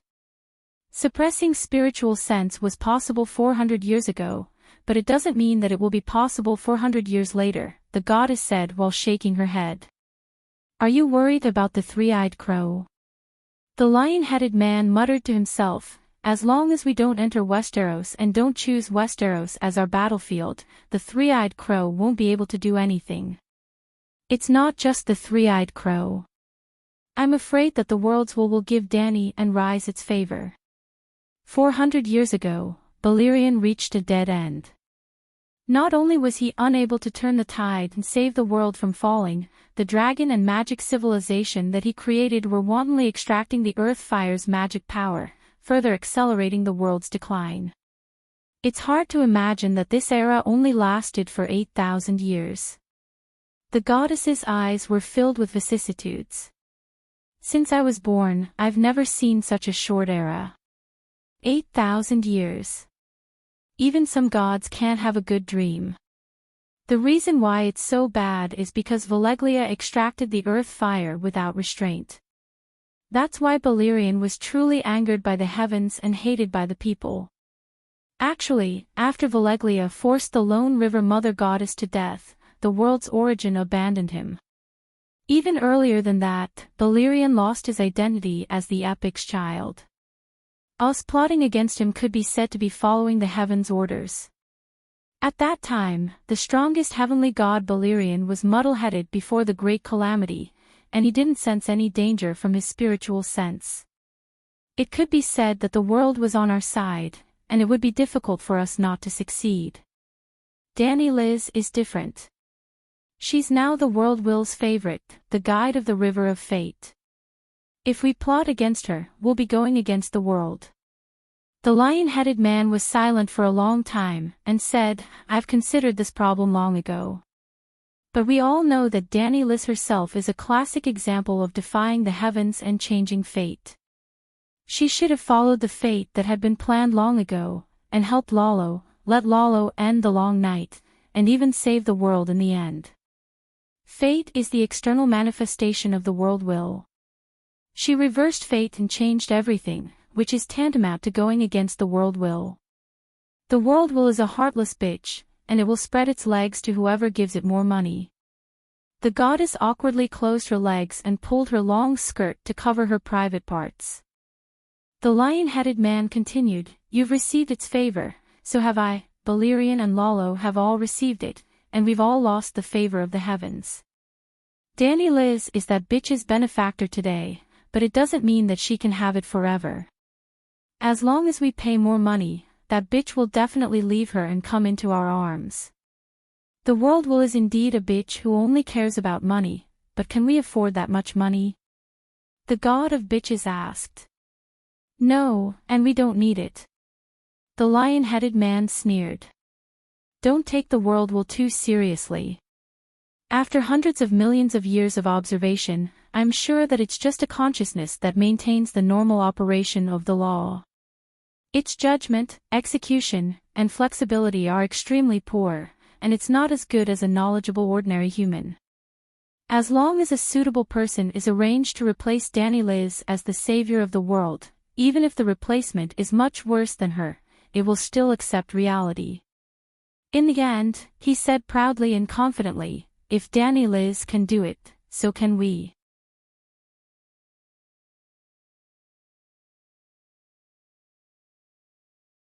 Chapter 956.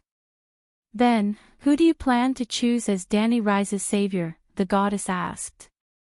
That depends on who can benefit the most from Danny Rise. Night Lion's black eyes were emotionless, but there was obvious greed on his face. Her song of fire is too powerful, and it has the mastery of creation.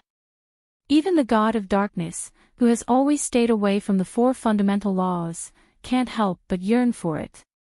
The 4 fundamental laws represent the responsibility of supporting the operation of the world and stopping the world from falling. We avoid this responsibility because we know that the world's fall is unstoppable. Whoever blocks it will die. Even if they don't die, they will be crippled. Lalo may be dull, but he has always been ambitious. He has the ambition to save the world and even upgrade it. If that's the case, let him do what he wants. The hole of saving the world needs to be filled. If he falls, we won't lose anything. Therefore, from the last era to this era, we have been watching him play the role of a savior from the side. But this time it's the same. Danny Rise represents too much, so much so that I'm sure that as long as I can take her talent and her fire of creation, I can stop the world from falling. If saving the world has a 100% success rate, it's no longer a hole, but the sweetest pie. I want to take a bite too. Will Lalo agree? The goddess asked doubtfully. Of course not. Night Lion grinned, revealing his white teeth. We've agreed on the terms before the alliance. We'll make Danny rise into a dish, and then we'll fight for the juiciest piece of meat with our strength. Whoever eats the most meat will be responsible for this long night. In other words, there will be 2 divine battles in the smoke sea, the goddess asked worriedly. It's not good for you to use the smoke sea as the battlefield. If it wasn't for Lolo's home ground, he wouldn't be willing to cooperate with me. Night Lion sneered. That unlucky guy is arrogant, but his life is thinner than paper. The elemental god who used to be second to none had his song of the laws stolen by mortals time and time again. Now, he even lost his position as a true god. If he really fights with me in a fair environment, he will become a juicy piece of meat, ha ha ha. A hint of hesitation flashed across the beautiful face of the goddess. She wanted to say something but stopped herself several times.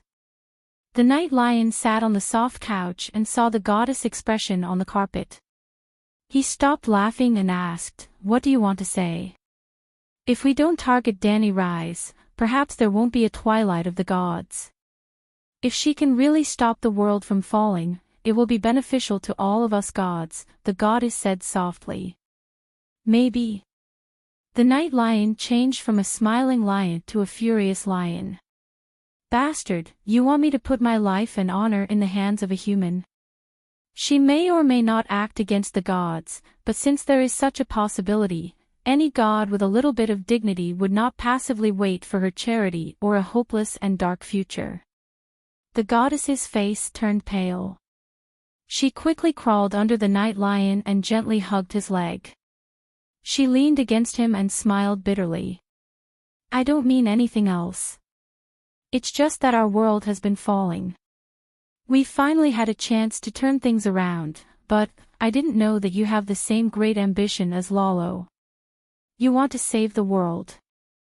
Yishur pinched her chin and sneered.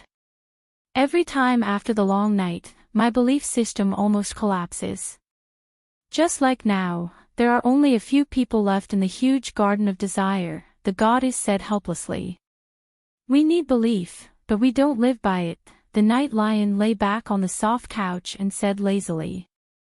The goddess was silent for a long time and asked, even if we make all kinds of arrangements, even if we consider the world's will's favor for Danny Rise, will she follow our script?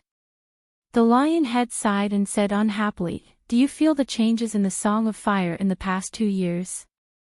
The new Song of Fire is already half completed. It's too fast. It's only been a few years, the goddess exclaimed. Almost 60%. Danny Rise's talent is so strong that it makes people despair, the Night Lion said with difficulty. So, since hard work can quickly improve her strength, she has more reason to stay in the Westeros and develop the Song of Fire to 100%. By then, even if all the gods in the world work together, they might not be her match, the goddess said. Do you know about the Wind Elves and Fire Elves? The Night Lion asked. Elemental elves transformed by the raven, the child of the forest, the goddess said. Do you know how they are transformed? The Night Lion asked again. The goddess thought for a moment and said, I heard that Danny Rise often holds a fireball in each hand, and the raven's shadow is in the fireball. The Westeros also secretly discuss what she is doing. If I'm not wrong, she should be using the power of fire to create a real second life for the raven, an elemental life. Speaking of this, the goddess was amazed. As expected of the highest level of the Song of Fire.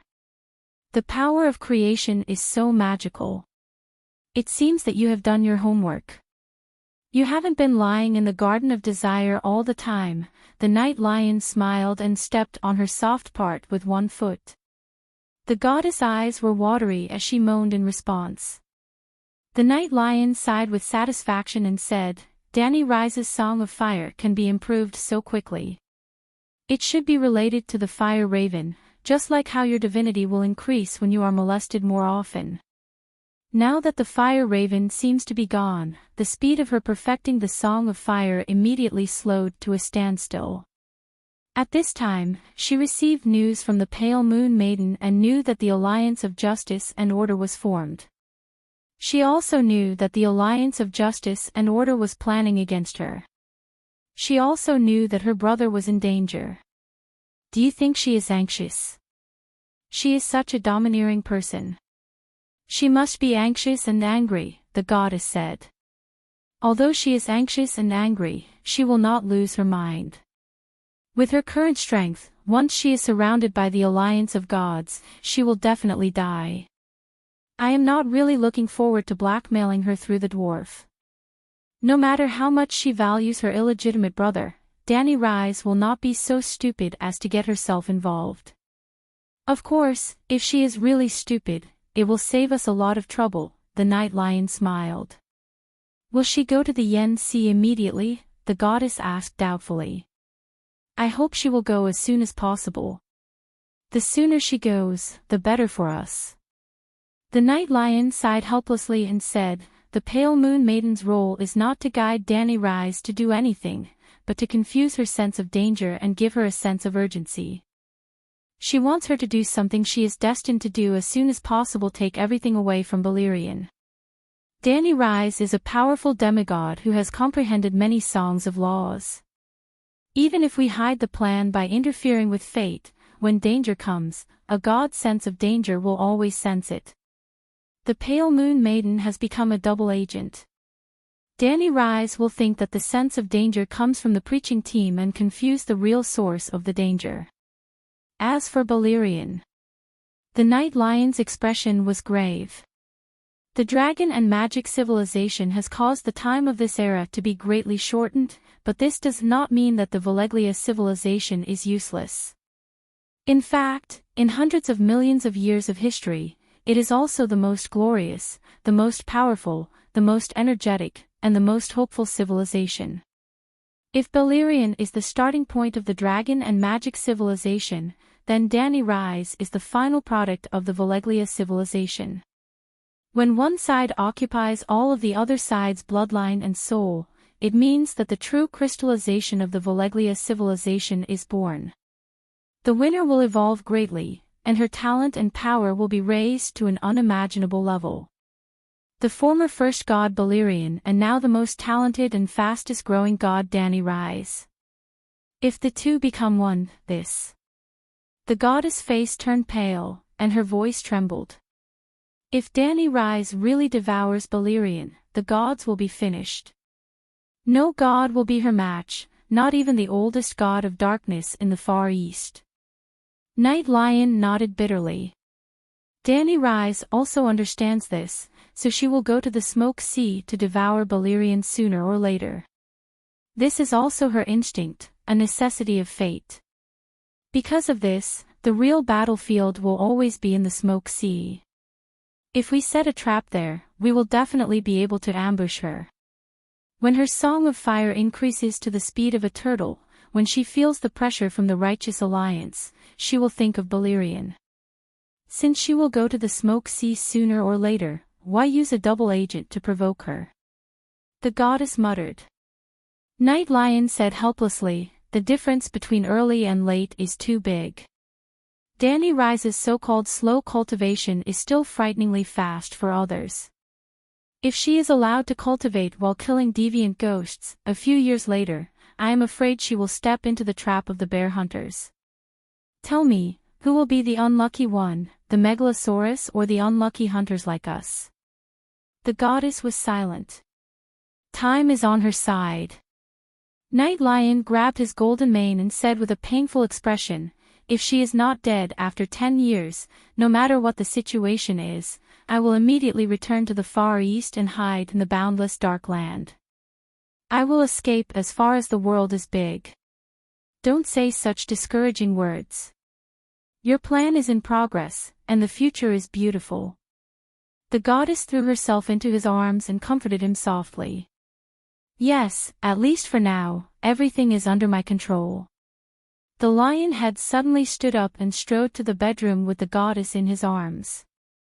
He opened the curtain and came to the bedside. He frowned as he looked at the sleeping naked man and said coldly, Reese, it's time to change the prince. After that, he threw the goddess on the other side of the bed and held Shui Ji's six-pack waist with his big palm. It was like a child pinching the middle of a deep-fried dough stick. Like a child biting a deep-fried dough stick, the lion head opened his big mouth and bit off Cui Ji's head. Crunch. Blood spurted out and covered the lion head's face. The prince's limbs twitched unconsciously. The goddess next to him leaned on the bed and supported her head with her hands, smiling as she watched the two lovers become one.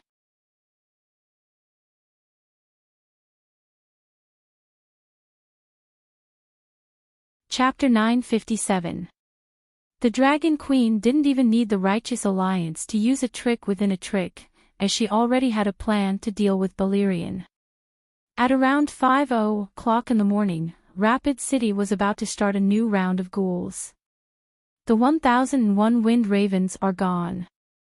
Danny casually tossed the wind spirit named Apricot Mushroom into the air and turned into a breeze. It passed through the air vent near the roof and merged with the whistling northern wind outside the house. Although the more wind spirits I convert, the lower the efficiency of the Song of Fire's growth will be, but it's still faster than normal training. Now that my cultivation speed has slowed down, I'm really not used to it. She stretched her body and spoke to the large raven on the vase. If you absorb the Green Prophet seal, your soul should be able to reach the same level as the Mother Goddess. With a powerful soul, and your talent that has been pushed to the limit by the fishwood seed paste, your training speed will reach the limit, Bran said. I still have to wait for a few days before I can absorb the Green Prophet seal. I have to wait until I divide the faith space into two and turn heaven and hell into real entities. Dragon Queen opened her arms and let the two centaur maids help her put on the pterosaur skin lining and the tile armor. What do you want to do? Bran asked curiously. The essence of the Green Prophet seal is the combination of the Green Prophet's will to protect the Westeros. If I want to absorb it, I have to first destroy the will to protect the Westeros and the world. If I think about it carefully, the will to protect the world is the final legacy of the innumerable Green Prophets. It would be a pity to destroy it. Danny smiled bitterly. The three-eyed crow is willing to sacrifice itself to help me, but I can't accept it as a matter of course. The three-eyed crow represents a kind of inheritance and a kind of spirit. Even I can't deny that the three-eyed crow has always been fulfilling its responsibility to protect the Westeros. Although it tried its best, it didn't get any results. If I accept the three-eyed crow's gift, it'll be the same as accepting its responsibility to protect the Westeros. No one is forcing you, Bran said. Danny took the sword belt handed to her by Ji and hung it on her waist. She sighed and said, "Why isn't forcing me?" The three-eyed crow was threatening him with death. If I had no moral integrity like Westeros nobles, I wouldn't have this problem.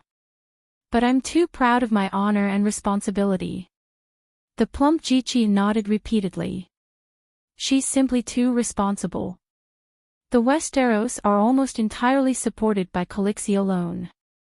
Not only do they have to fight the deviant ghosts, but they also have to plan the production and life of the people under the Long Night. Since the Battle of Winterfell, I haven't danced for more than half a year. Jump, D. The big crow was puzzled. It's just dancing. It's very passionate and wild. It's a fast-paced crazy dance that's very characteristic of the centaurs. Ellie said with nostalgia. His Majesty is jumping too. The big crow had a strange look in its eyes. I think they're going to die. Danny smiled awkwardly and quickly changed the topic.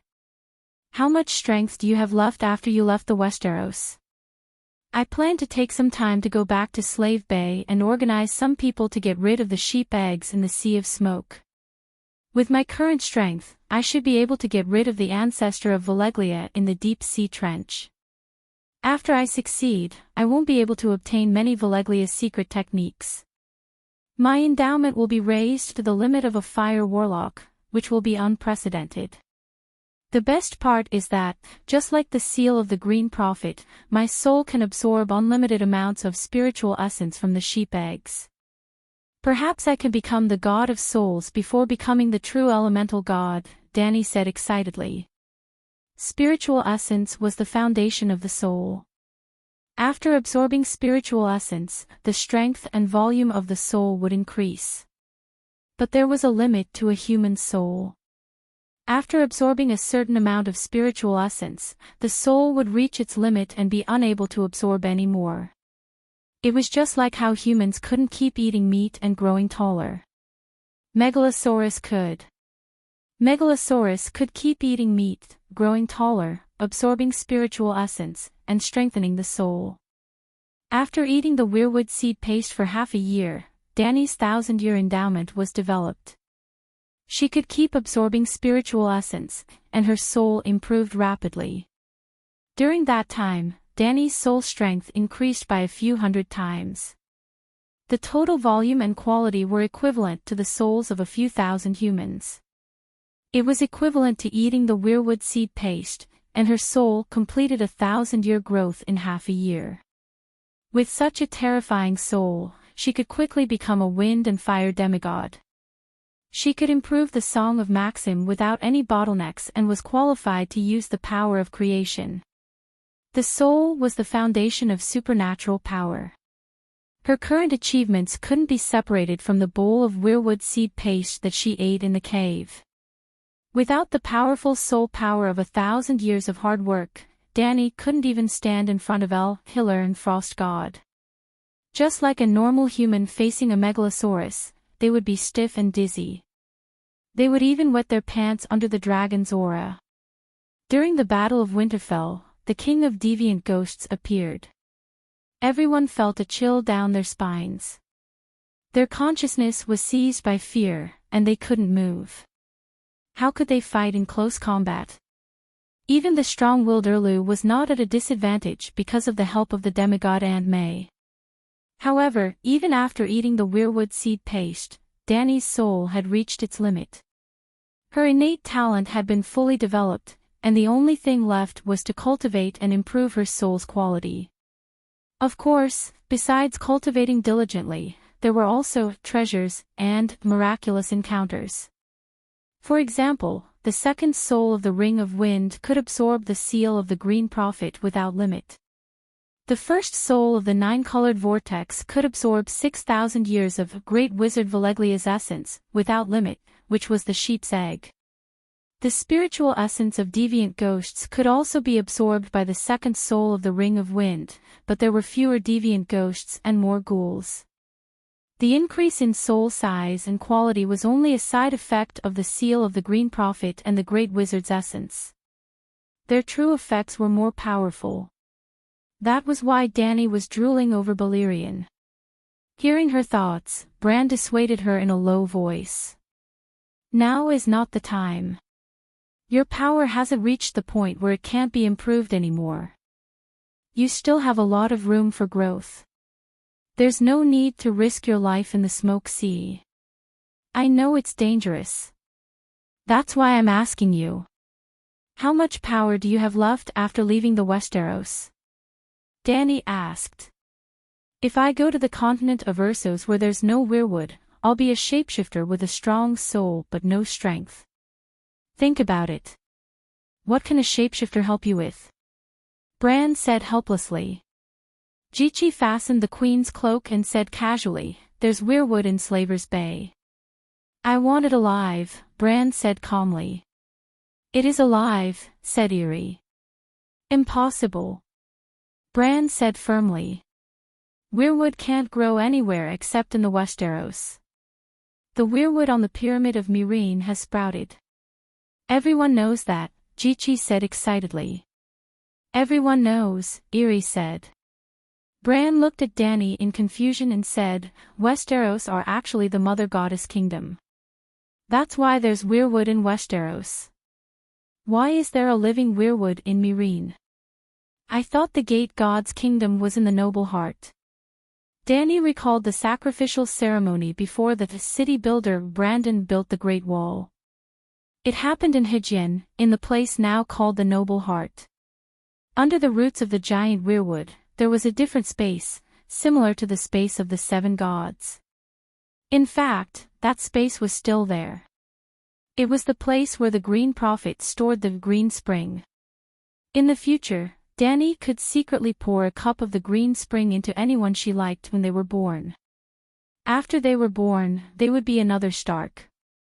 The so-called protagonist family of the Song of Ice and Fire had become a commodity that could be produced in a fixed amount in the eyes of the Dragon Queen. Well, Dani couldn't do whatever she wanted. She couldn't pour the green spring into the heads of the believers of the 7 gods. If they didn't have enough faith in the old gods, the amount of green spring they could absorb was limited. You've been to the last sanctuary and know about the Goni's passages that are all over the underground. Haven't you ever wondered where those passages came from? Bran said. I thought they were formed naturally, Dani said. Think about it. What would a giant tree leave behind if its roots were completely rotten? If that tree grew for billions of years, infinitely large, and ran through the continent, what would happen? You mean, there's a network of underground passages under the Westeros? They're all formed by the roots of the Gate God. Dani frowned. The big crow nodded and sighed. In the distant past, the Westeros were just a small island. As the Mother Goddess grew, the continent followed. The sanctuary existed for millions of years, and its main duty was to guard the world's gate. Before the sanctuary appeared, the task of guarding the world's gate was always undertaken by the Mother Goddess. Maybe it was because the world fell, or maybe the worlds will change the rules on its own accord. For some unknown reason, the true gods could no longer exist in the mortal world. As a result, the Mother Goddess shrank her roots and built a shelter under Hejion's main body, leaving behind countless underground passages on the continent. We Green Prophet are to the Mother Goddess, just like the 7 angels are to the 7 gods. We should take over the Mother Goddess's task. Millions of years have passed, and most of the passages have collapsed, but some are still preserved. Especially the northern passages, because the northern part was the world's gate. The Mother Goddess invested more and more power there, and even sacrificed a part of her roots to build a sanctuary. That's how the fish seed paste you ate came about. So, do you understand why only the Westeros have fish wood? Why didn't the other gods dare or allow them to enter the Westeros? Why did the old gods born in the Westeros, such as Inami and the Storm God, call the Mother Goddess Mother? Why was the 3-eyed crow chosen by the Westeros to be the protector of the world? Why did the believers of the old gods merge with the earth, mountains, and rivers after they died? It was because the Westeros were the Mother Goddess's divine kingdom, just like the 7 gods' heaven. Did the 7 gods' heaven allow gods to enter? Obviously not. The 7 gods' heaven was managed by angels like the Great Sparrow, while the Westeros' heaven was managed by the 3-eyed crow. It was the same principle. All the creatures in the Westeros, even the ancestors, Undulls, and Loinars who migrated from the Ursos continent, were considered the children of the Mother Goddess as long as they were born in the Westeros. The believers of the old gods lived in the heaven from birth, and death wasn't sad. It was just another way to merge with the heaven. The essence of shape-shifting wasn't to control someone or occupy someone's body. It was a gift given by the Mother Goddess to intelligent life, and it allowed living beings to communicate without being bound by the physical body. Only by becoming a wolf can you understand wolves better. Dani was deeply shocked and fell into a long silence. Ji-Chi, on the other hand, stuck out her large chest and said in disdain, "Is the heaven of the old gods like this? Why do I feel like the people in the Westeros are living in hell?"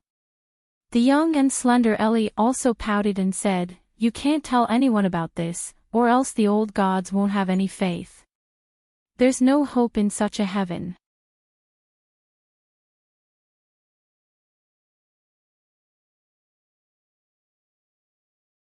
Chapter 958. Dani shook her head and smiled bitterly when she heard the centaur maid's disdain for the old god's heaven. The door god wasn't wrong. He succeeded. Before humans appeared, the Westeros were a paradise. It was a paradise where the children of the forest, the giants, the spirits of nature, and the strange creatures lived in harmony. The children of the forest's real name was the people who sang the praises of the earth. They had always been singing the praises of the earth, but they didn't build a civilization for millions of years. They didn't know how to smelt bronze, nor did they know how to grow wheat. They wore leaves woven from leaves, and relied on the most primitive harvesting, fishing, and hunting to survive. They seemed to be an inferior race. However, their intelligence and talents were superior to humans. They couldn't build a civilization because they lived in a civilization called Heaven on Earth. A civilization built by the Door God. The centaur maid was stunned.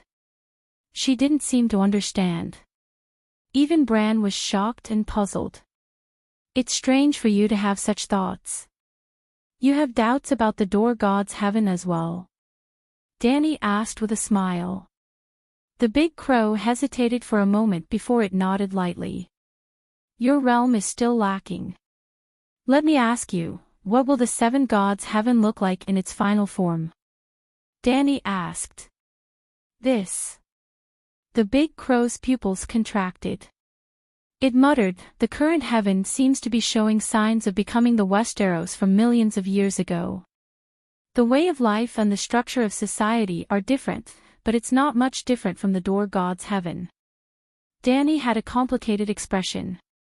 She sighed and said, if you hadn't reminded me, I wouldn't have discovered this embarrassing matter.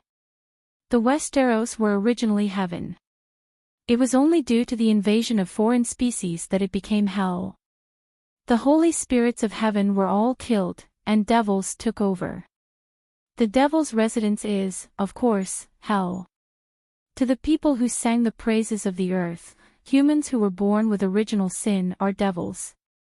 This is also the thought of the Green Prophet who turned himself into the first generation of deviant ghosts. I didn't quite understand it before. Now that you've said it, they've become the holy Saiyas who defended the God Nation, and we, the three-eyed crows, have become traitors, Bran said bitterly. It's a bit ironic, but that's the truth, Dany said disapprovingly. There's no right or wrong in this matter. It's just that we have different standpoints. Even if the Green Prophet killed all of his ancestors, would the other ghosts allow the Westeros to continue their heavenly lives? Bran shook his head and asked, what's with the weirwood in Meereen?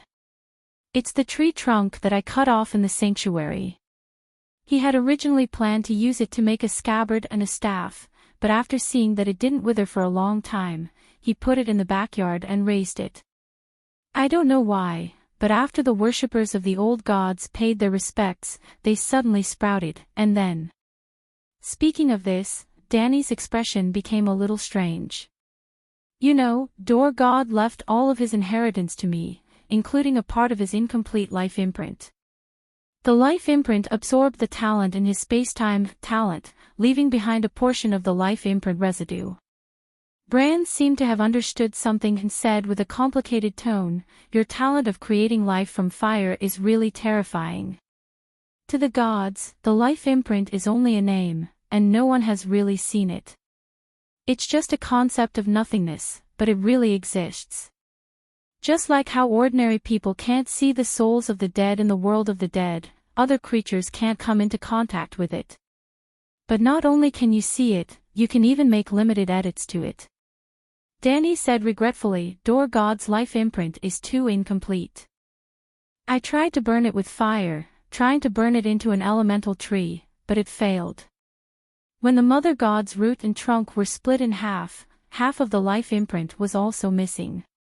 And 8,000 years ago, it really died, and the life imprint has been dissipating, so it must be even more incomplete now. But, I really can't imagine, you even burned the Mother God. Bran said bitterly. Dany was also a little embarrassed and argued, I didn't desecrate Door God's body, I just wanted to save it and give it a new life. If the Door God could be burned into an elemental weirwood, how powerful would it be? How awe-inspiring would the Dani Bodhisattva who held the weirwood look if she put the weirwood in a jade bottle? Has the life imprint fused with the weirwood's trunk? Bran asked. Yes, it's too incomplete, and I can't burn it into an elemental tree with an independent life. I can only fuse it with the weirwood. I can't sense the new life imprint after the fusion, so I just put it in the backyard and let it grow wild. It can also be considered a kind of new life. The big crow's red eyes flickered with excitement, and it asked anxiously, is the weirwood connected to the river of time? Are you talking about the memories of observing the tree? Dani asked. How can a tree have any memories?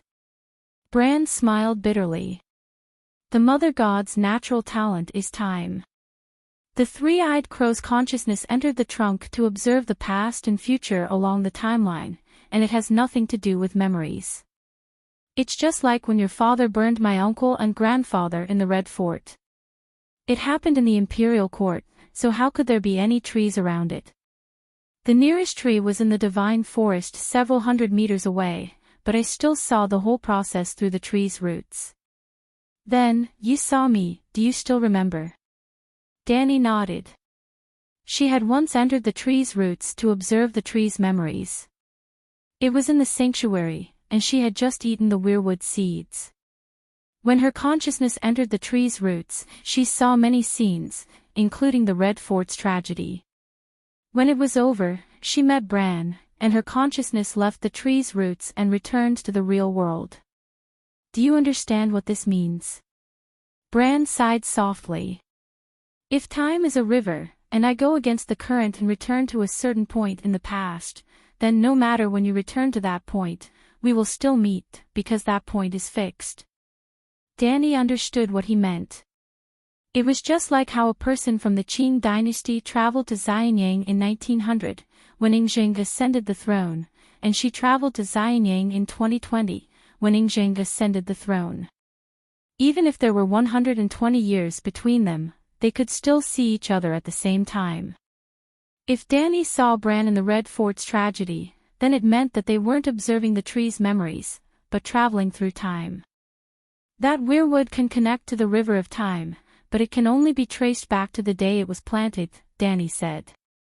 I can't give you a reason, but I have a feeling that you should need it. It's best if you keep it with you, Bran said hesitantly. A prophecy?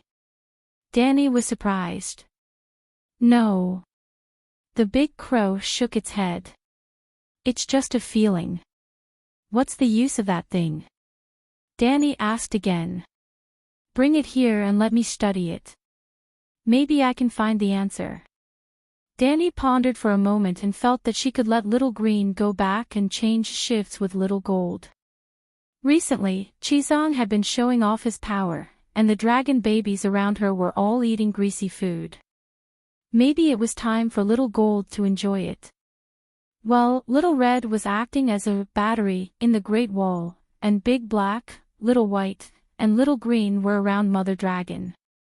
Basically, Big Black ate two, and Little White and Little Green ate one each. Roughly speaking, Little White and Little Green had eaten 4 or 5 evil gods. If they settle down for a period of time, they should be able to become demi-divine dragons. Meanwhile, Little Gold in Slave Bay was still a white dragon. Dani felt that it was time for Little Five to come to Mother Dragon's side to nourish its body. Calixie, it's time to go down and eat breakfast, Ellie reminded. They were currently in Rapid City, where the Tully family lived. There was a volunteer group of 3,000 people stationed in the city. After breakfast, Dragon Queen was going to lead the soldiers to the Oak Hall in the south. There was a group of nearly 30,000 ghouls gathered in that area. After more than 2 months of Dragon Queen's purge, the deviant ghosts of the Westeros changed their tactics again. They no longer moved in large groups with more than 100,000 ghouls. Hundreds of medium-sized groups of 20 to 30,000 ghouls attacked in all directions, making Dragon Queen unable to deal with them all. It could be said that the anti-ghost cause had entered the third phase of the stalemate. In the first phase, the Japanese formed a large army and advanced by leaps and bounds, sweeping away all the castles and human armies that dared to block their path. They couldn't wait to destroy the Westeros in 3 months. At this time, the number of ghouls killed by the humans was much lower than the number of ghouls born. It was equivalent to the outbreak period of the epidemic. In the second phase, Dragon Queen rode the Megalosaurus and fought for 3,000 miles in a day. The Blade Storm turned the tide and the deviant ghosts' rampant massacres were stopped. At this time, Dany killed an average of 100,000 ghouls a day. The number of ghouls born was lower than the number of ghouls killed. The epidemic reached a turning point. In the third phase, deviant ghosts no longer gathered in large groups. It was equivalent to giving up on large castles temporarily. At this time, the number of ghouls slowly increased while the number of humans slowly decreased. It was barely in a stable period. This situation seemed to be disadvantageous for the humans, but it could buy time for Dany to cultivate. The humans could also take the opportunity to improve their supernatural powers. Dany hoped that things would stay this way for at least 5 years. After 5 years, her power would increase by several times. She might be able to sing a complete song. After 5 years, the Magic Academy that had started to open on a large scale could cultivate thousands of worker bee wildfire mages. Dany entered the dining room and sat down at the dining table in front of the fireplace. Lord Ju came over one after another to greet her. Then, he sat down next to her. While they were chatting, a will that represented death suddenly entered the world of death of the Westeros. It kept showing off its mutated divine power. Is someone looking for me? Dany had a thought. She came to a realization. Usually, if the other death gods did not steal the souls of the believers of the 7 gods, even if they entered the Westeros, they would not attract the attention of the stranger. Unless they were unlucky and happened to meet Dany or Blackie, who entered the stranger state and placed their main consciousness in the world of death. Of course, due to the existence of the three-eyed crow, even someone as powerful as Lalo would not personally go to the Westeros to receive his believers. Now, Dany had not absorbed 80% of the Green Prophet seal, nor did she enter the stranger state. Bran was still an incomplete three-eyed crow. If a death god sneaked into the Westeros, the two of them would not notice it. However, this death god kept emitting divine power waves that were different from the stranger state. It was like Dany and Bran were eating in their house. They could not see the thief outside the courtyard, but he kept shouting. As long as the people in the house were not dead, they could hear him. "It's Light Moon's virgin," Bran immediately said. Dany was multitasking. One of her consciousness stayed in the castle to eat breakfast with the generals. The other consciousness put on the stranger's disguise and went to the place where the mutated divine power waves were emitted. It was the Stitch Sakura monster, who was anxiously and vigilantly looking around. A medium-length coat made of gray canvas hung loosely on his body. It was like a size 3X suit hanging on a size M doll. His eyes and mouth were sewn together with black hemp rope. "Your Majesty, I surrender to you. I lied to you.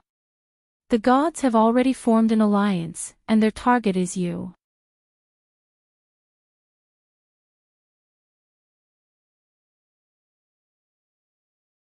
Chapter 959.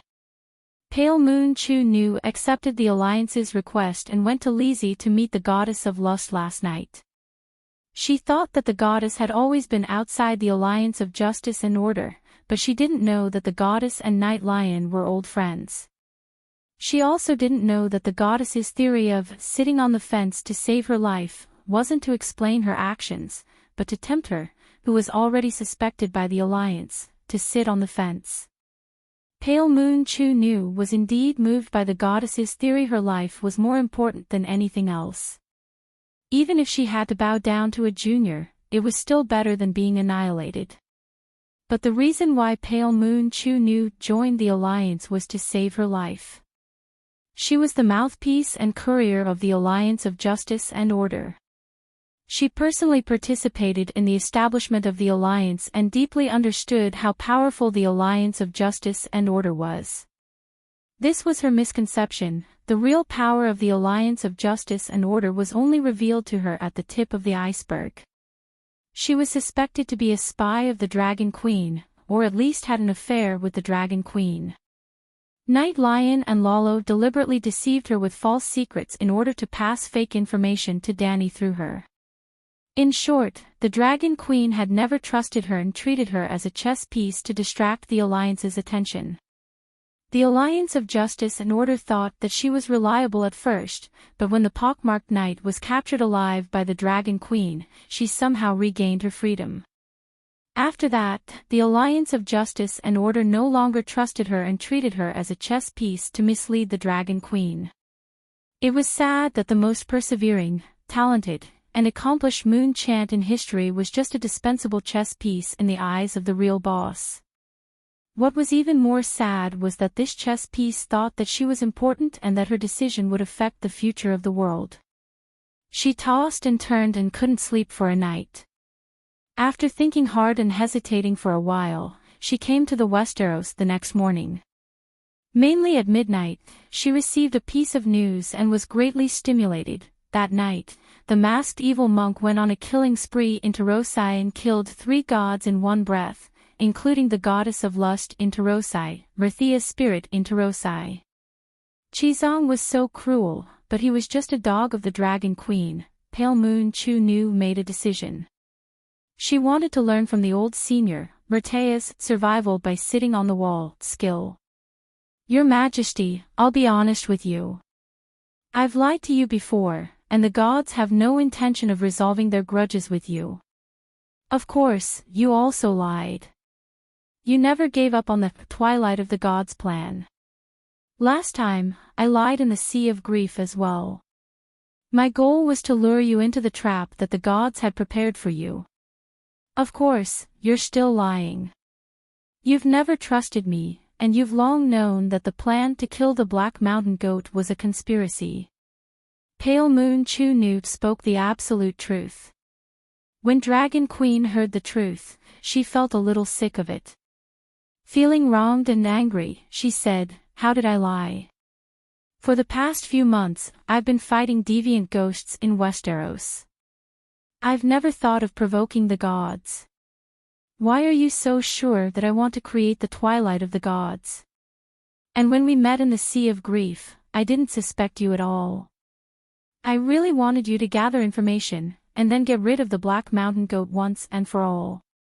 But the incident in Casterly Rock City was too sudden, and the situation of the 7 countries against the ghosts completely collapsed. I can't give up the great cause of saving Westeros and saving the world just because of the Black Mountain Goat, can I?" Looking at her wronged and angry expression, and hearing her firm and resolute voice, Pale Moon Chu-Nu's heart wavered. Could it be that I've misunderstood the Dragon Queen? If I've really misunderstood her, then should I still submit to her? If she's telling the truth, it means that she's a silly and sweet, true saint. How can a silly and sweet king of evil gods defeat the cunning and vicious alliance of justice and order? Pale Moon Chu-Nu's pale cheeks twisted. I didn't expect you to be a double agent. To think that I spared your life last time. She was still in a dilemma, but Dragon Queen had already put on a cold face and began to investigate her crime of betrayal. Well, stranger showed her face today. With the halo of Super Mary Sue, her black hair almost absorbed the surrounding light, and her blood-red eyes were like a pair of searchlights. Although the skin on her cheeks was smooth and delicate, it was as white as a layer of white paint, the kind that was deathly pale. With this appearance, no one would believe that she wasn't the god of death. Of course, it had to be at a comic convention. In this world, in the eyes of the ocean god of death, Pale Moon Chu-Nu, the current Dragon Queen was very non-mainstream. She didn't have the filthy, sloppy, rotten, strange, evil, dark, twisted temperament that the orthodox god of death had.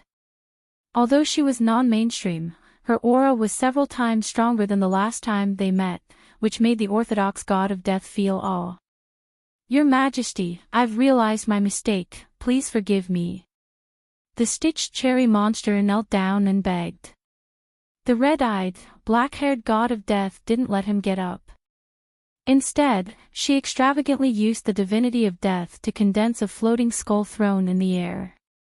She sat on it proudly and said coldly, "Tell me, who are the 7 giants of the Alliance of Justice and Order?" Looking at the black leather boots above her head, Pale Moon Chu-Nu was a little depressed. But there was a huge suffocating power of death coming from the throne, so she didn't dare to be angry. "Your Majesty, where did you hear that there are 7 giants in the Alliance of Justice and Order?" "If the leaders of the Alliance are giants, there are only 3 of them, Lalo, Night Lion, and Pale Holy Child," the stitched cherry monster said doubtfully. "If there are 3 giants, why don't they call themselves the Avengers Alliance?" Danny said something that the other party didn't understand. Although she didn't understand, Pale Moon Chu-Nu still explained honestly, "If they are the Avengers, it means that the gods have been hurt by you." It sounds very passive. "And the main reason why we formed the alliance is to get rid of you before you hurt us." "Well, that makes sense," Danny said disdainfully. "Lalo has actually fallen to the level of being called a giant on the same level as ordinary gods." "Your Majesty, do you have some misunderstanding about the levels of gods?" Pale Moon Chu-Nu was shocked. "Night Lion and Pale Holy Child are not ordinary. They are the most powerful demon gods in the Far East Dark World." Danny said disdainfully, "In my eyes, demon gods without the status of true gods are all ordinary." "Then what about me?" Pale Moon Chu-Nu couldn't help but ask. "You?" Danny looked down at her critically and asked, "Can you block Chi Zhang's Holy Mother Palm?" "When I was dealing with Crocodile God and Pentos, I should have been able to. But later on, he advanced by another level. I might not be able to block his attack," Pale Moon Chu-Nu said bitterly. "Then, in your eyes, what is a person who can't even block one attack from my underling?" Danny asked again. Pale Moon Chu-Nu was like a frosted eggplant, deflated. "Your Majesty, generally speaking, gods are divided into 6 types: wild gods, city gods, elementary law gods, intermediate law gods, top law gods, and true gods. I am considered one of the more powerful city gods. If we use aristocratic titles to classify gods, I can also be considered a count," she said tactfully. "I thought gods were only divided into demigods and true gods," Danny said. "Tell me, how do you define them?" "Wild gods are elementary demigods with divinity but no priesthood. Without a priesthood, they can't even develop faith. When their divinity increases and their priesthood evolves, they can build temples and tell the general public about their priesthood so that they can receive worship from those who ask for it. Such gods need faith to grow, so they often build temples and develop churches in cities. Hence, they are called city gods. After their divinity evolves into priesthood, their priesthood will continue to increase. When their priesthood reaches its peak, if they have enough talent, they can comprehend the Song of Law. But many gods have already reached their peak, but they don't have talent and can't harmonize with the world's laws. That's why your illegitimate brother is so coveted by the gods. His bloodline and spirit are equivalent to a key that can open the connection between gods and the world's laws, because you are the one who chanted the laws. We'll talk about my brother later." Danny waved her hand. Thus, Pale Moon Chu-Nu continued the previous topic. The Song of Law has started. 1% to 5% are elementary law gods. 99% and above are advanced law gods. Between the two are intermediate law gods.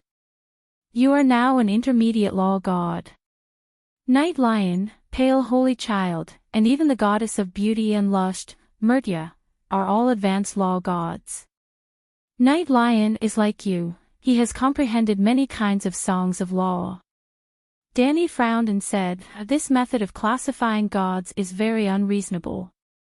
Even Sheepegg can't find a place on it. Who is Sheepegg? Pale Moon Chu Nu asked blankly. You don't even know Sheepegg. When did you achieve the Tao? Danny asked. I'm a new god. The gods born in this era and the last era are all new gods. Sheepegg is Balerion. You were born in the last 6,000 years. Danny frowned and asked. Ah, it's him. Pale Moon Chu Nu came to a realization. Then, she smiled bitterly and said, I became a demigod 1,300 years ago. 300 years later, I was chosen by Bravos to be the god of the city. But Balerion is the world's first god. How can I not know about his early deeds? Everyone knows, but who dares to say it? Just like in your early years, when you were still barefooted and wearing ragged clothes that exposed your bones and flesh, when the streets were windy and rainy, you would huddle in front of my temple and eat roasted sweet potatoes. Because you threw the skin of the sweet potatoes, you were chased away by the priests in the temple like a stray dog. But do I dare to say it? I hate that I can't forget this memory. Your Majesty, Balerion can sing the complete song of law. He is a true god. But after the last long night, the world is unable to grant him the status of a true god. If the status of a true god is a fruit on a tree, the fruit tree is 3 stories tall. The world's energy level is 4 stories tall, and each story is 4 meters tall. Under normal circumstances, one could reach the fruit on the tree by climbing to the 3rd story. Balerion had already reached the 3rd story. Unfortunately, the world's energy level had started to shrink. The story dropped from 4 meters to 3 meters. The fruit tree was still 12 meters tall outside the story, but it was only 9 meters to the 3rd story. At this time, if Balerion wanted to touch the fruit of a true god, he had to climb to the 4th story. What was the 4th story? In the past, the 4th story was the king of gods. The gods who had picked the fruit of a true god before the world pendant were still true gods. They were still on the 3rd story. They held the fruit of a true god, but it dropped from 12 meters to 9 meters. But Balerion was more than 9 meters tall and was approaching 12 meters. So, he was one of the strongest gods in this era. Yes, I heard that some of the gods of darkness were closer to the 4th story than him, but their reputation was not as prominent as Balerion's. For example, the Pale Holy Child, the Night Lion, and Lolo. Phew. The stranger Danny, who had a stern expression, immediately relaxed after hearing the last name. She let out a long sigh. You scared me. You were so serious about it and made it sound so mysterious. I thought the 4th story was high. So it's Lolo's height.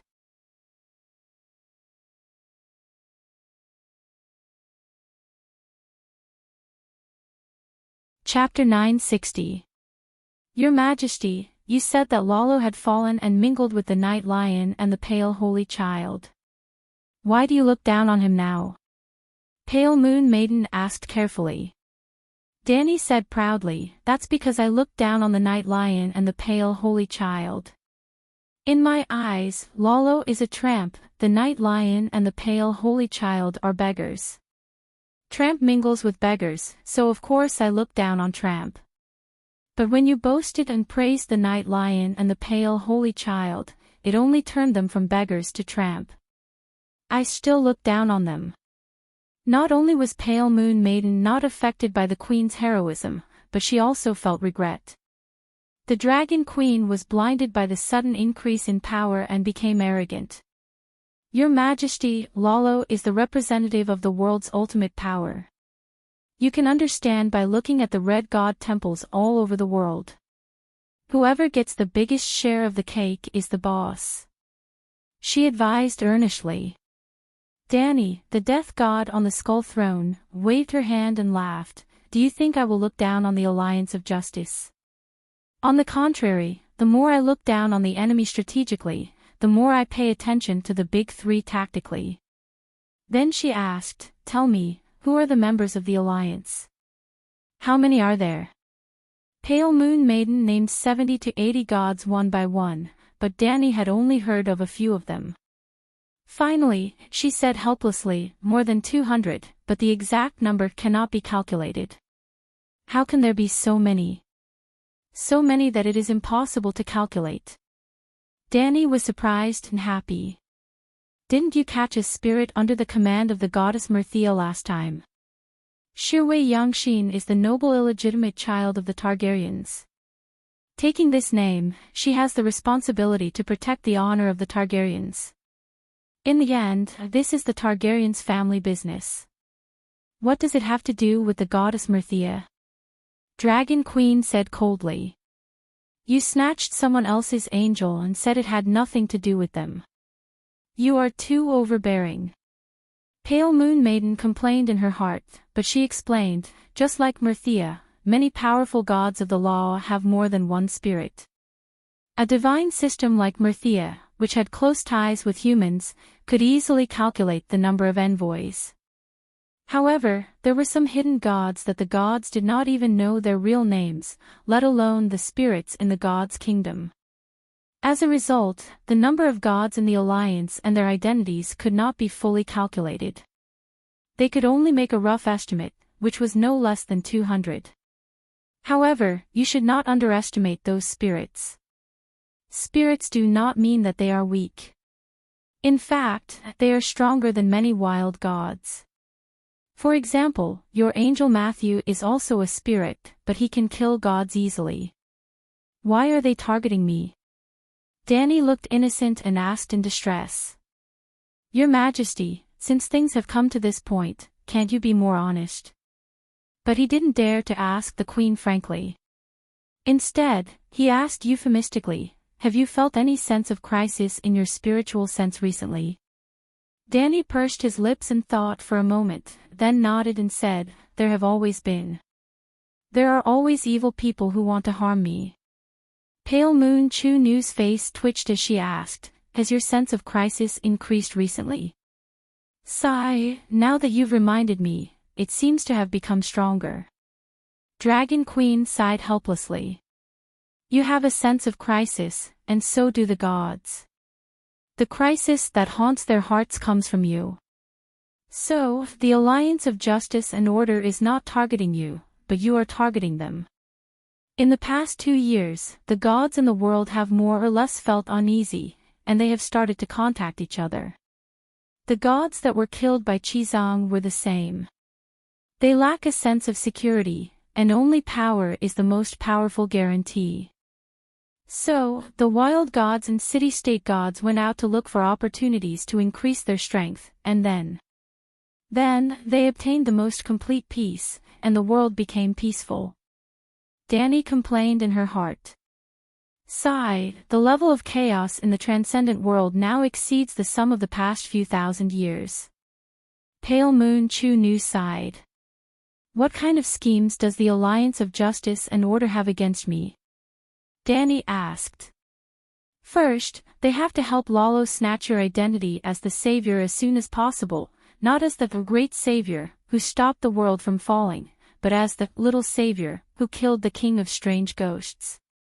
It has to be fast, so fast that you haven't had time to fully develop the Song of Fire.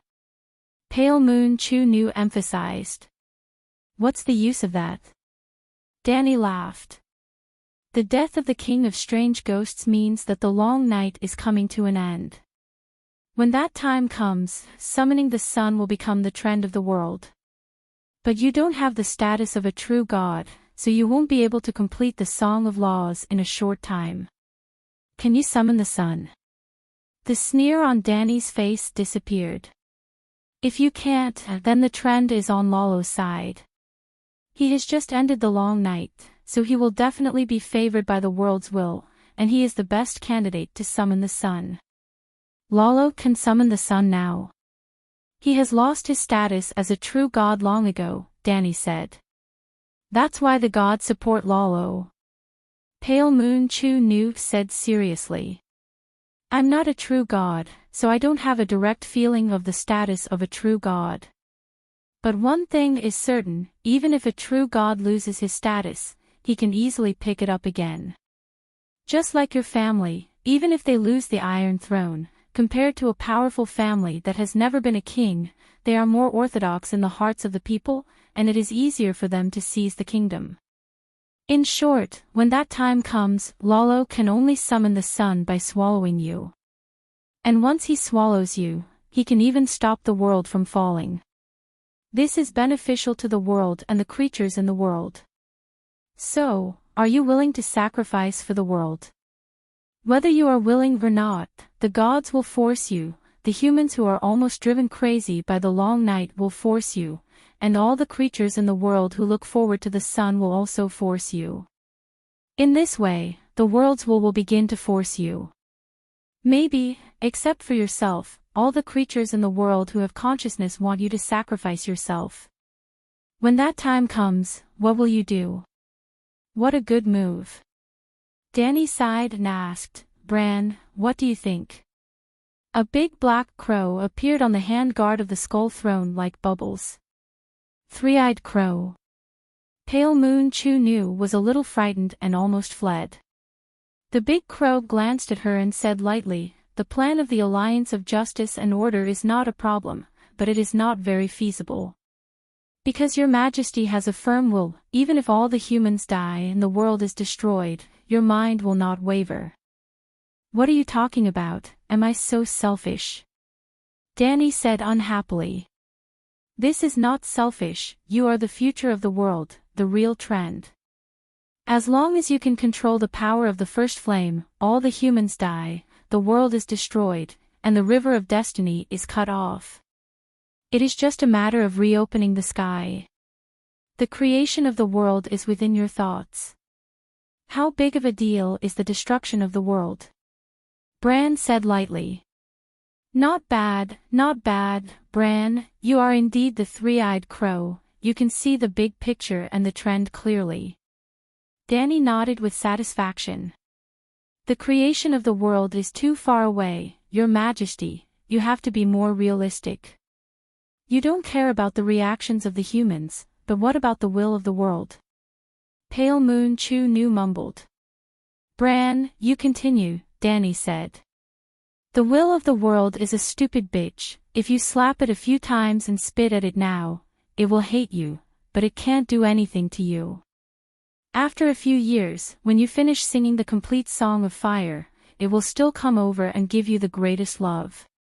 The only thing is that you can't give that bitch too long to wait, otherwise, it will become a mad dog, irritable, unreasonable, and then bite you. If Lolo takes care of the King of Strange Ghosts this year, then don't think about using another 10 years to slowly cultivate. So, I have to wait for the King of Strange Ghosts to die later? Danny asked strangely. The big crow shook his head and said, First of all, the God of Frost and the Long Night are not so easy to deal with. Sadly, now is not the coldest time.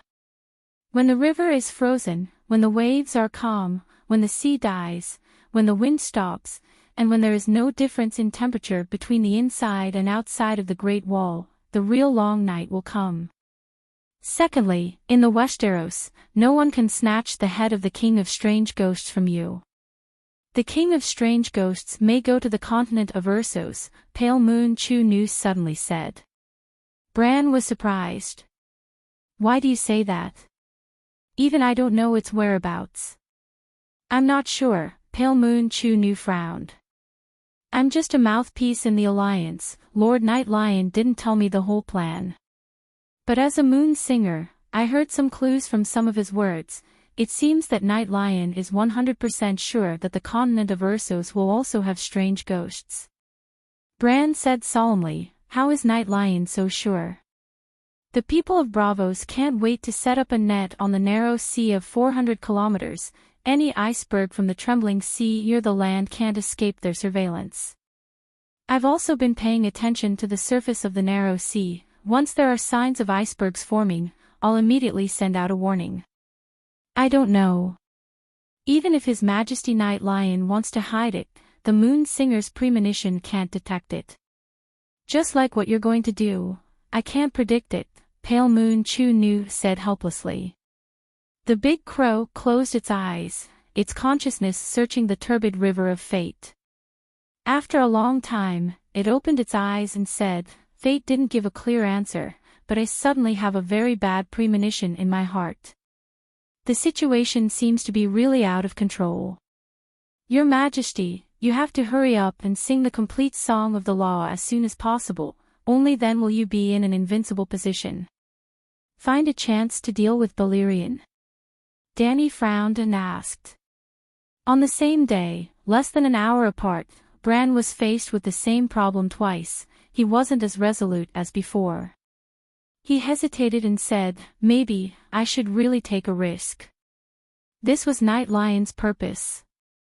He let Pale Moon Chu Nu expose the Alliance's plan to give Danny a sense of urgency.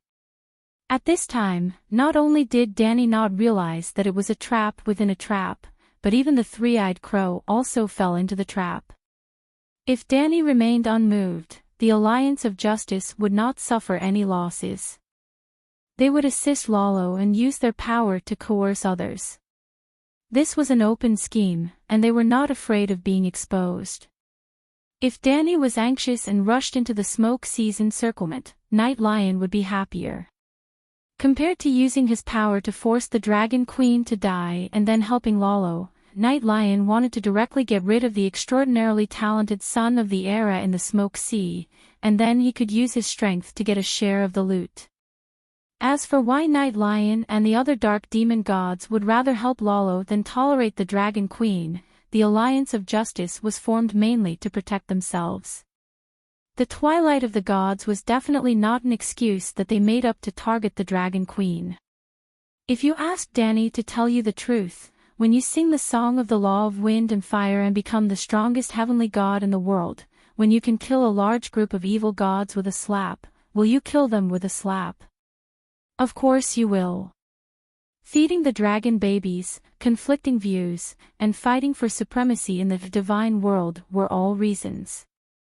After living for hundreds of millions of years, those evil gods could not be NPCs and not sense the omens of death.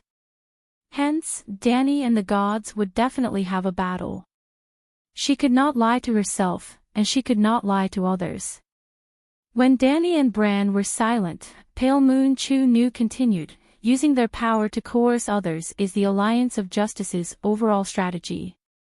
If they have the chance to kill you directly, they will definitely not let it go. For example, after the scripture team appeared, they came up with a new plan. You value your family so much, and you love your illegitimate brother so much. They plan to threaten his life and force you to save him. This way, they can set up a trap to ambush you. If you still do not appear when Tyrion is in danger, the Alliance will simply capture him and use him to threaten you. If you do not even accept the threat, the hundreds of gods will each use the cruelest means to torture him. They will make him suffer so much that he will wish he was dead. They will make you grieve so much that he will cry out miserably. They will make you lose the heart to cultivate, and they will make him beg for death. They will make you commit a grave mistake in extreme pain and sorrow. How cruel, how vicious the evil gods are. They hit where it hurts. They have my fatal weakness. The stranger Danny clutched her chest. Her face was filled with pain, embarrassment, fear, and confusion. You're tuning into the LoveLore Library YouTube channel. We're so grateful for your support, and don't forget to subscribe to join us on this incredible journey through captivating stories. Your generosity through donations truly makes a world of difference, as it's the primary source of revenue that allows me to expand and enhance this channel for you. Thank you from the bottom of my heart for being a part of this adventure.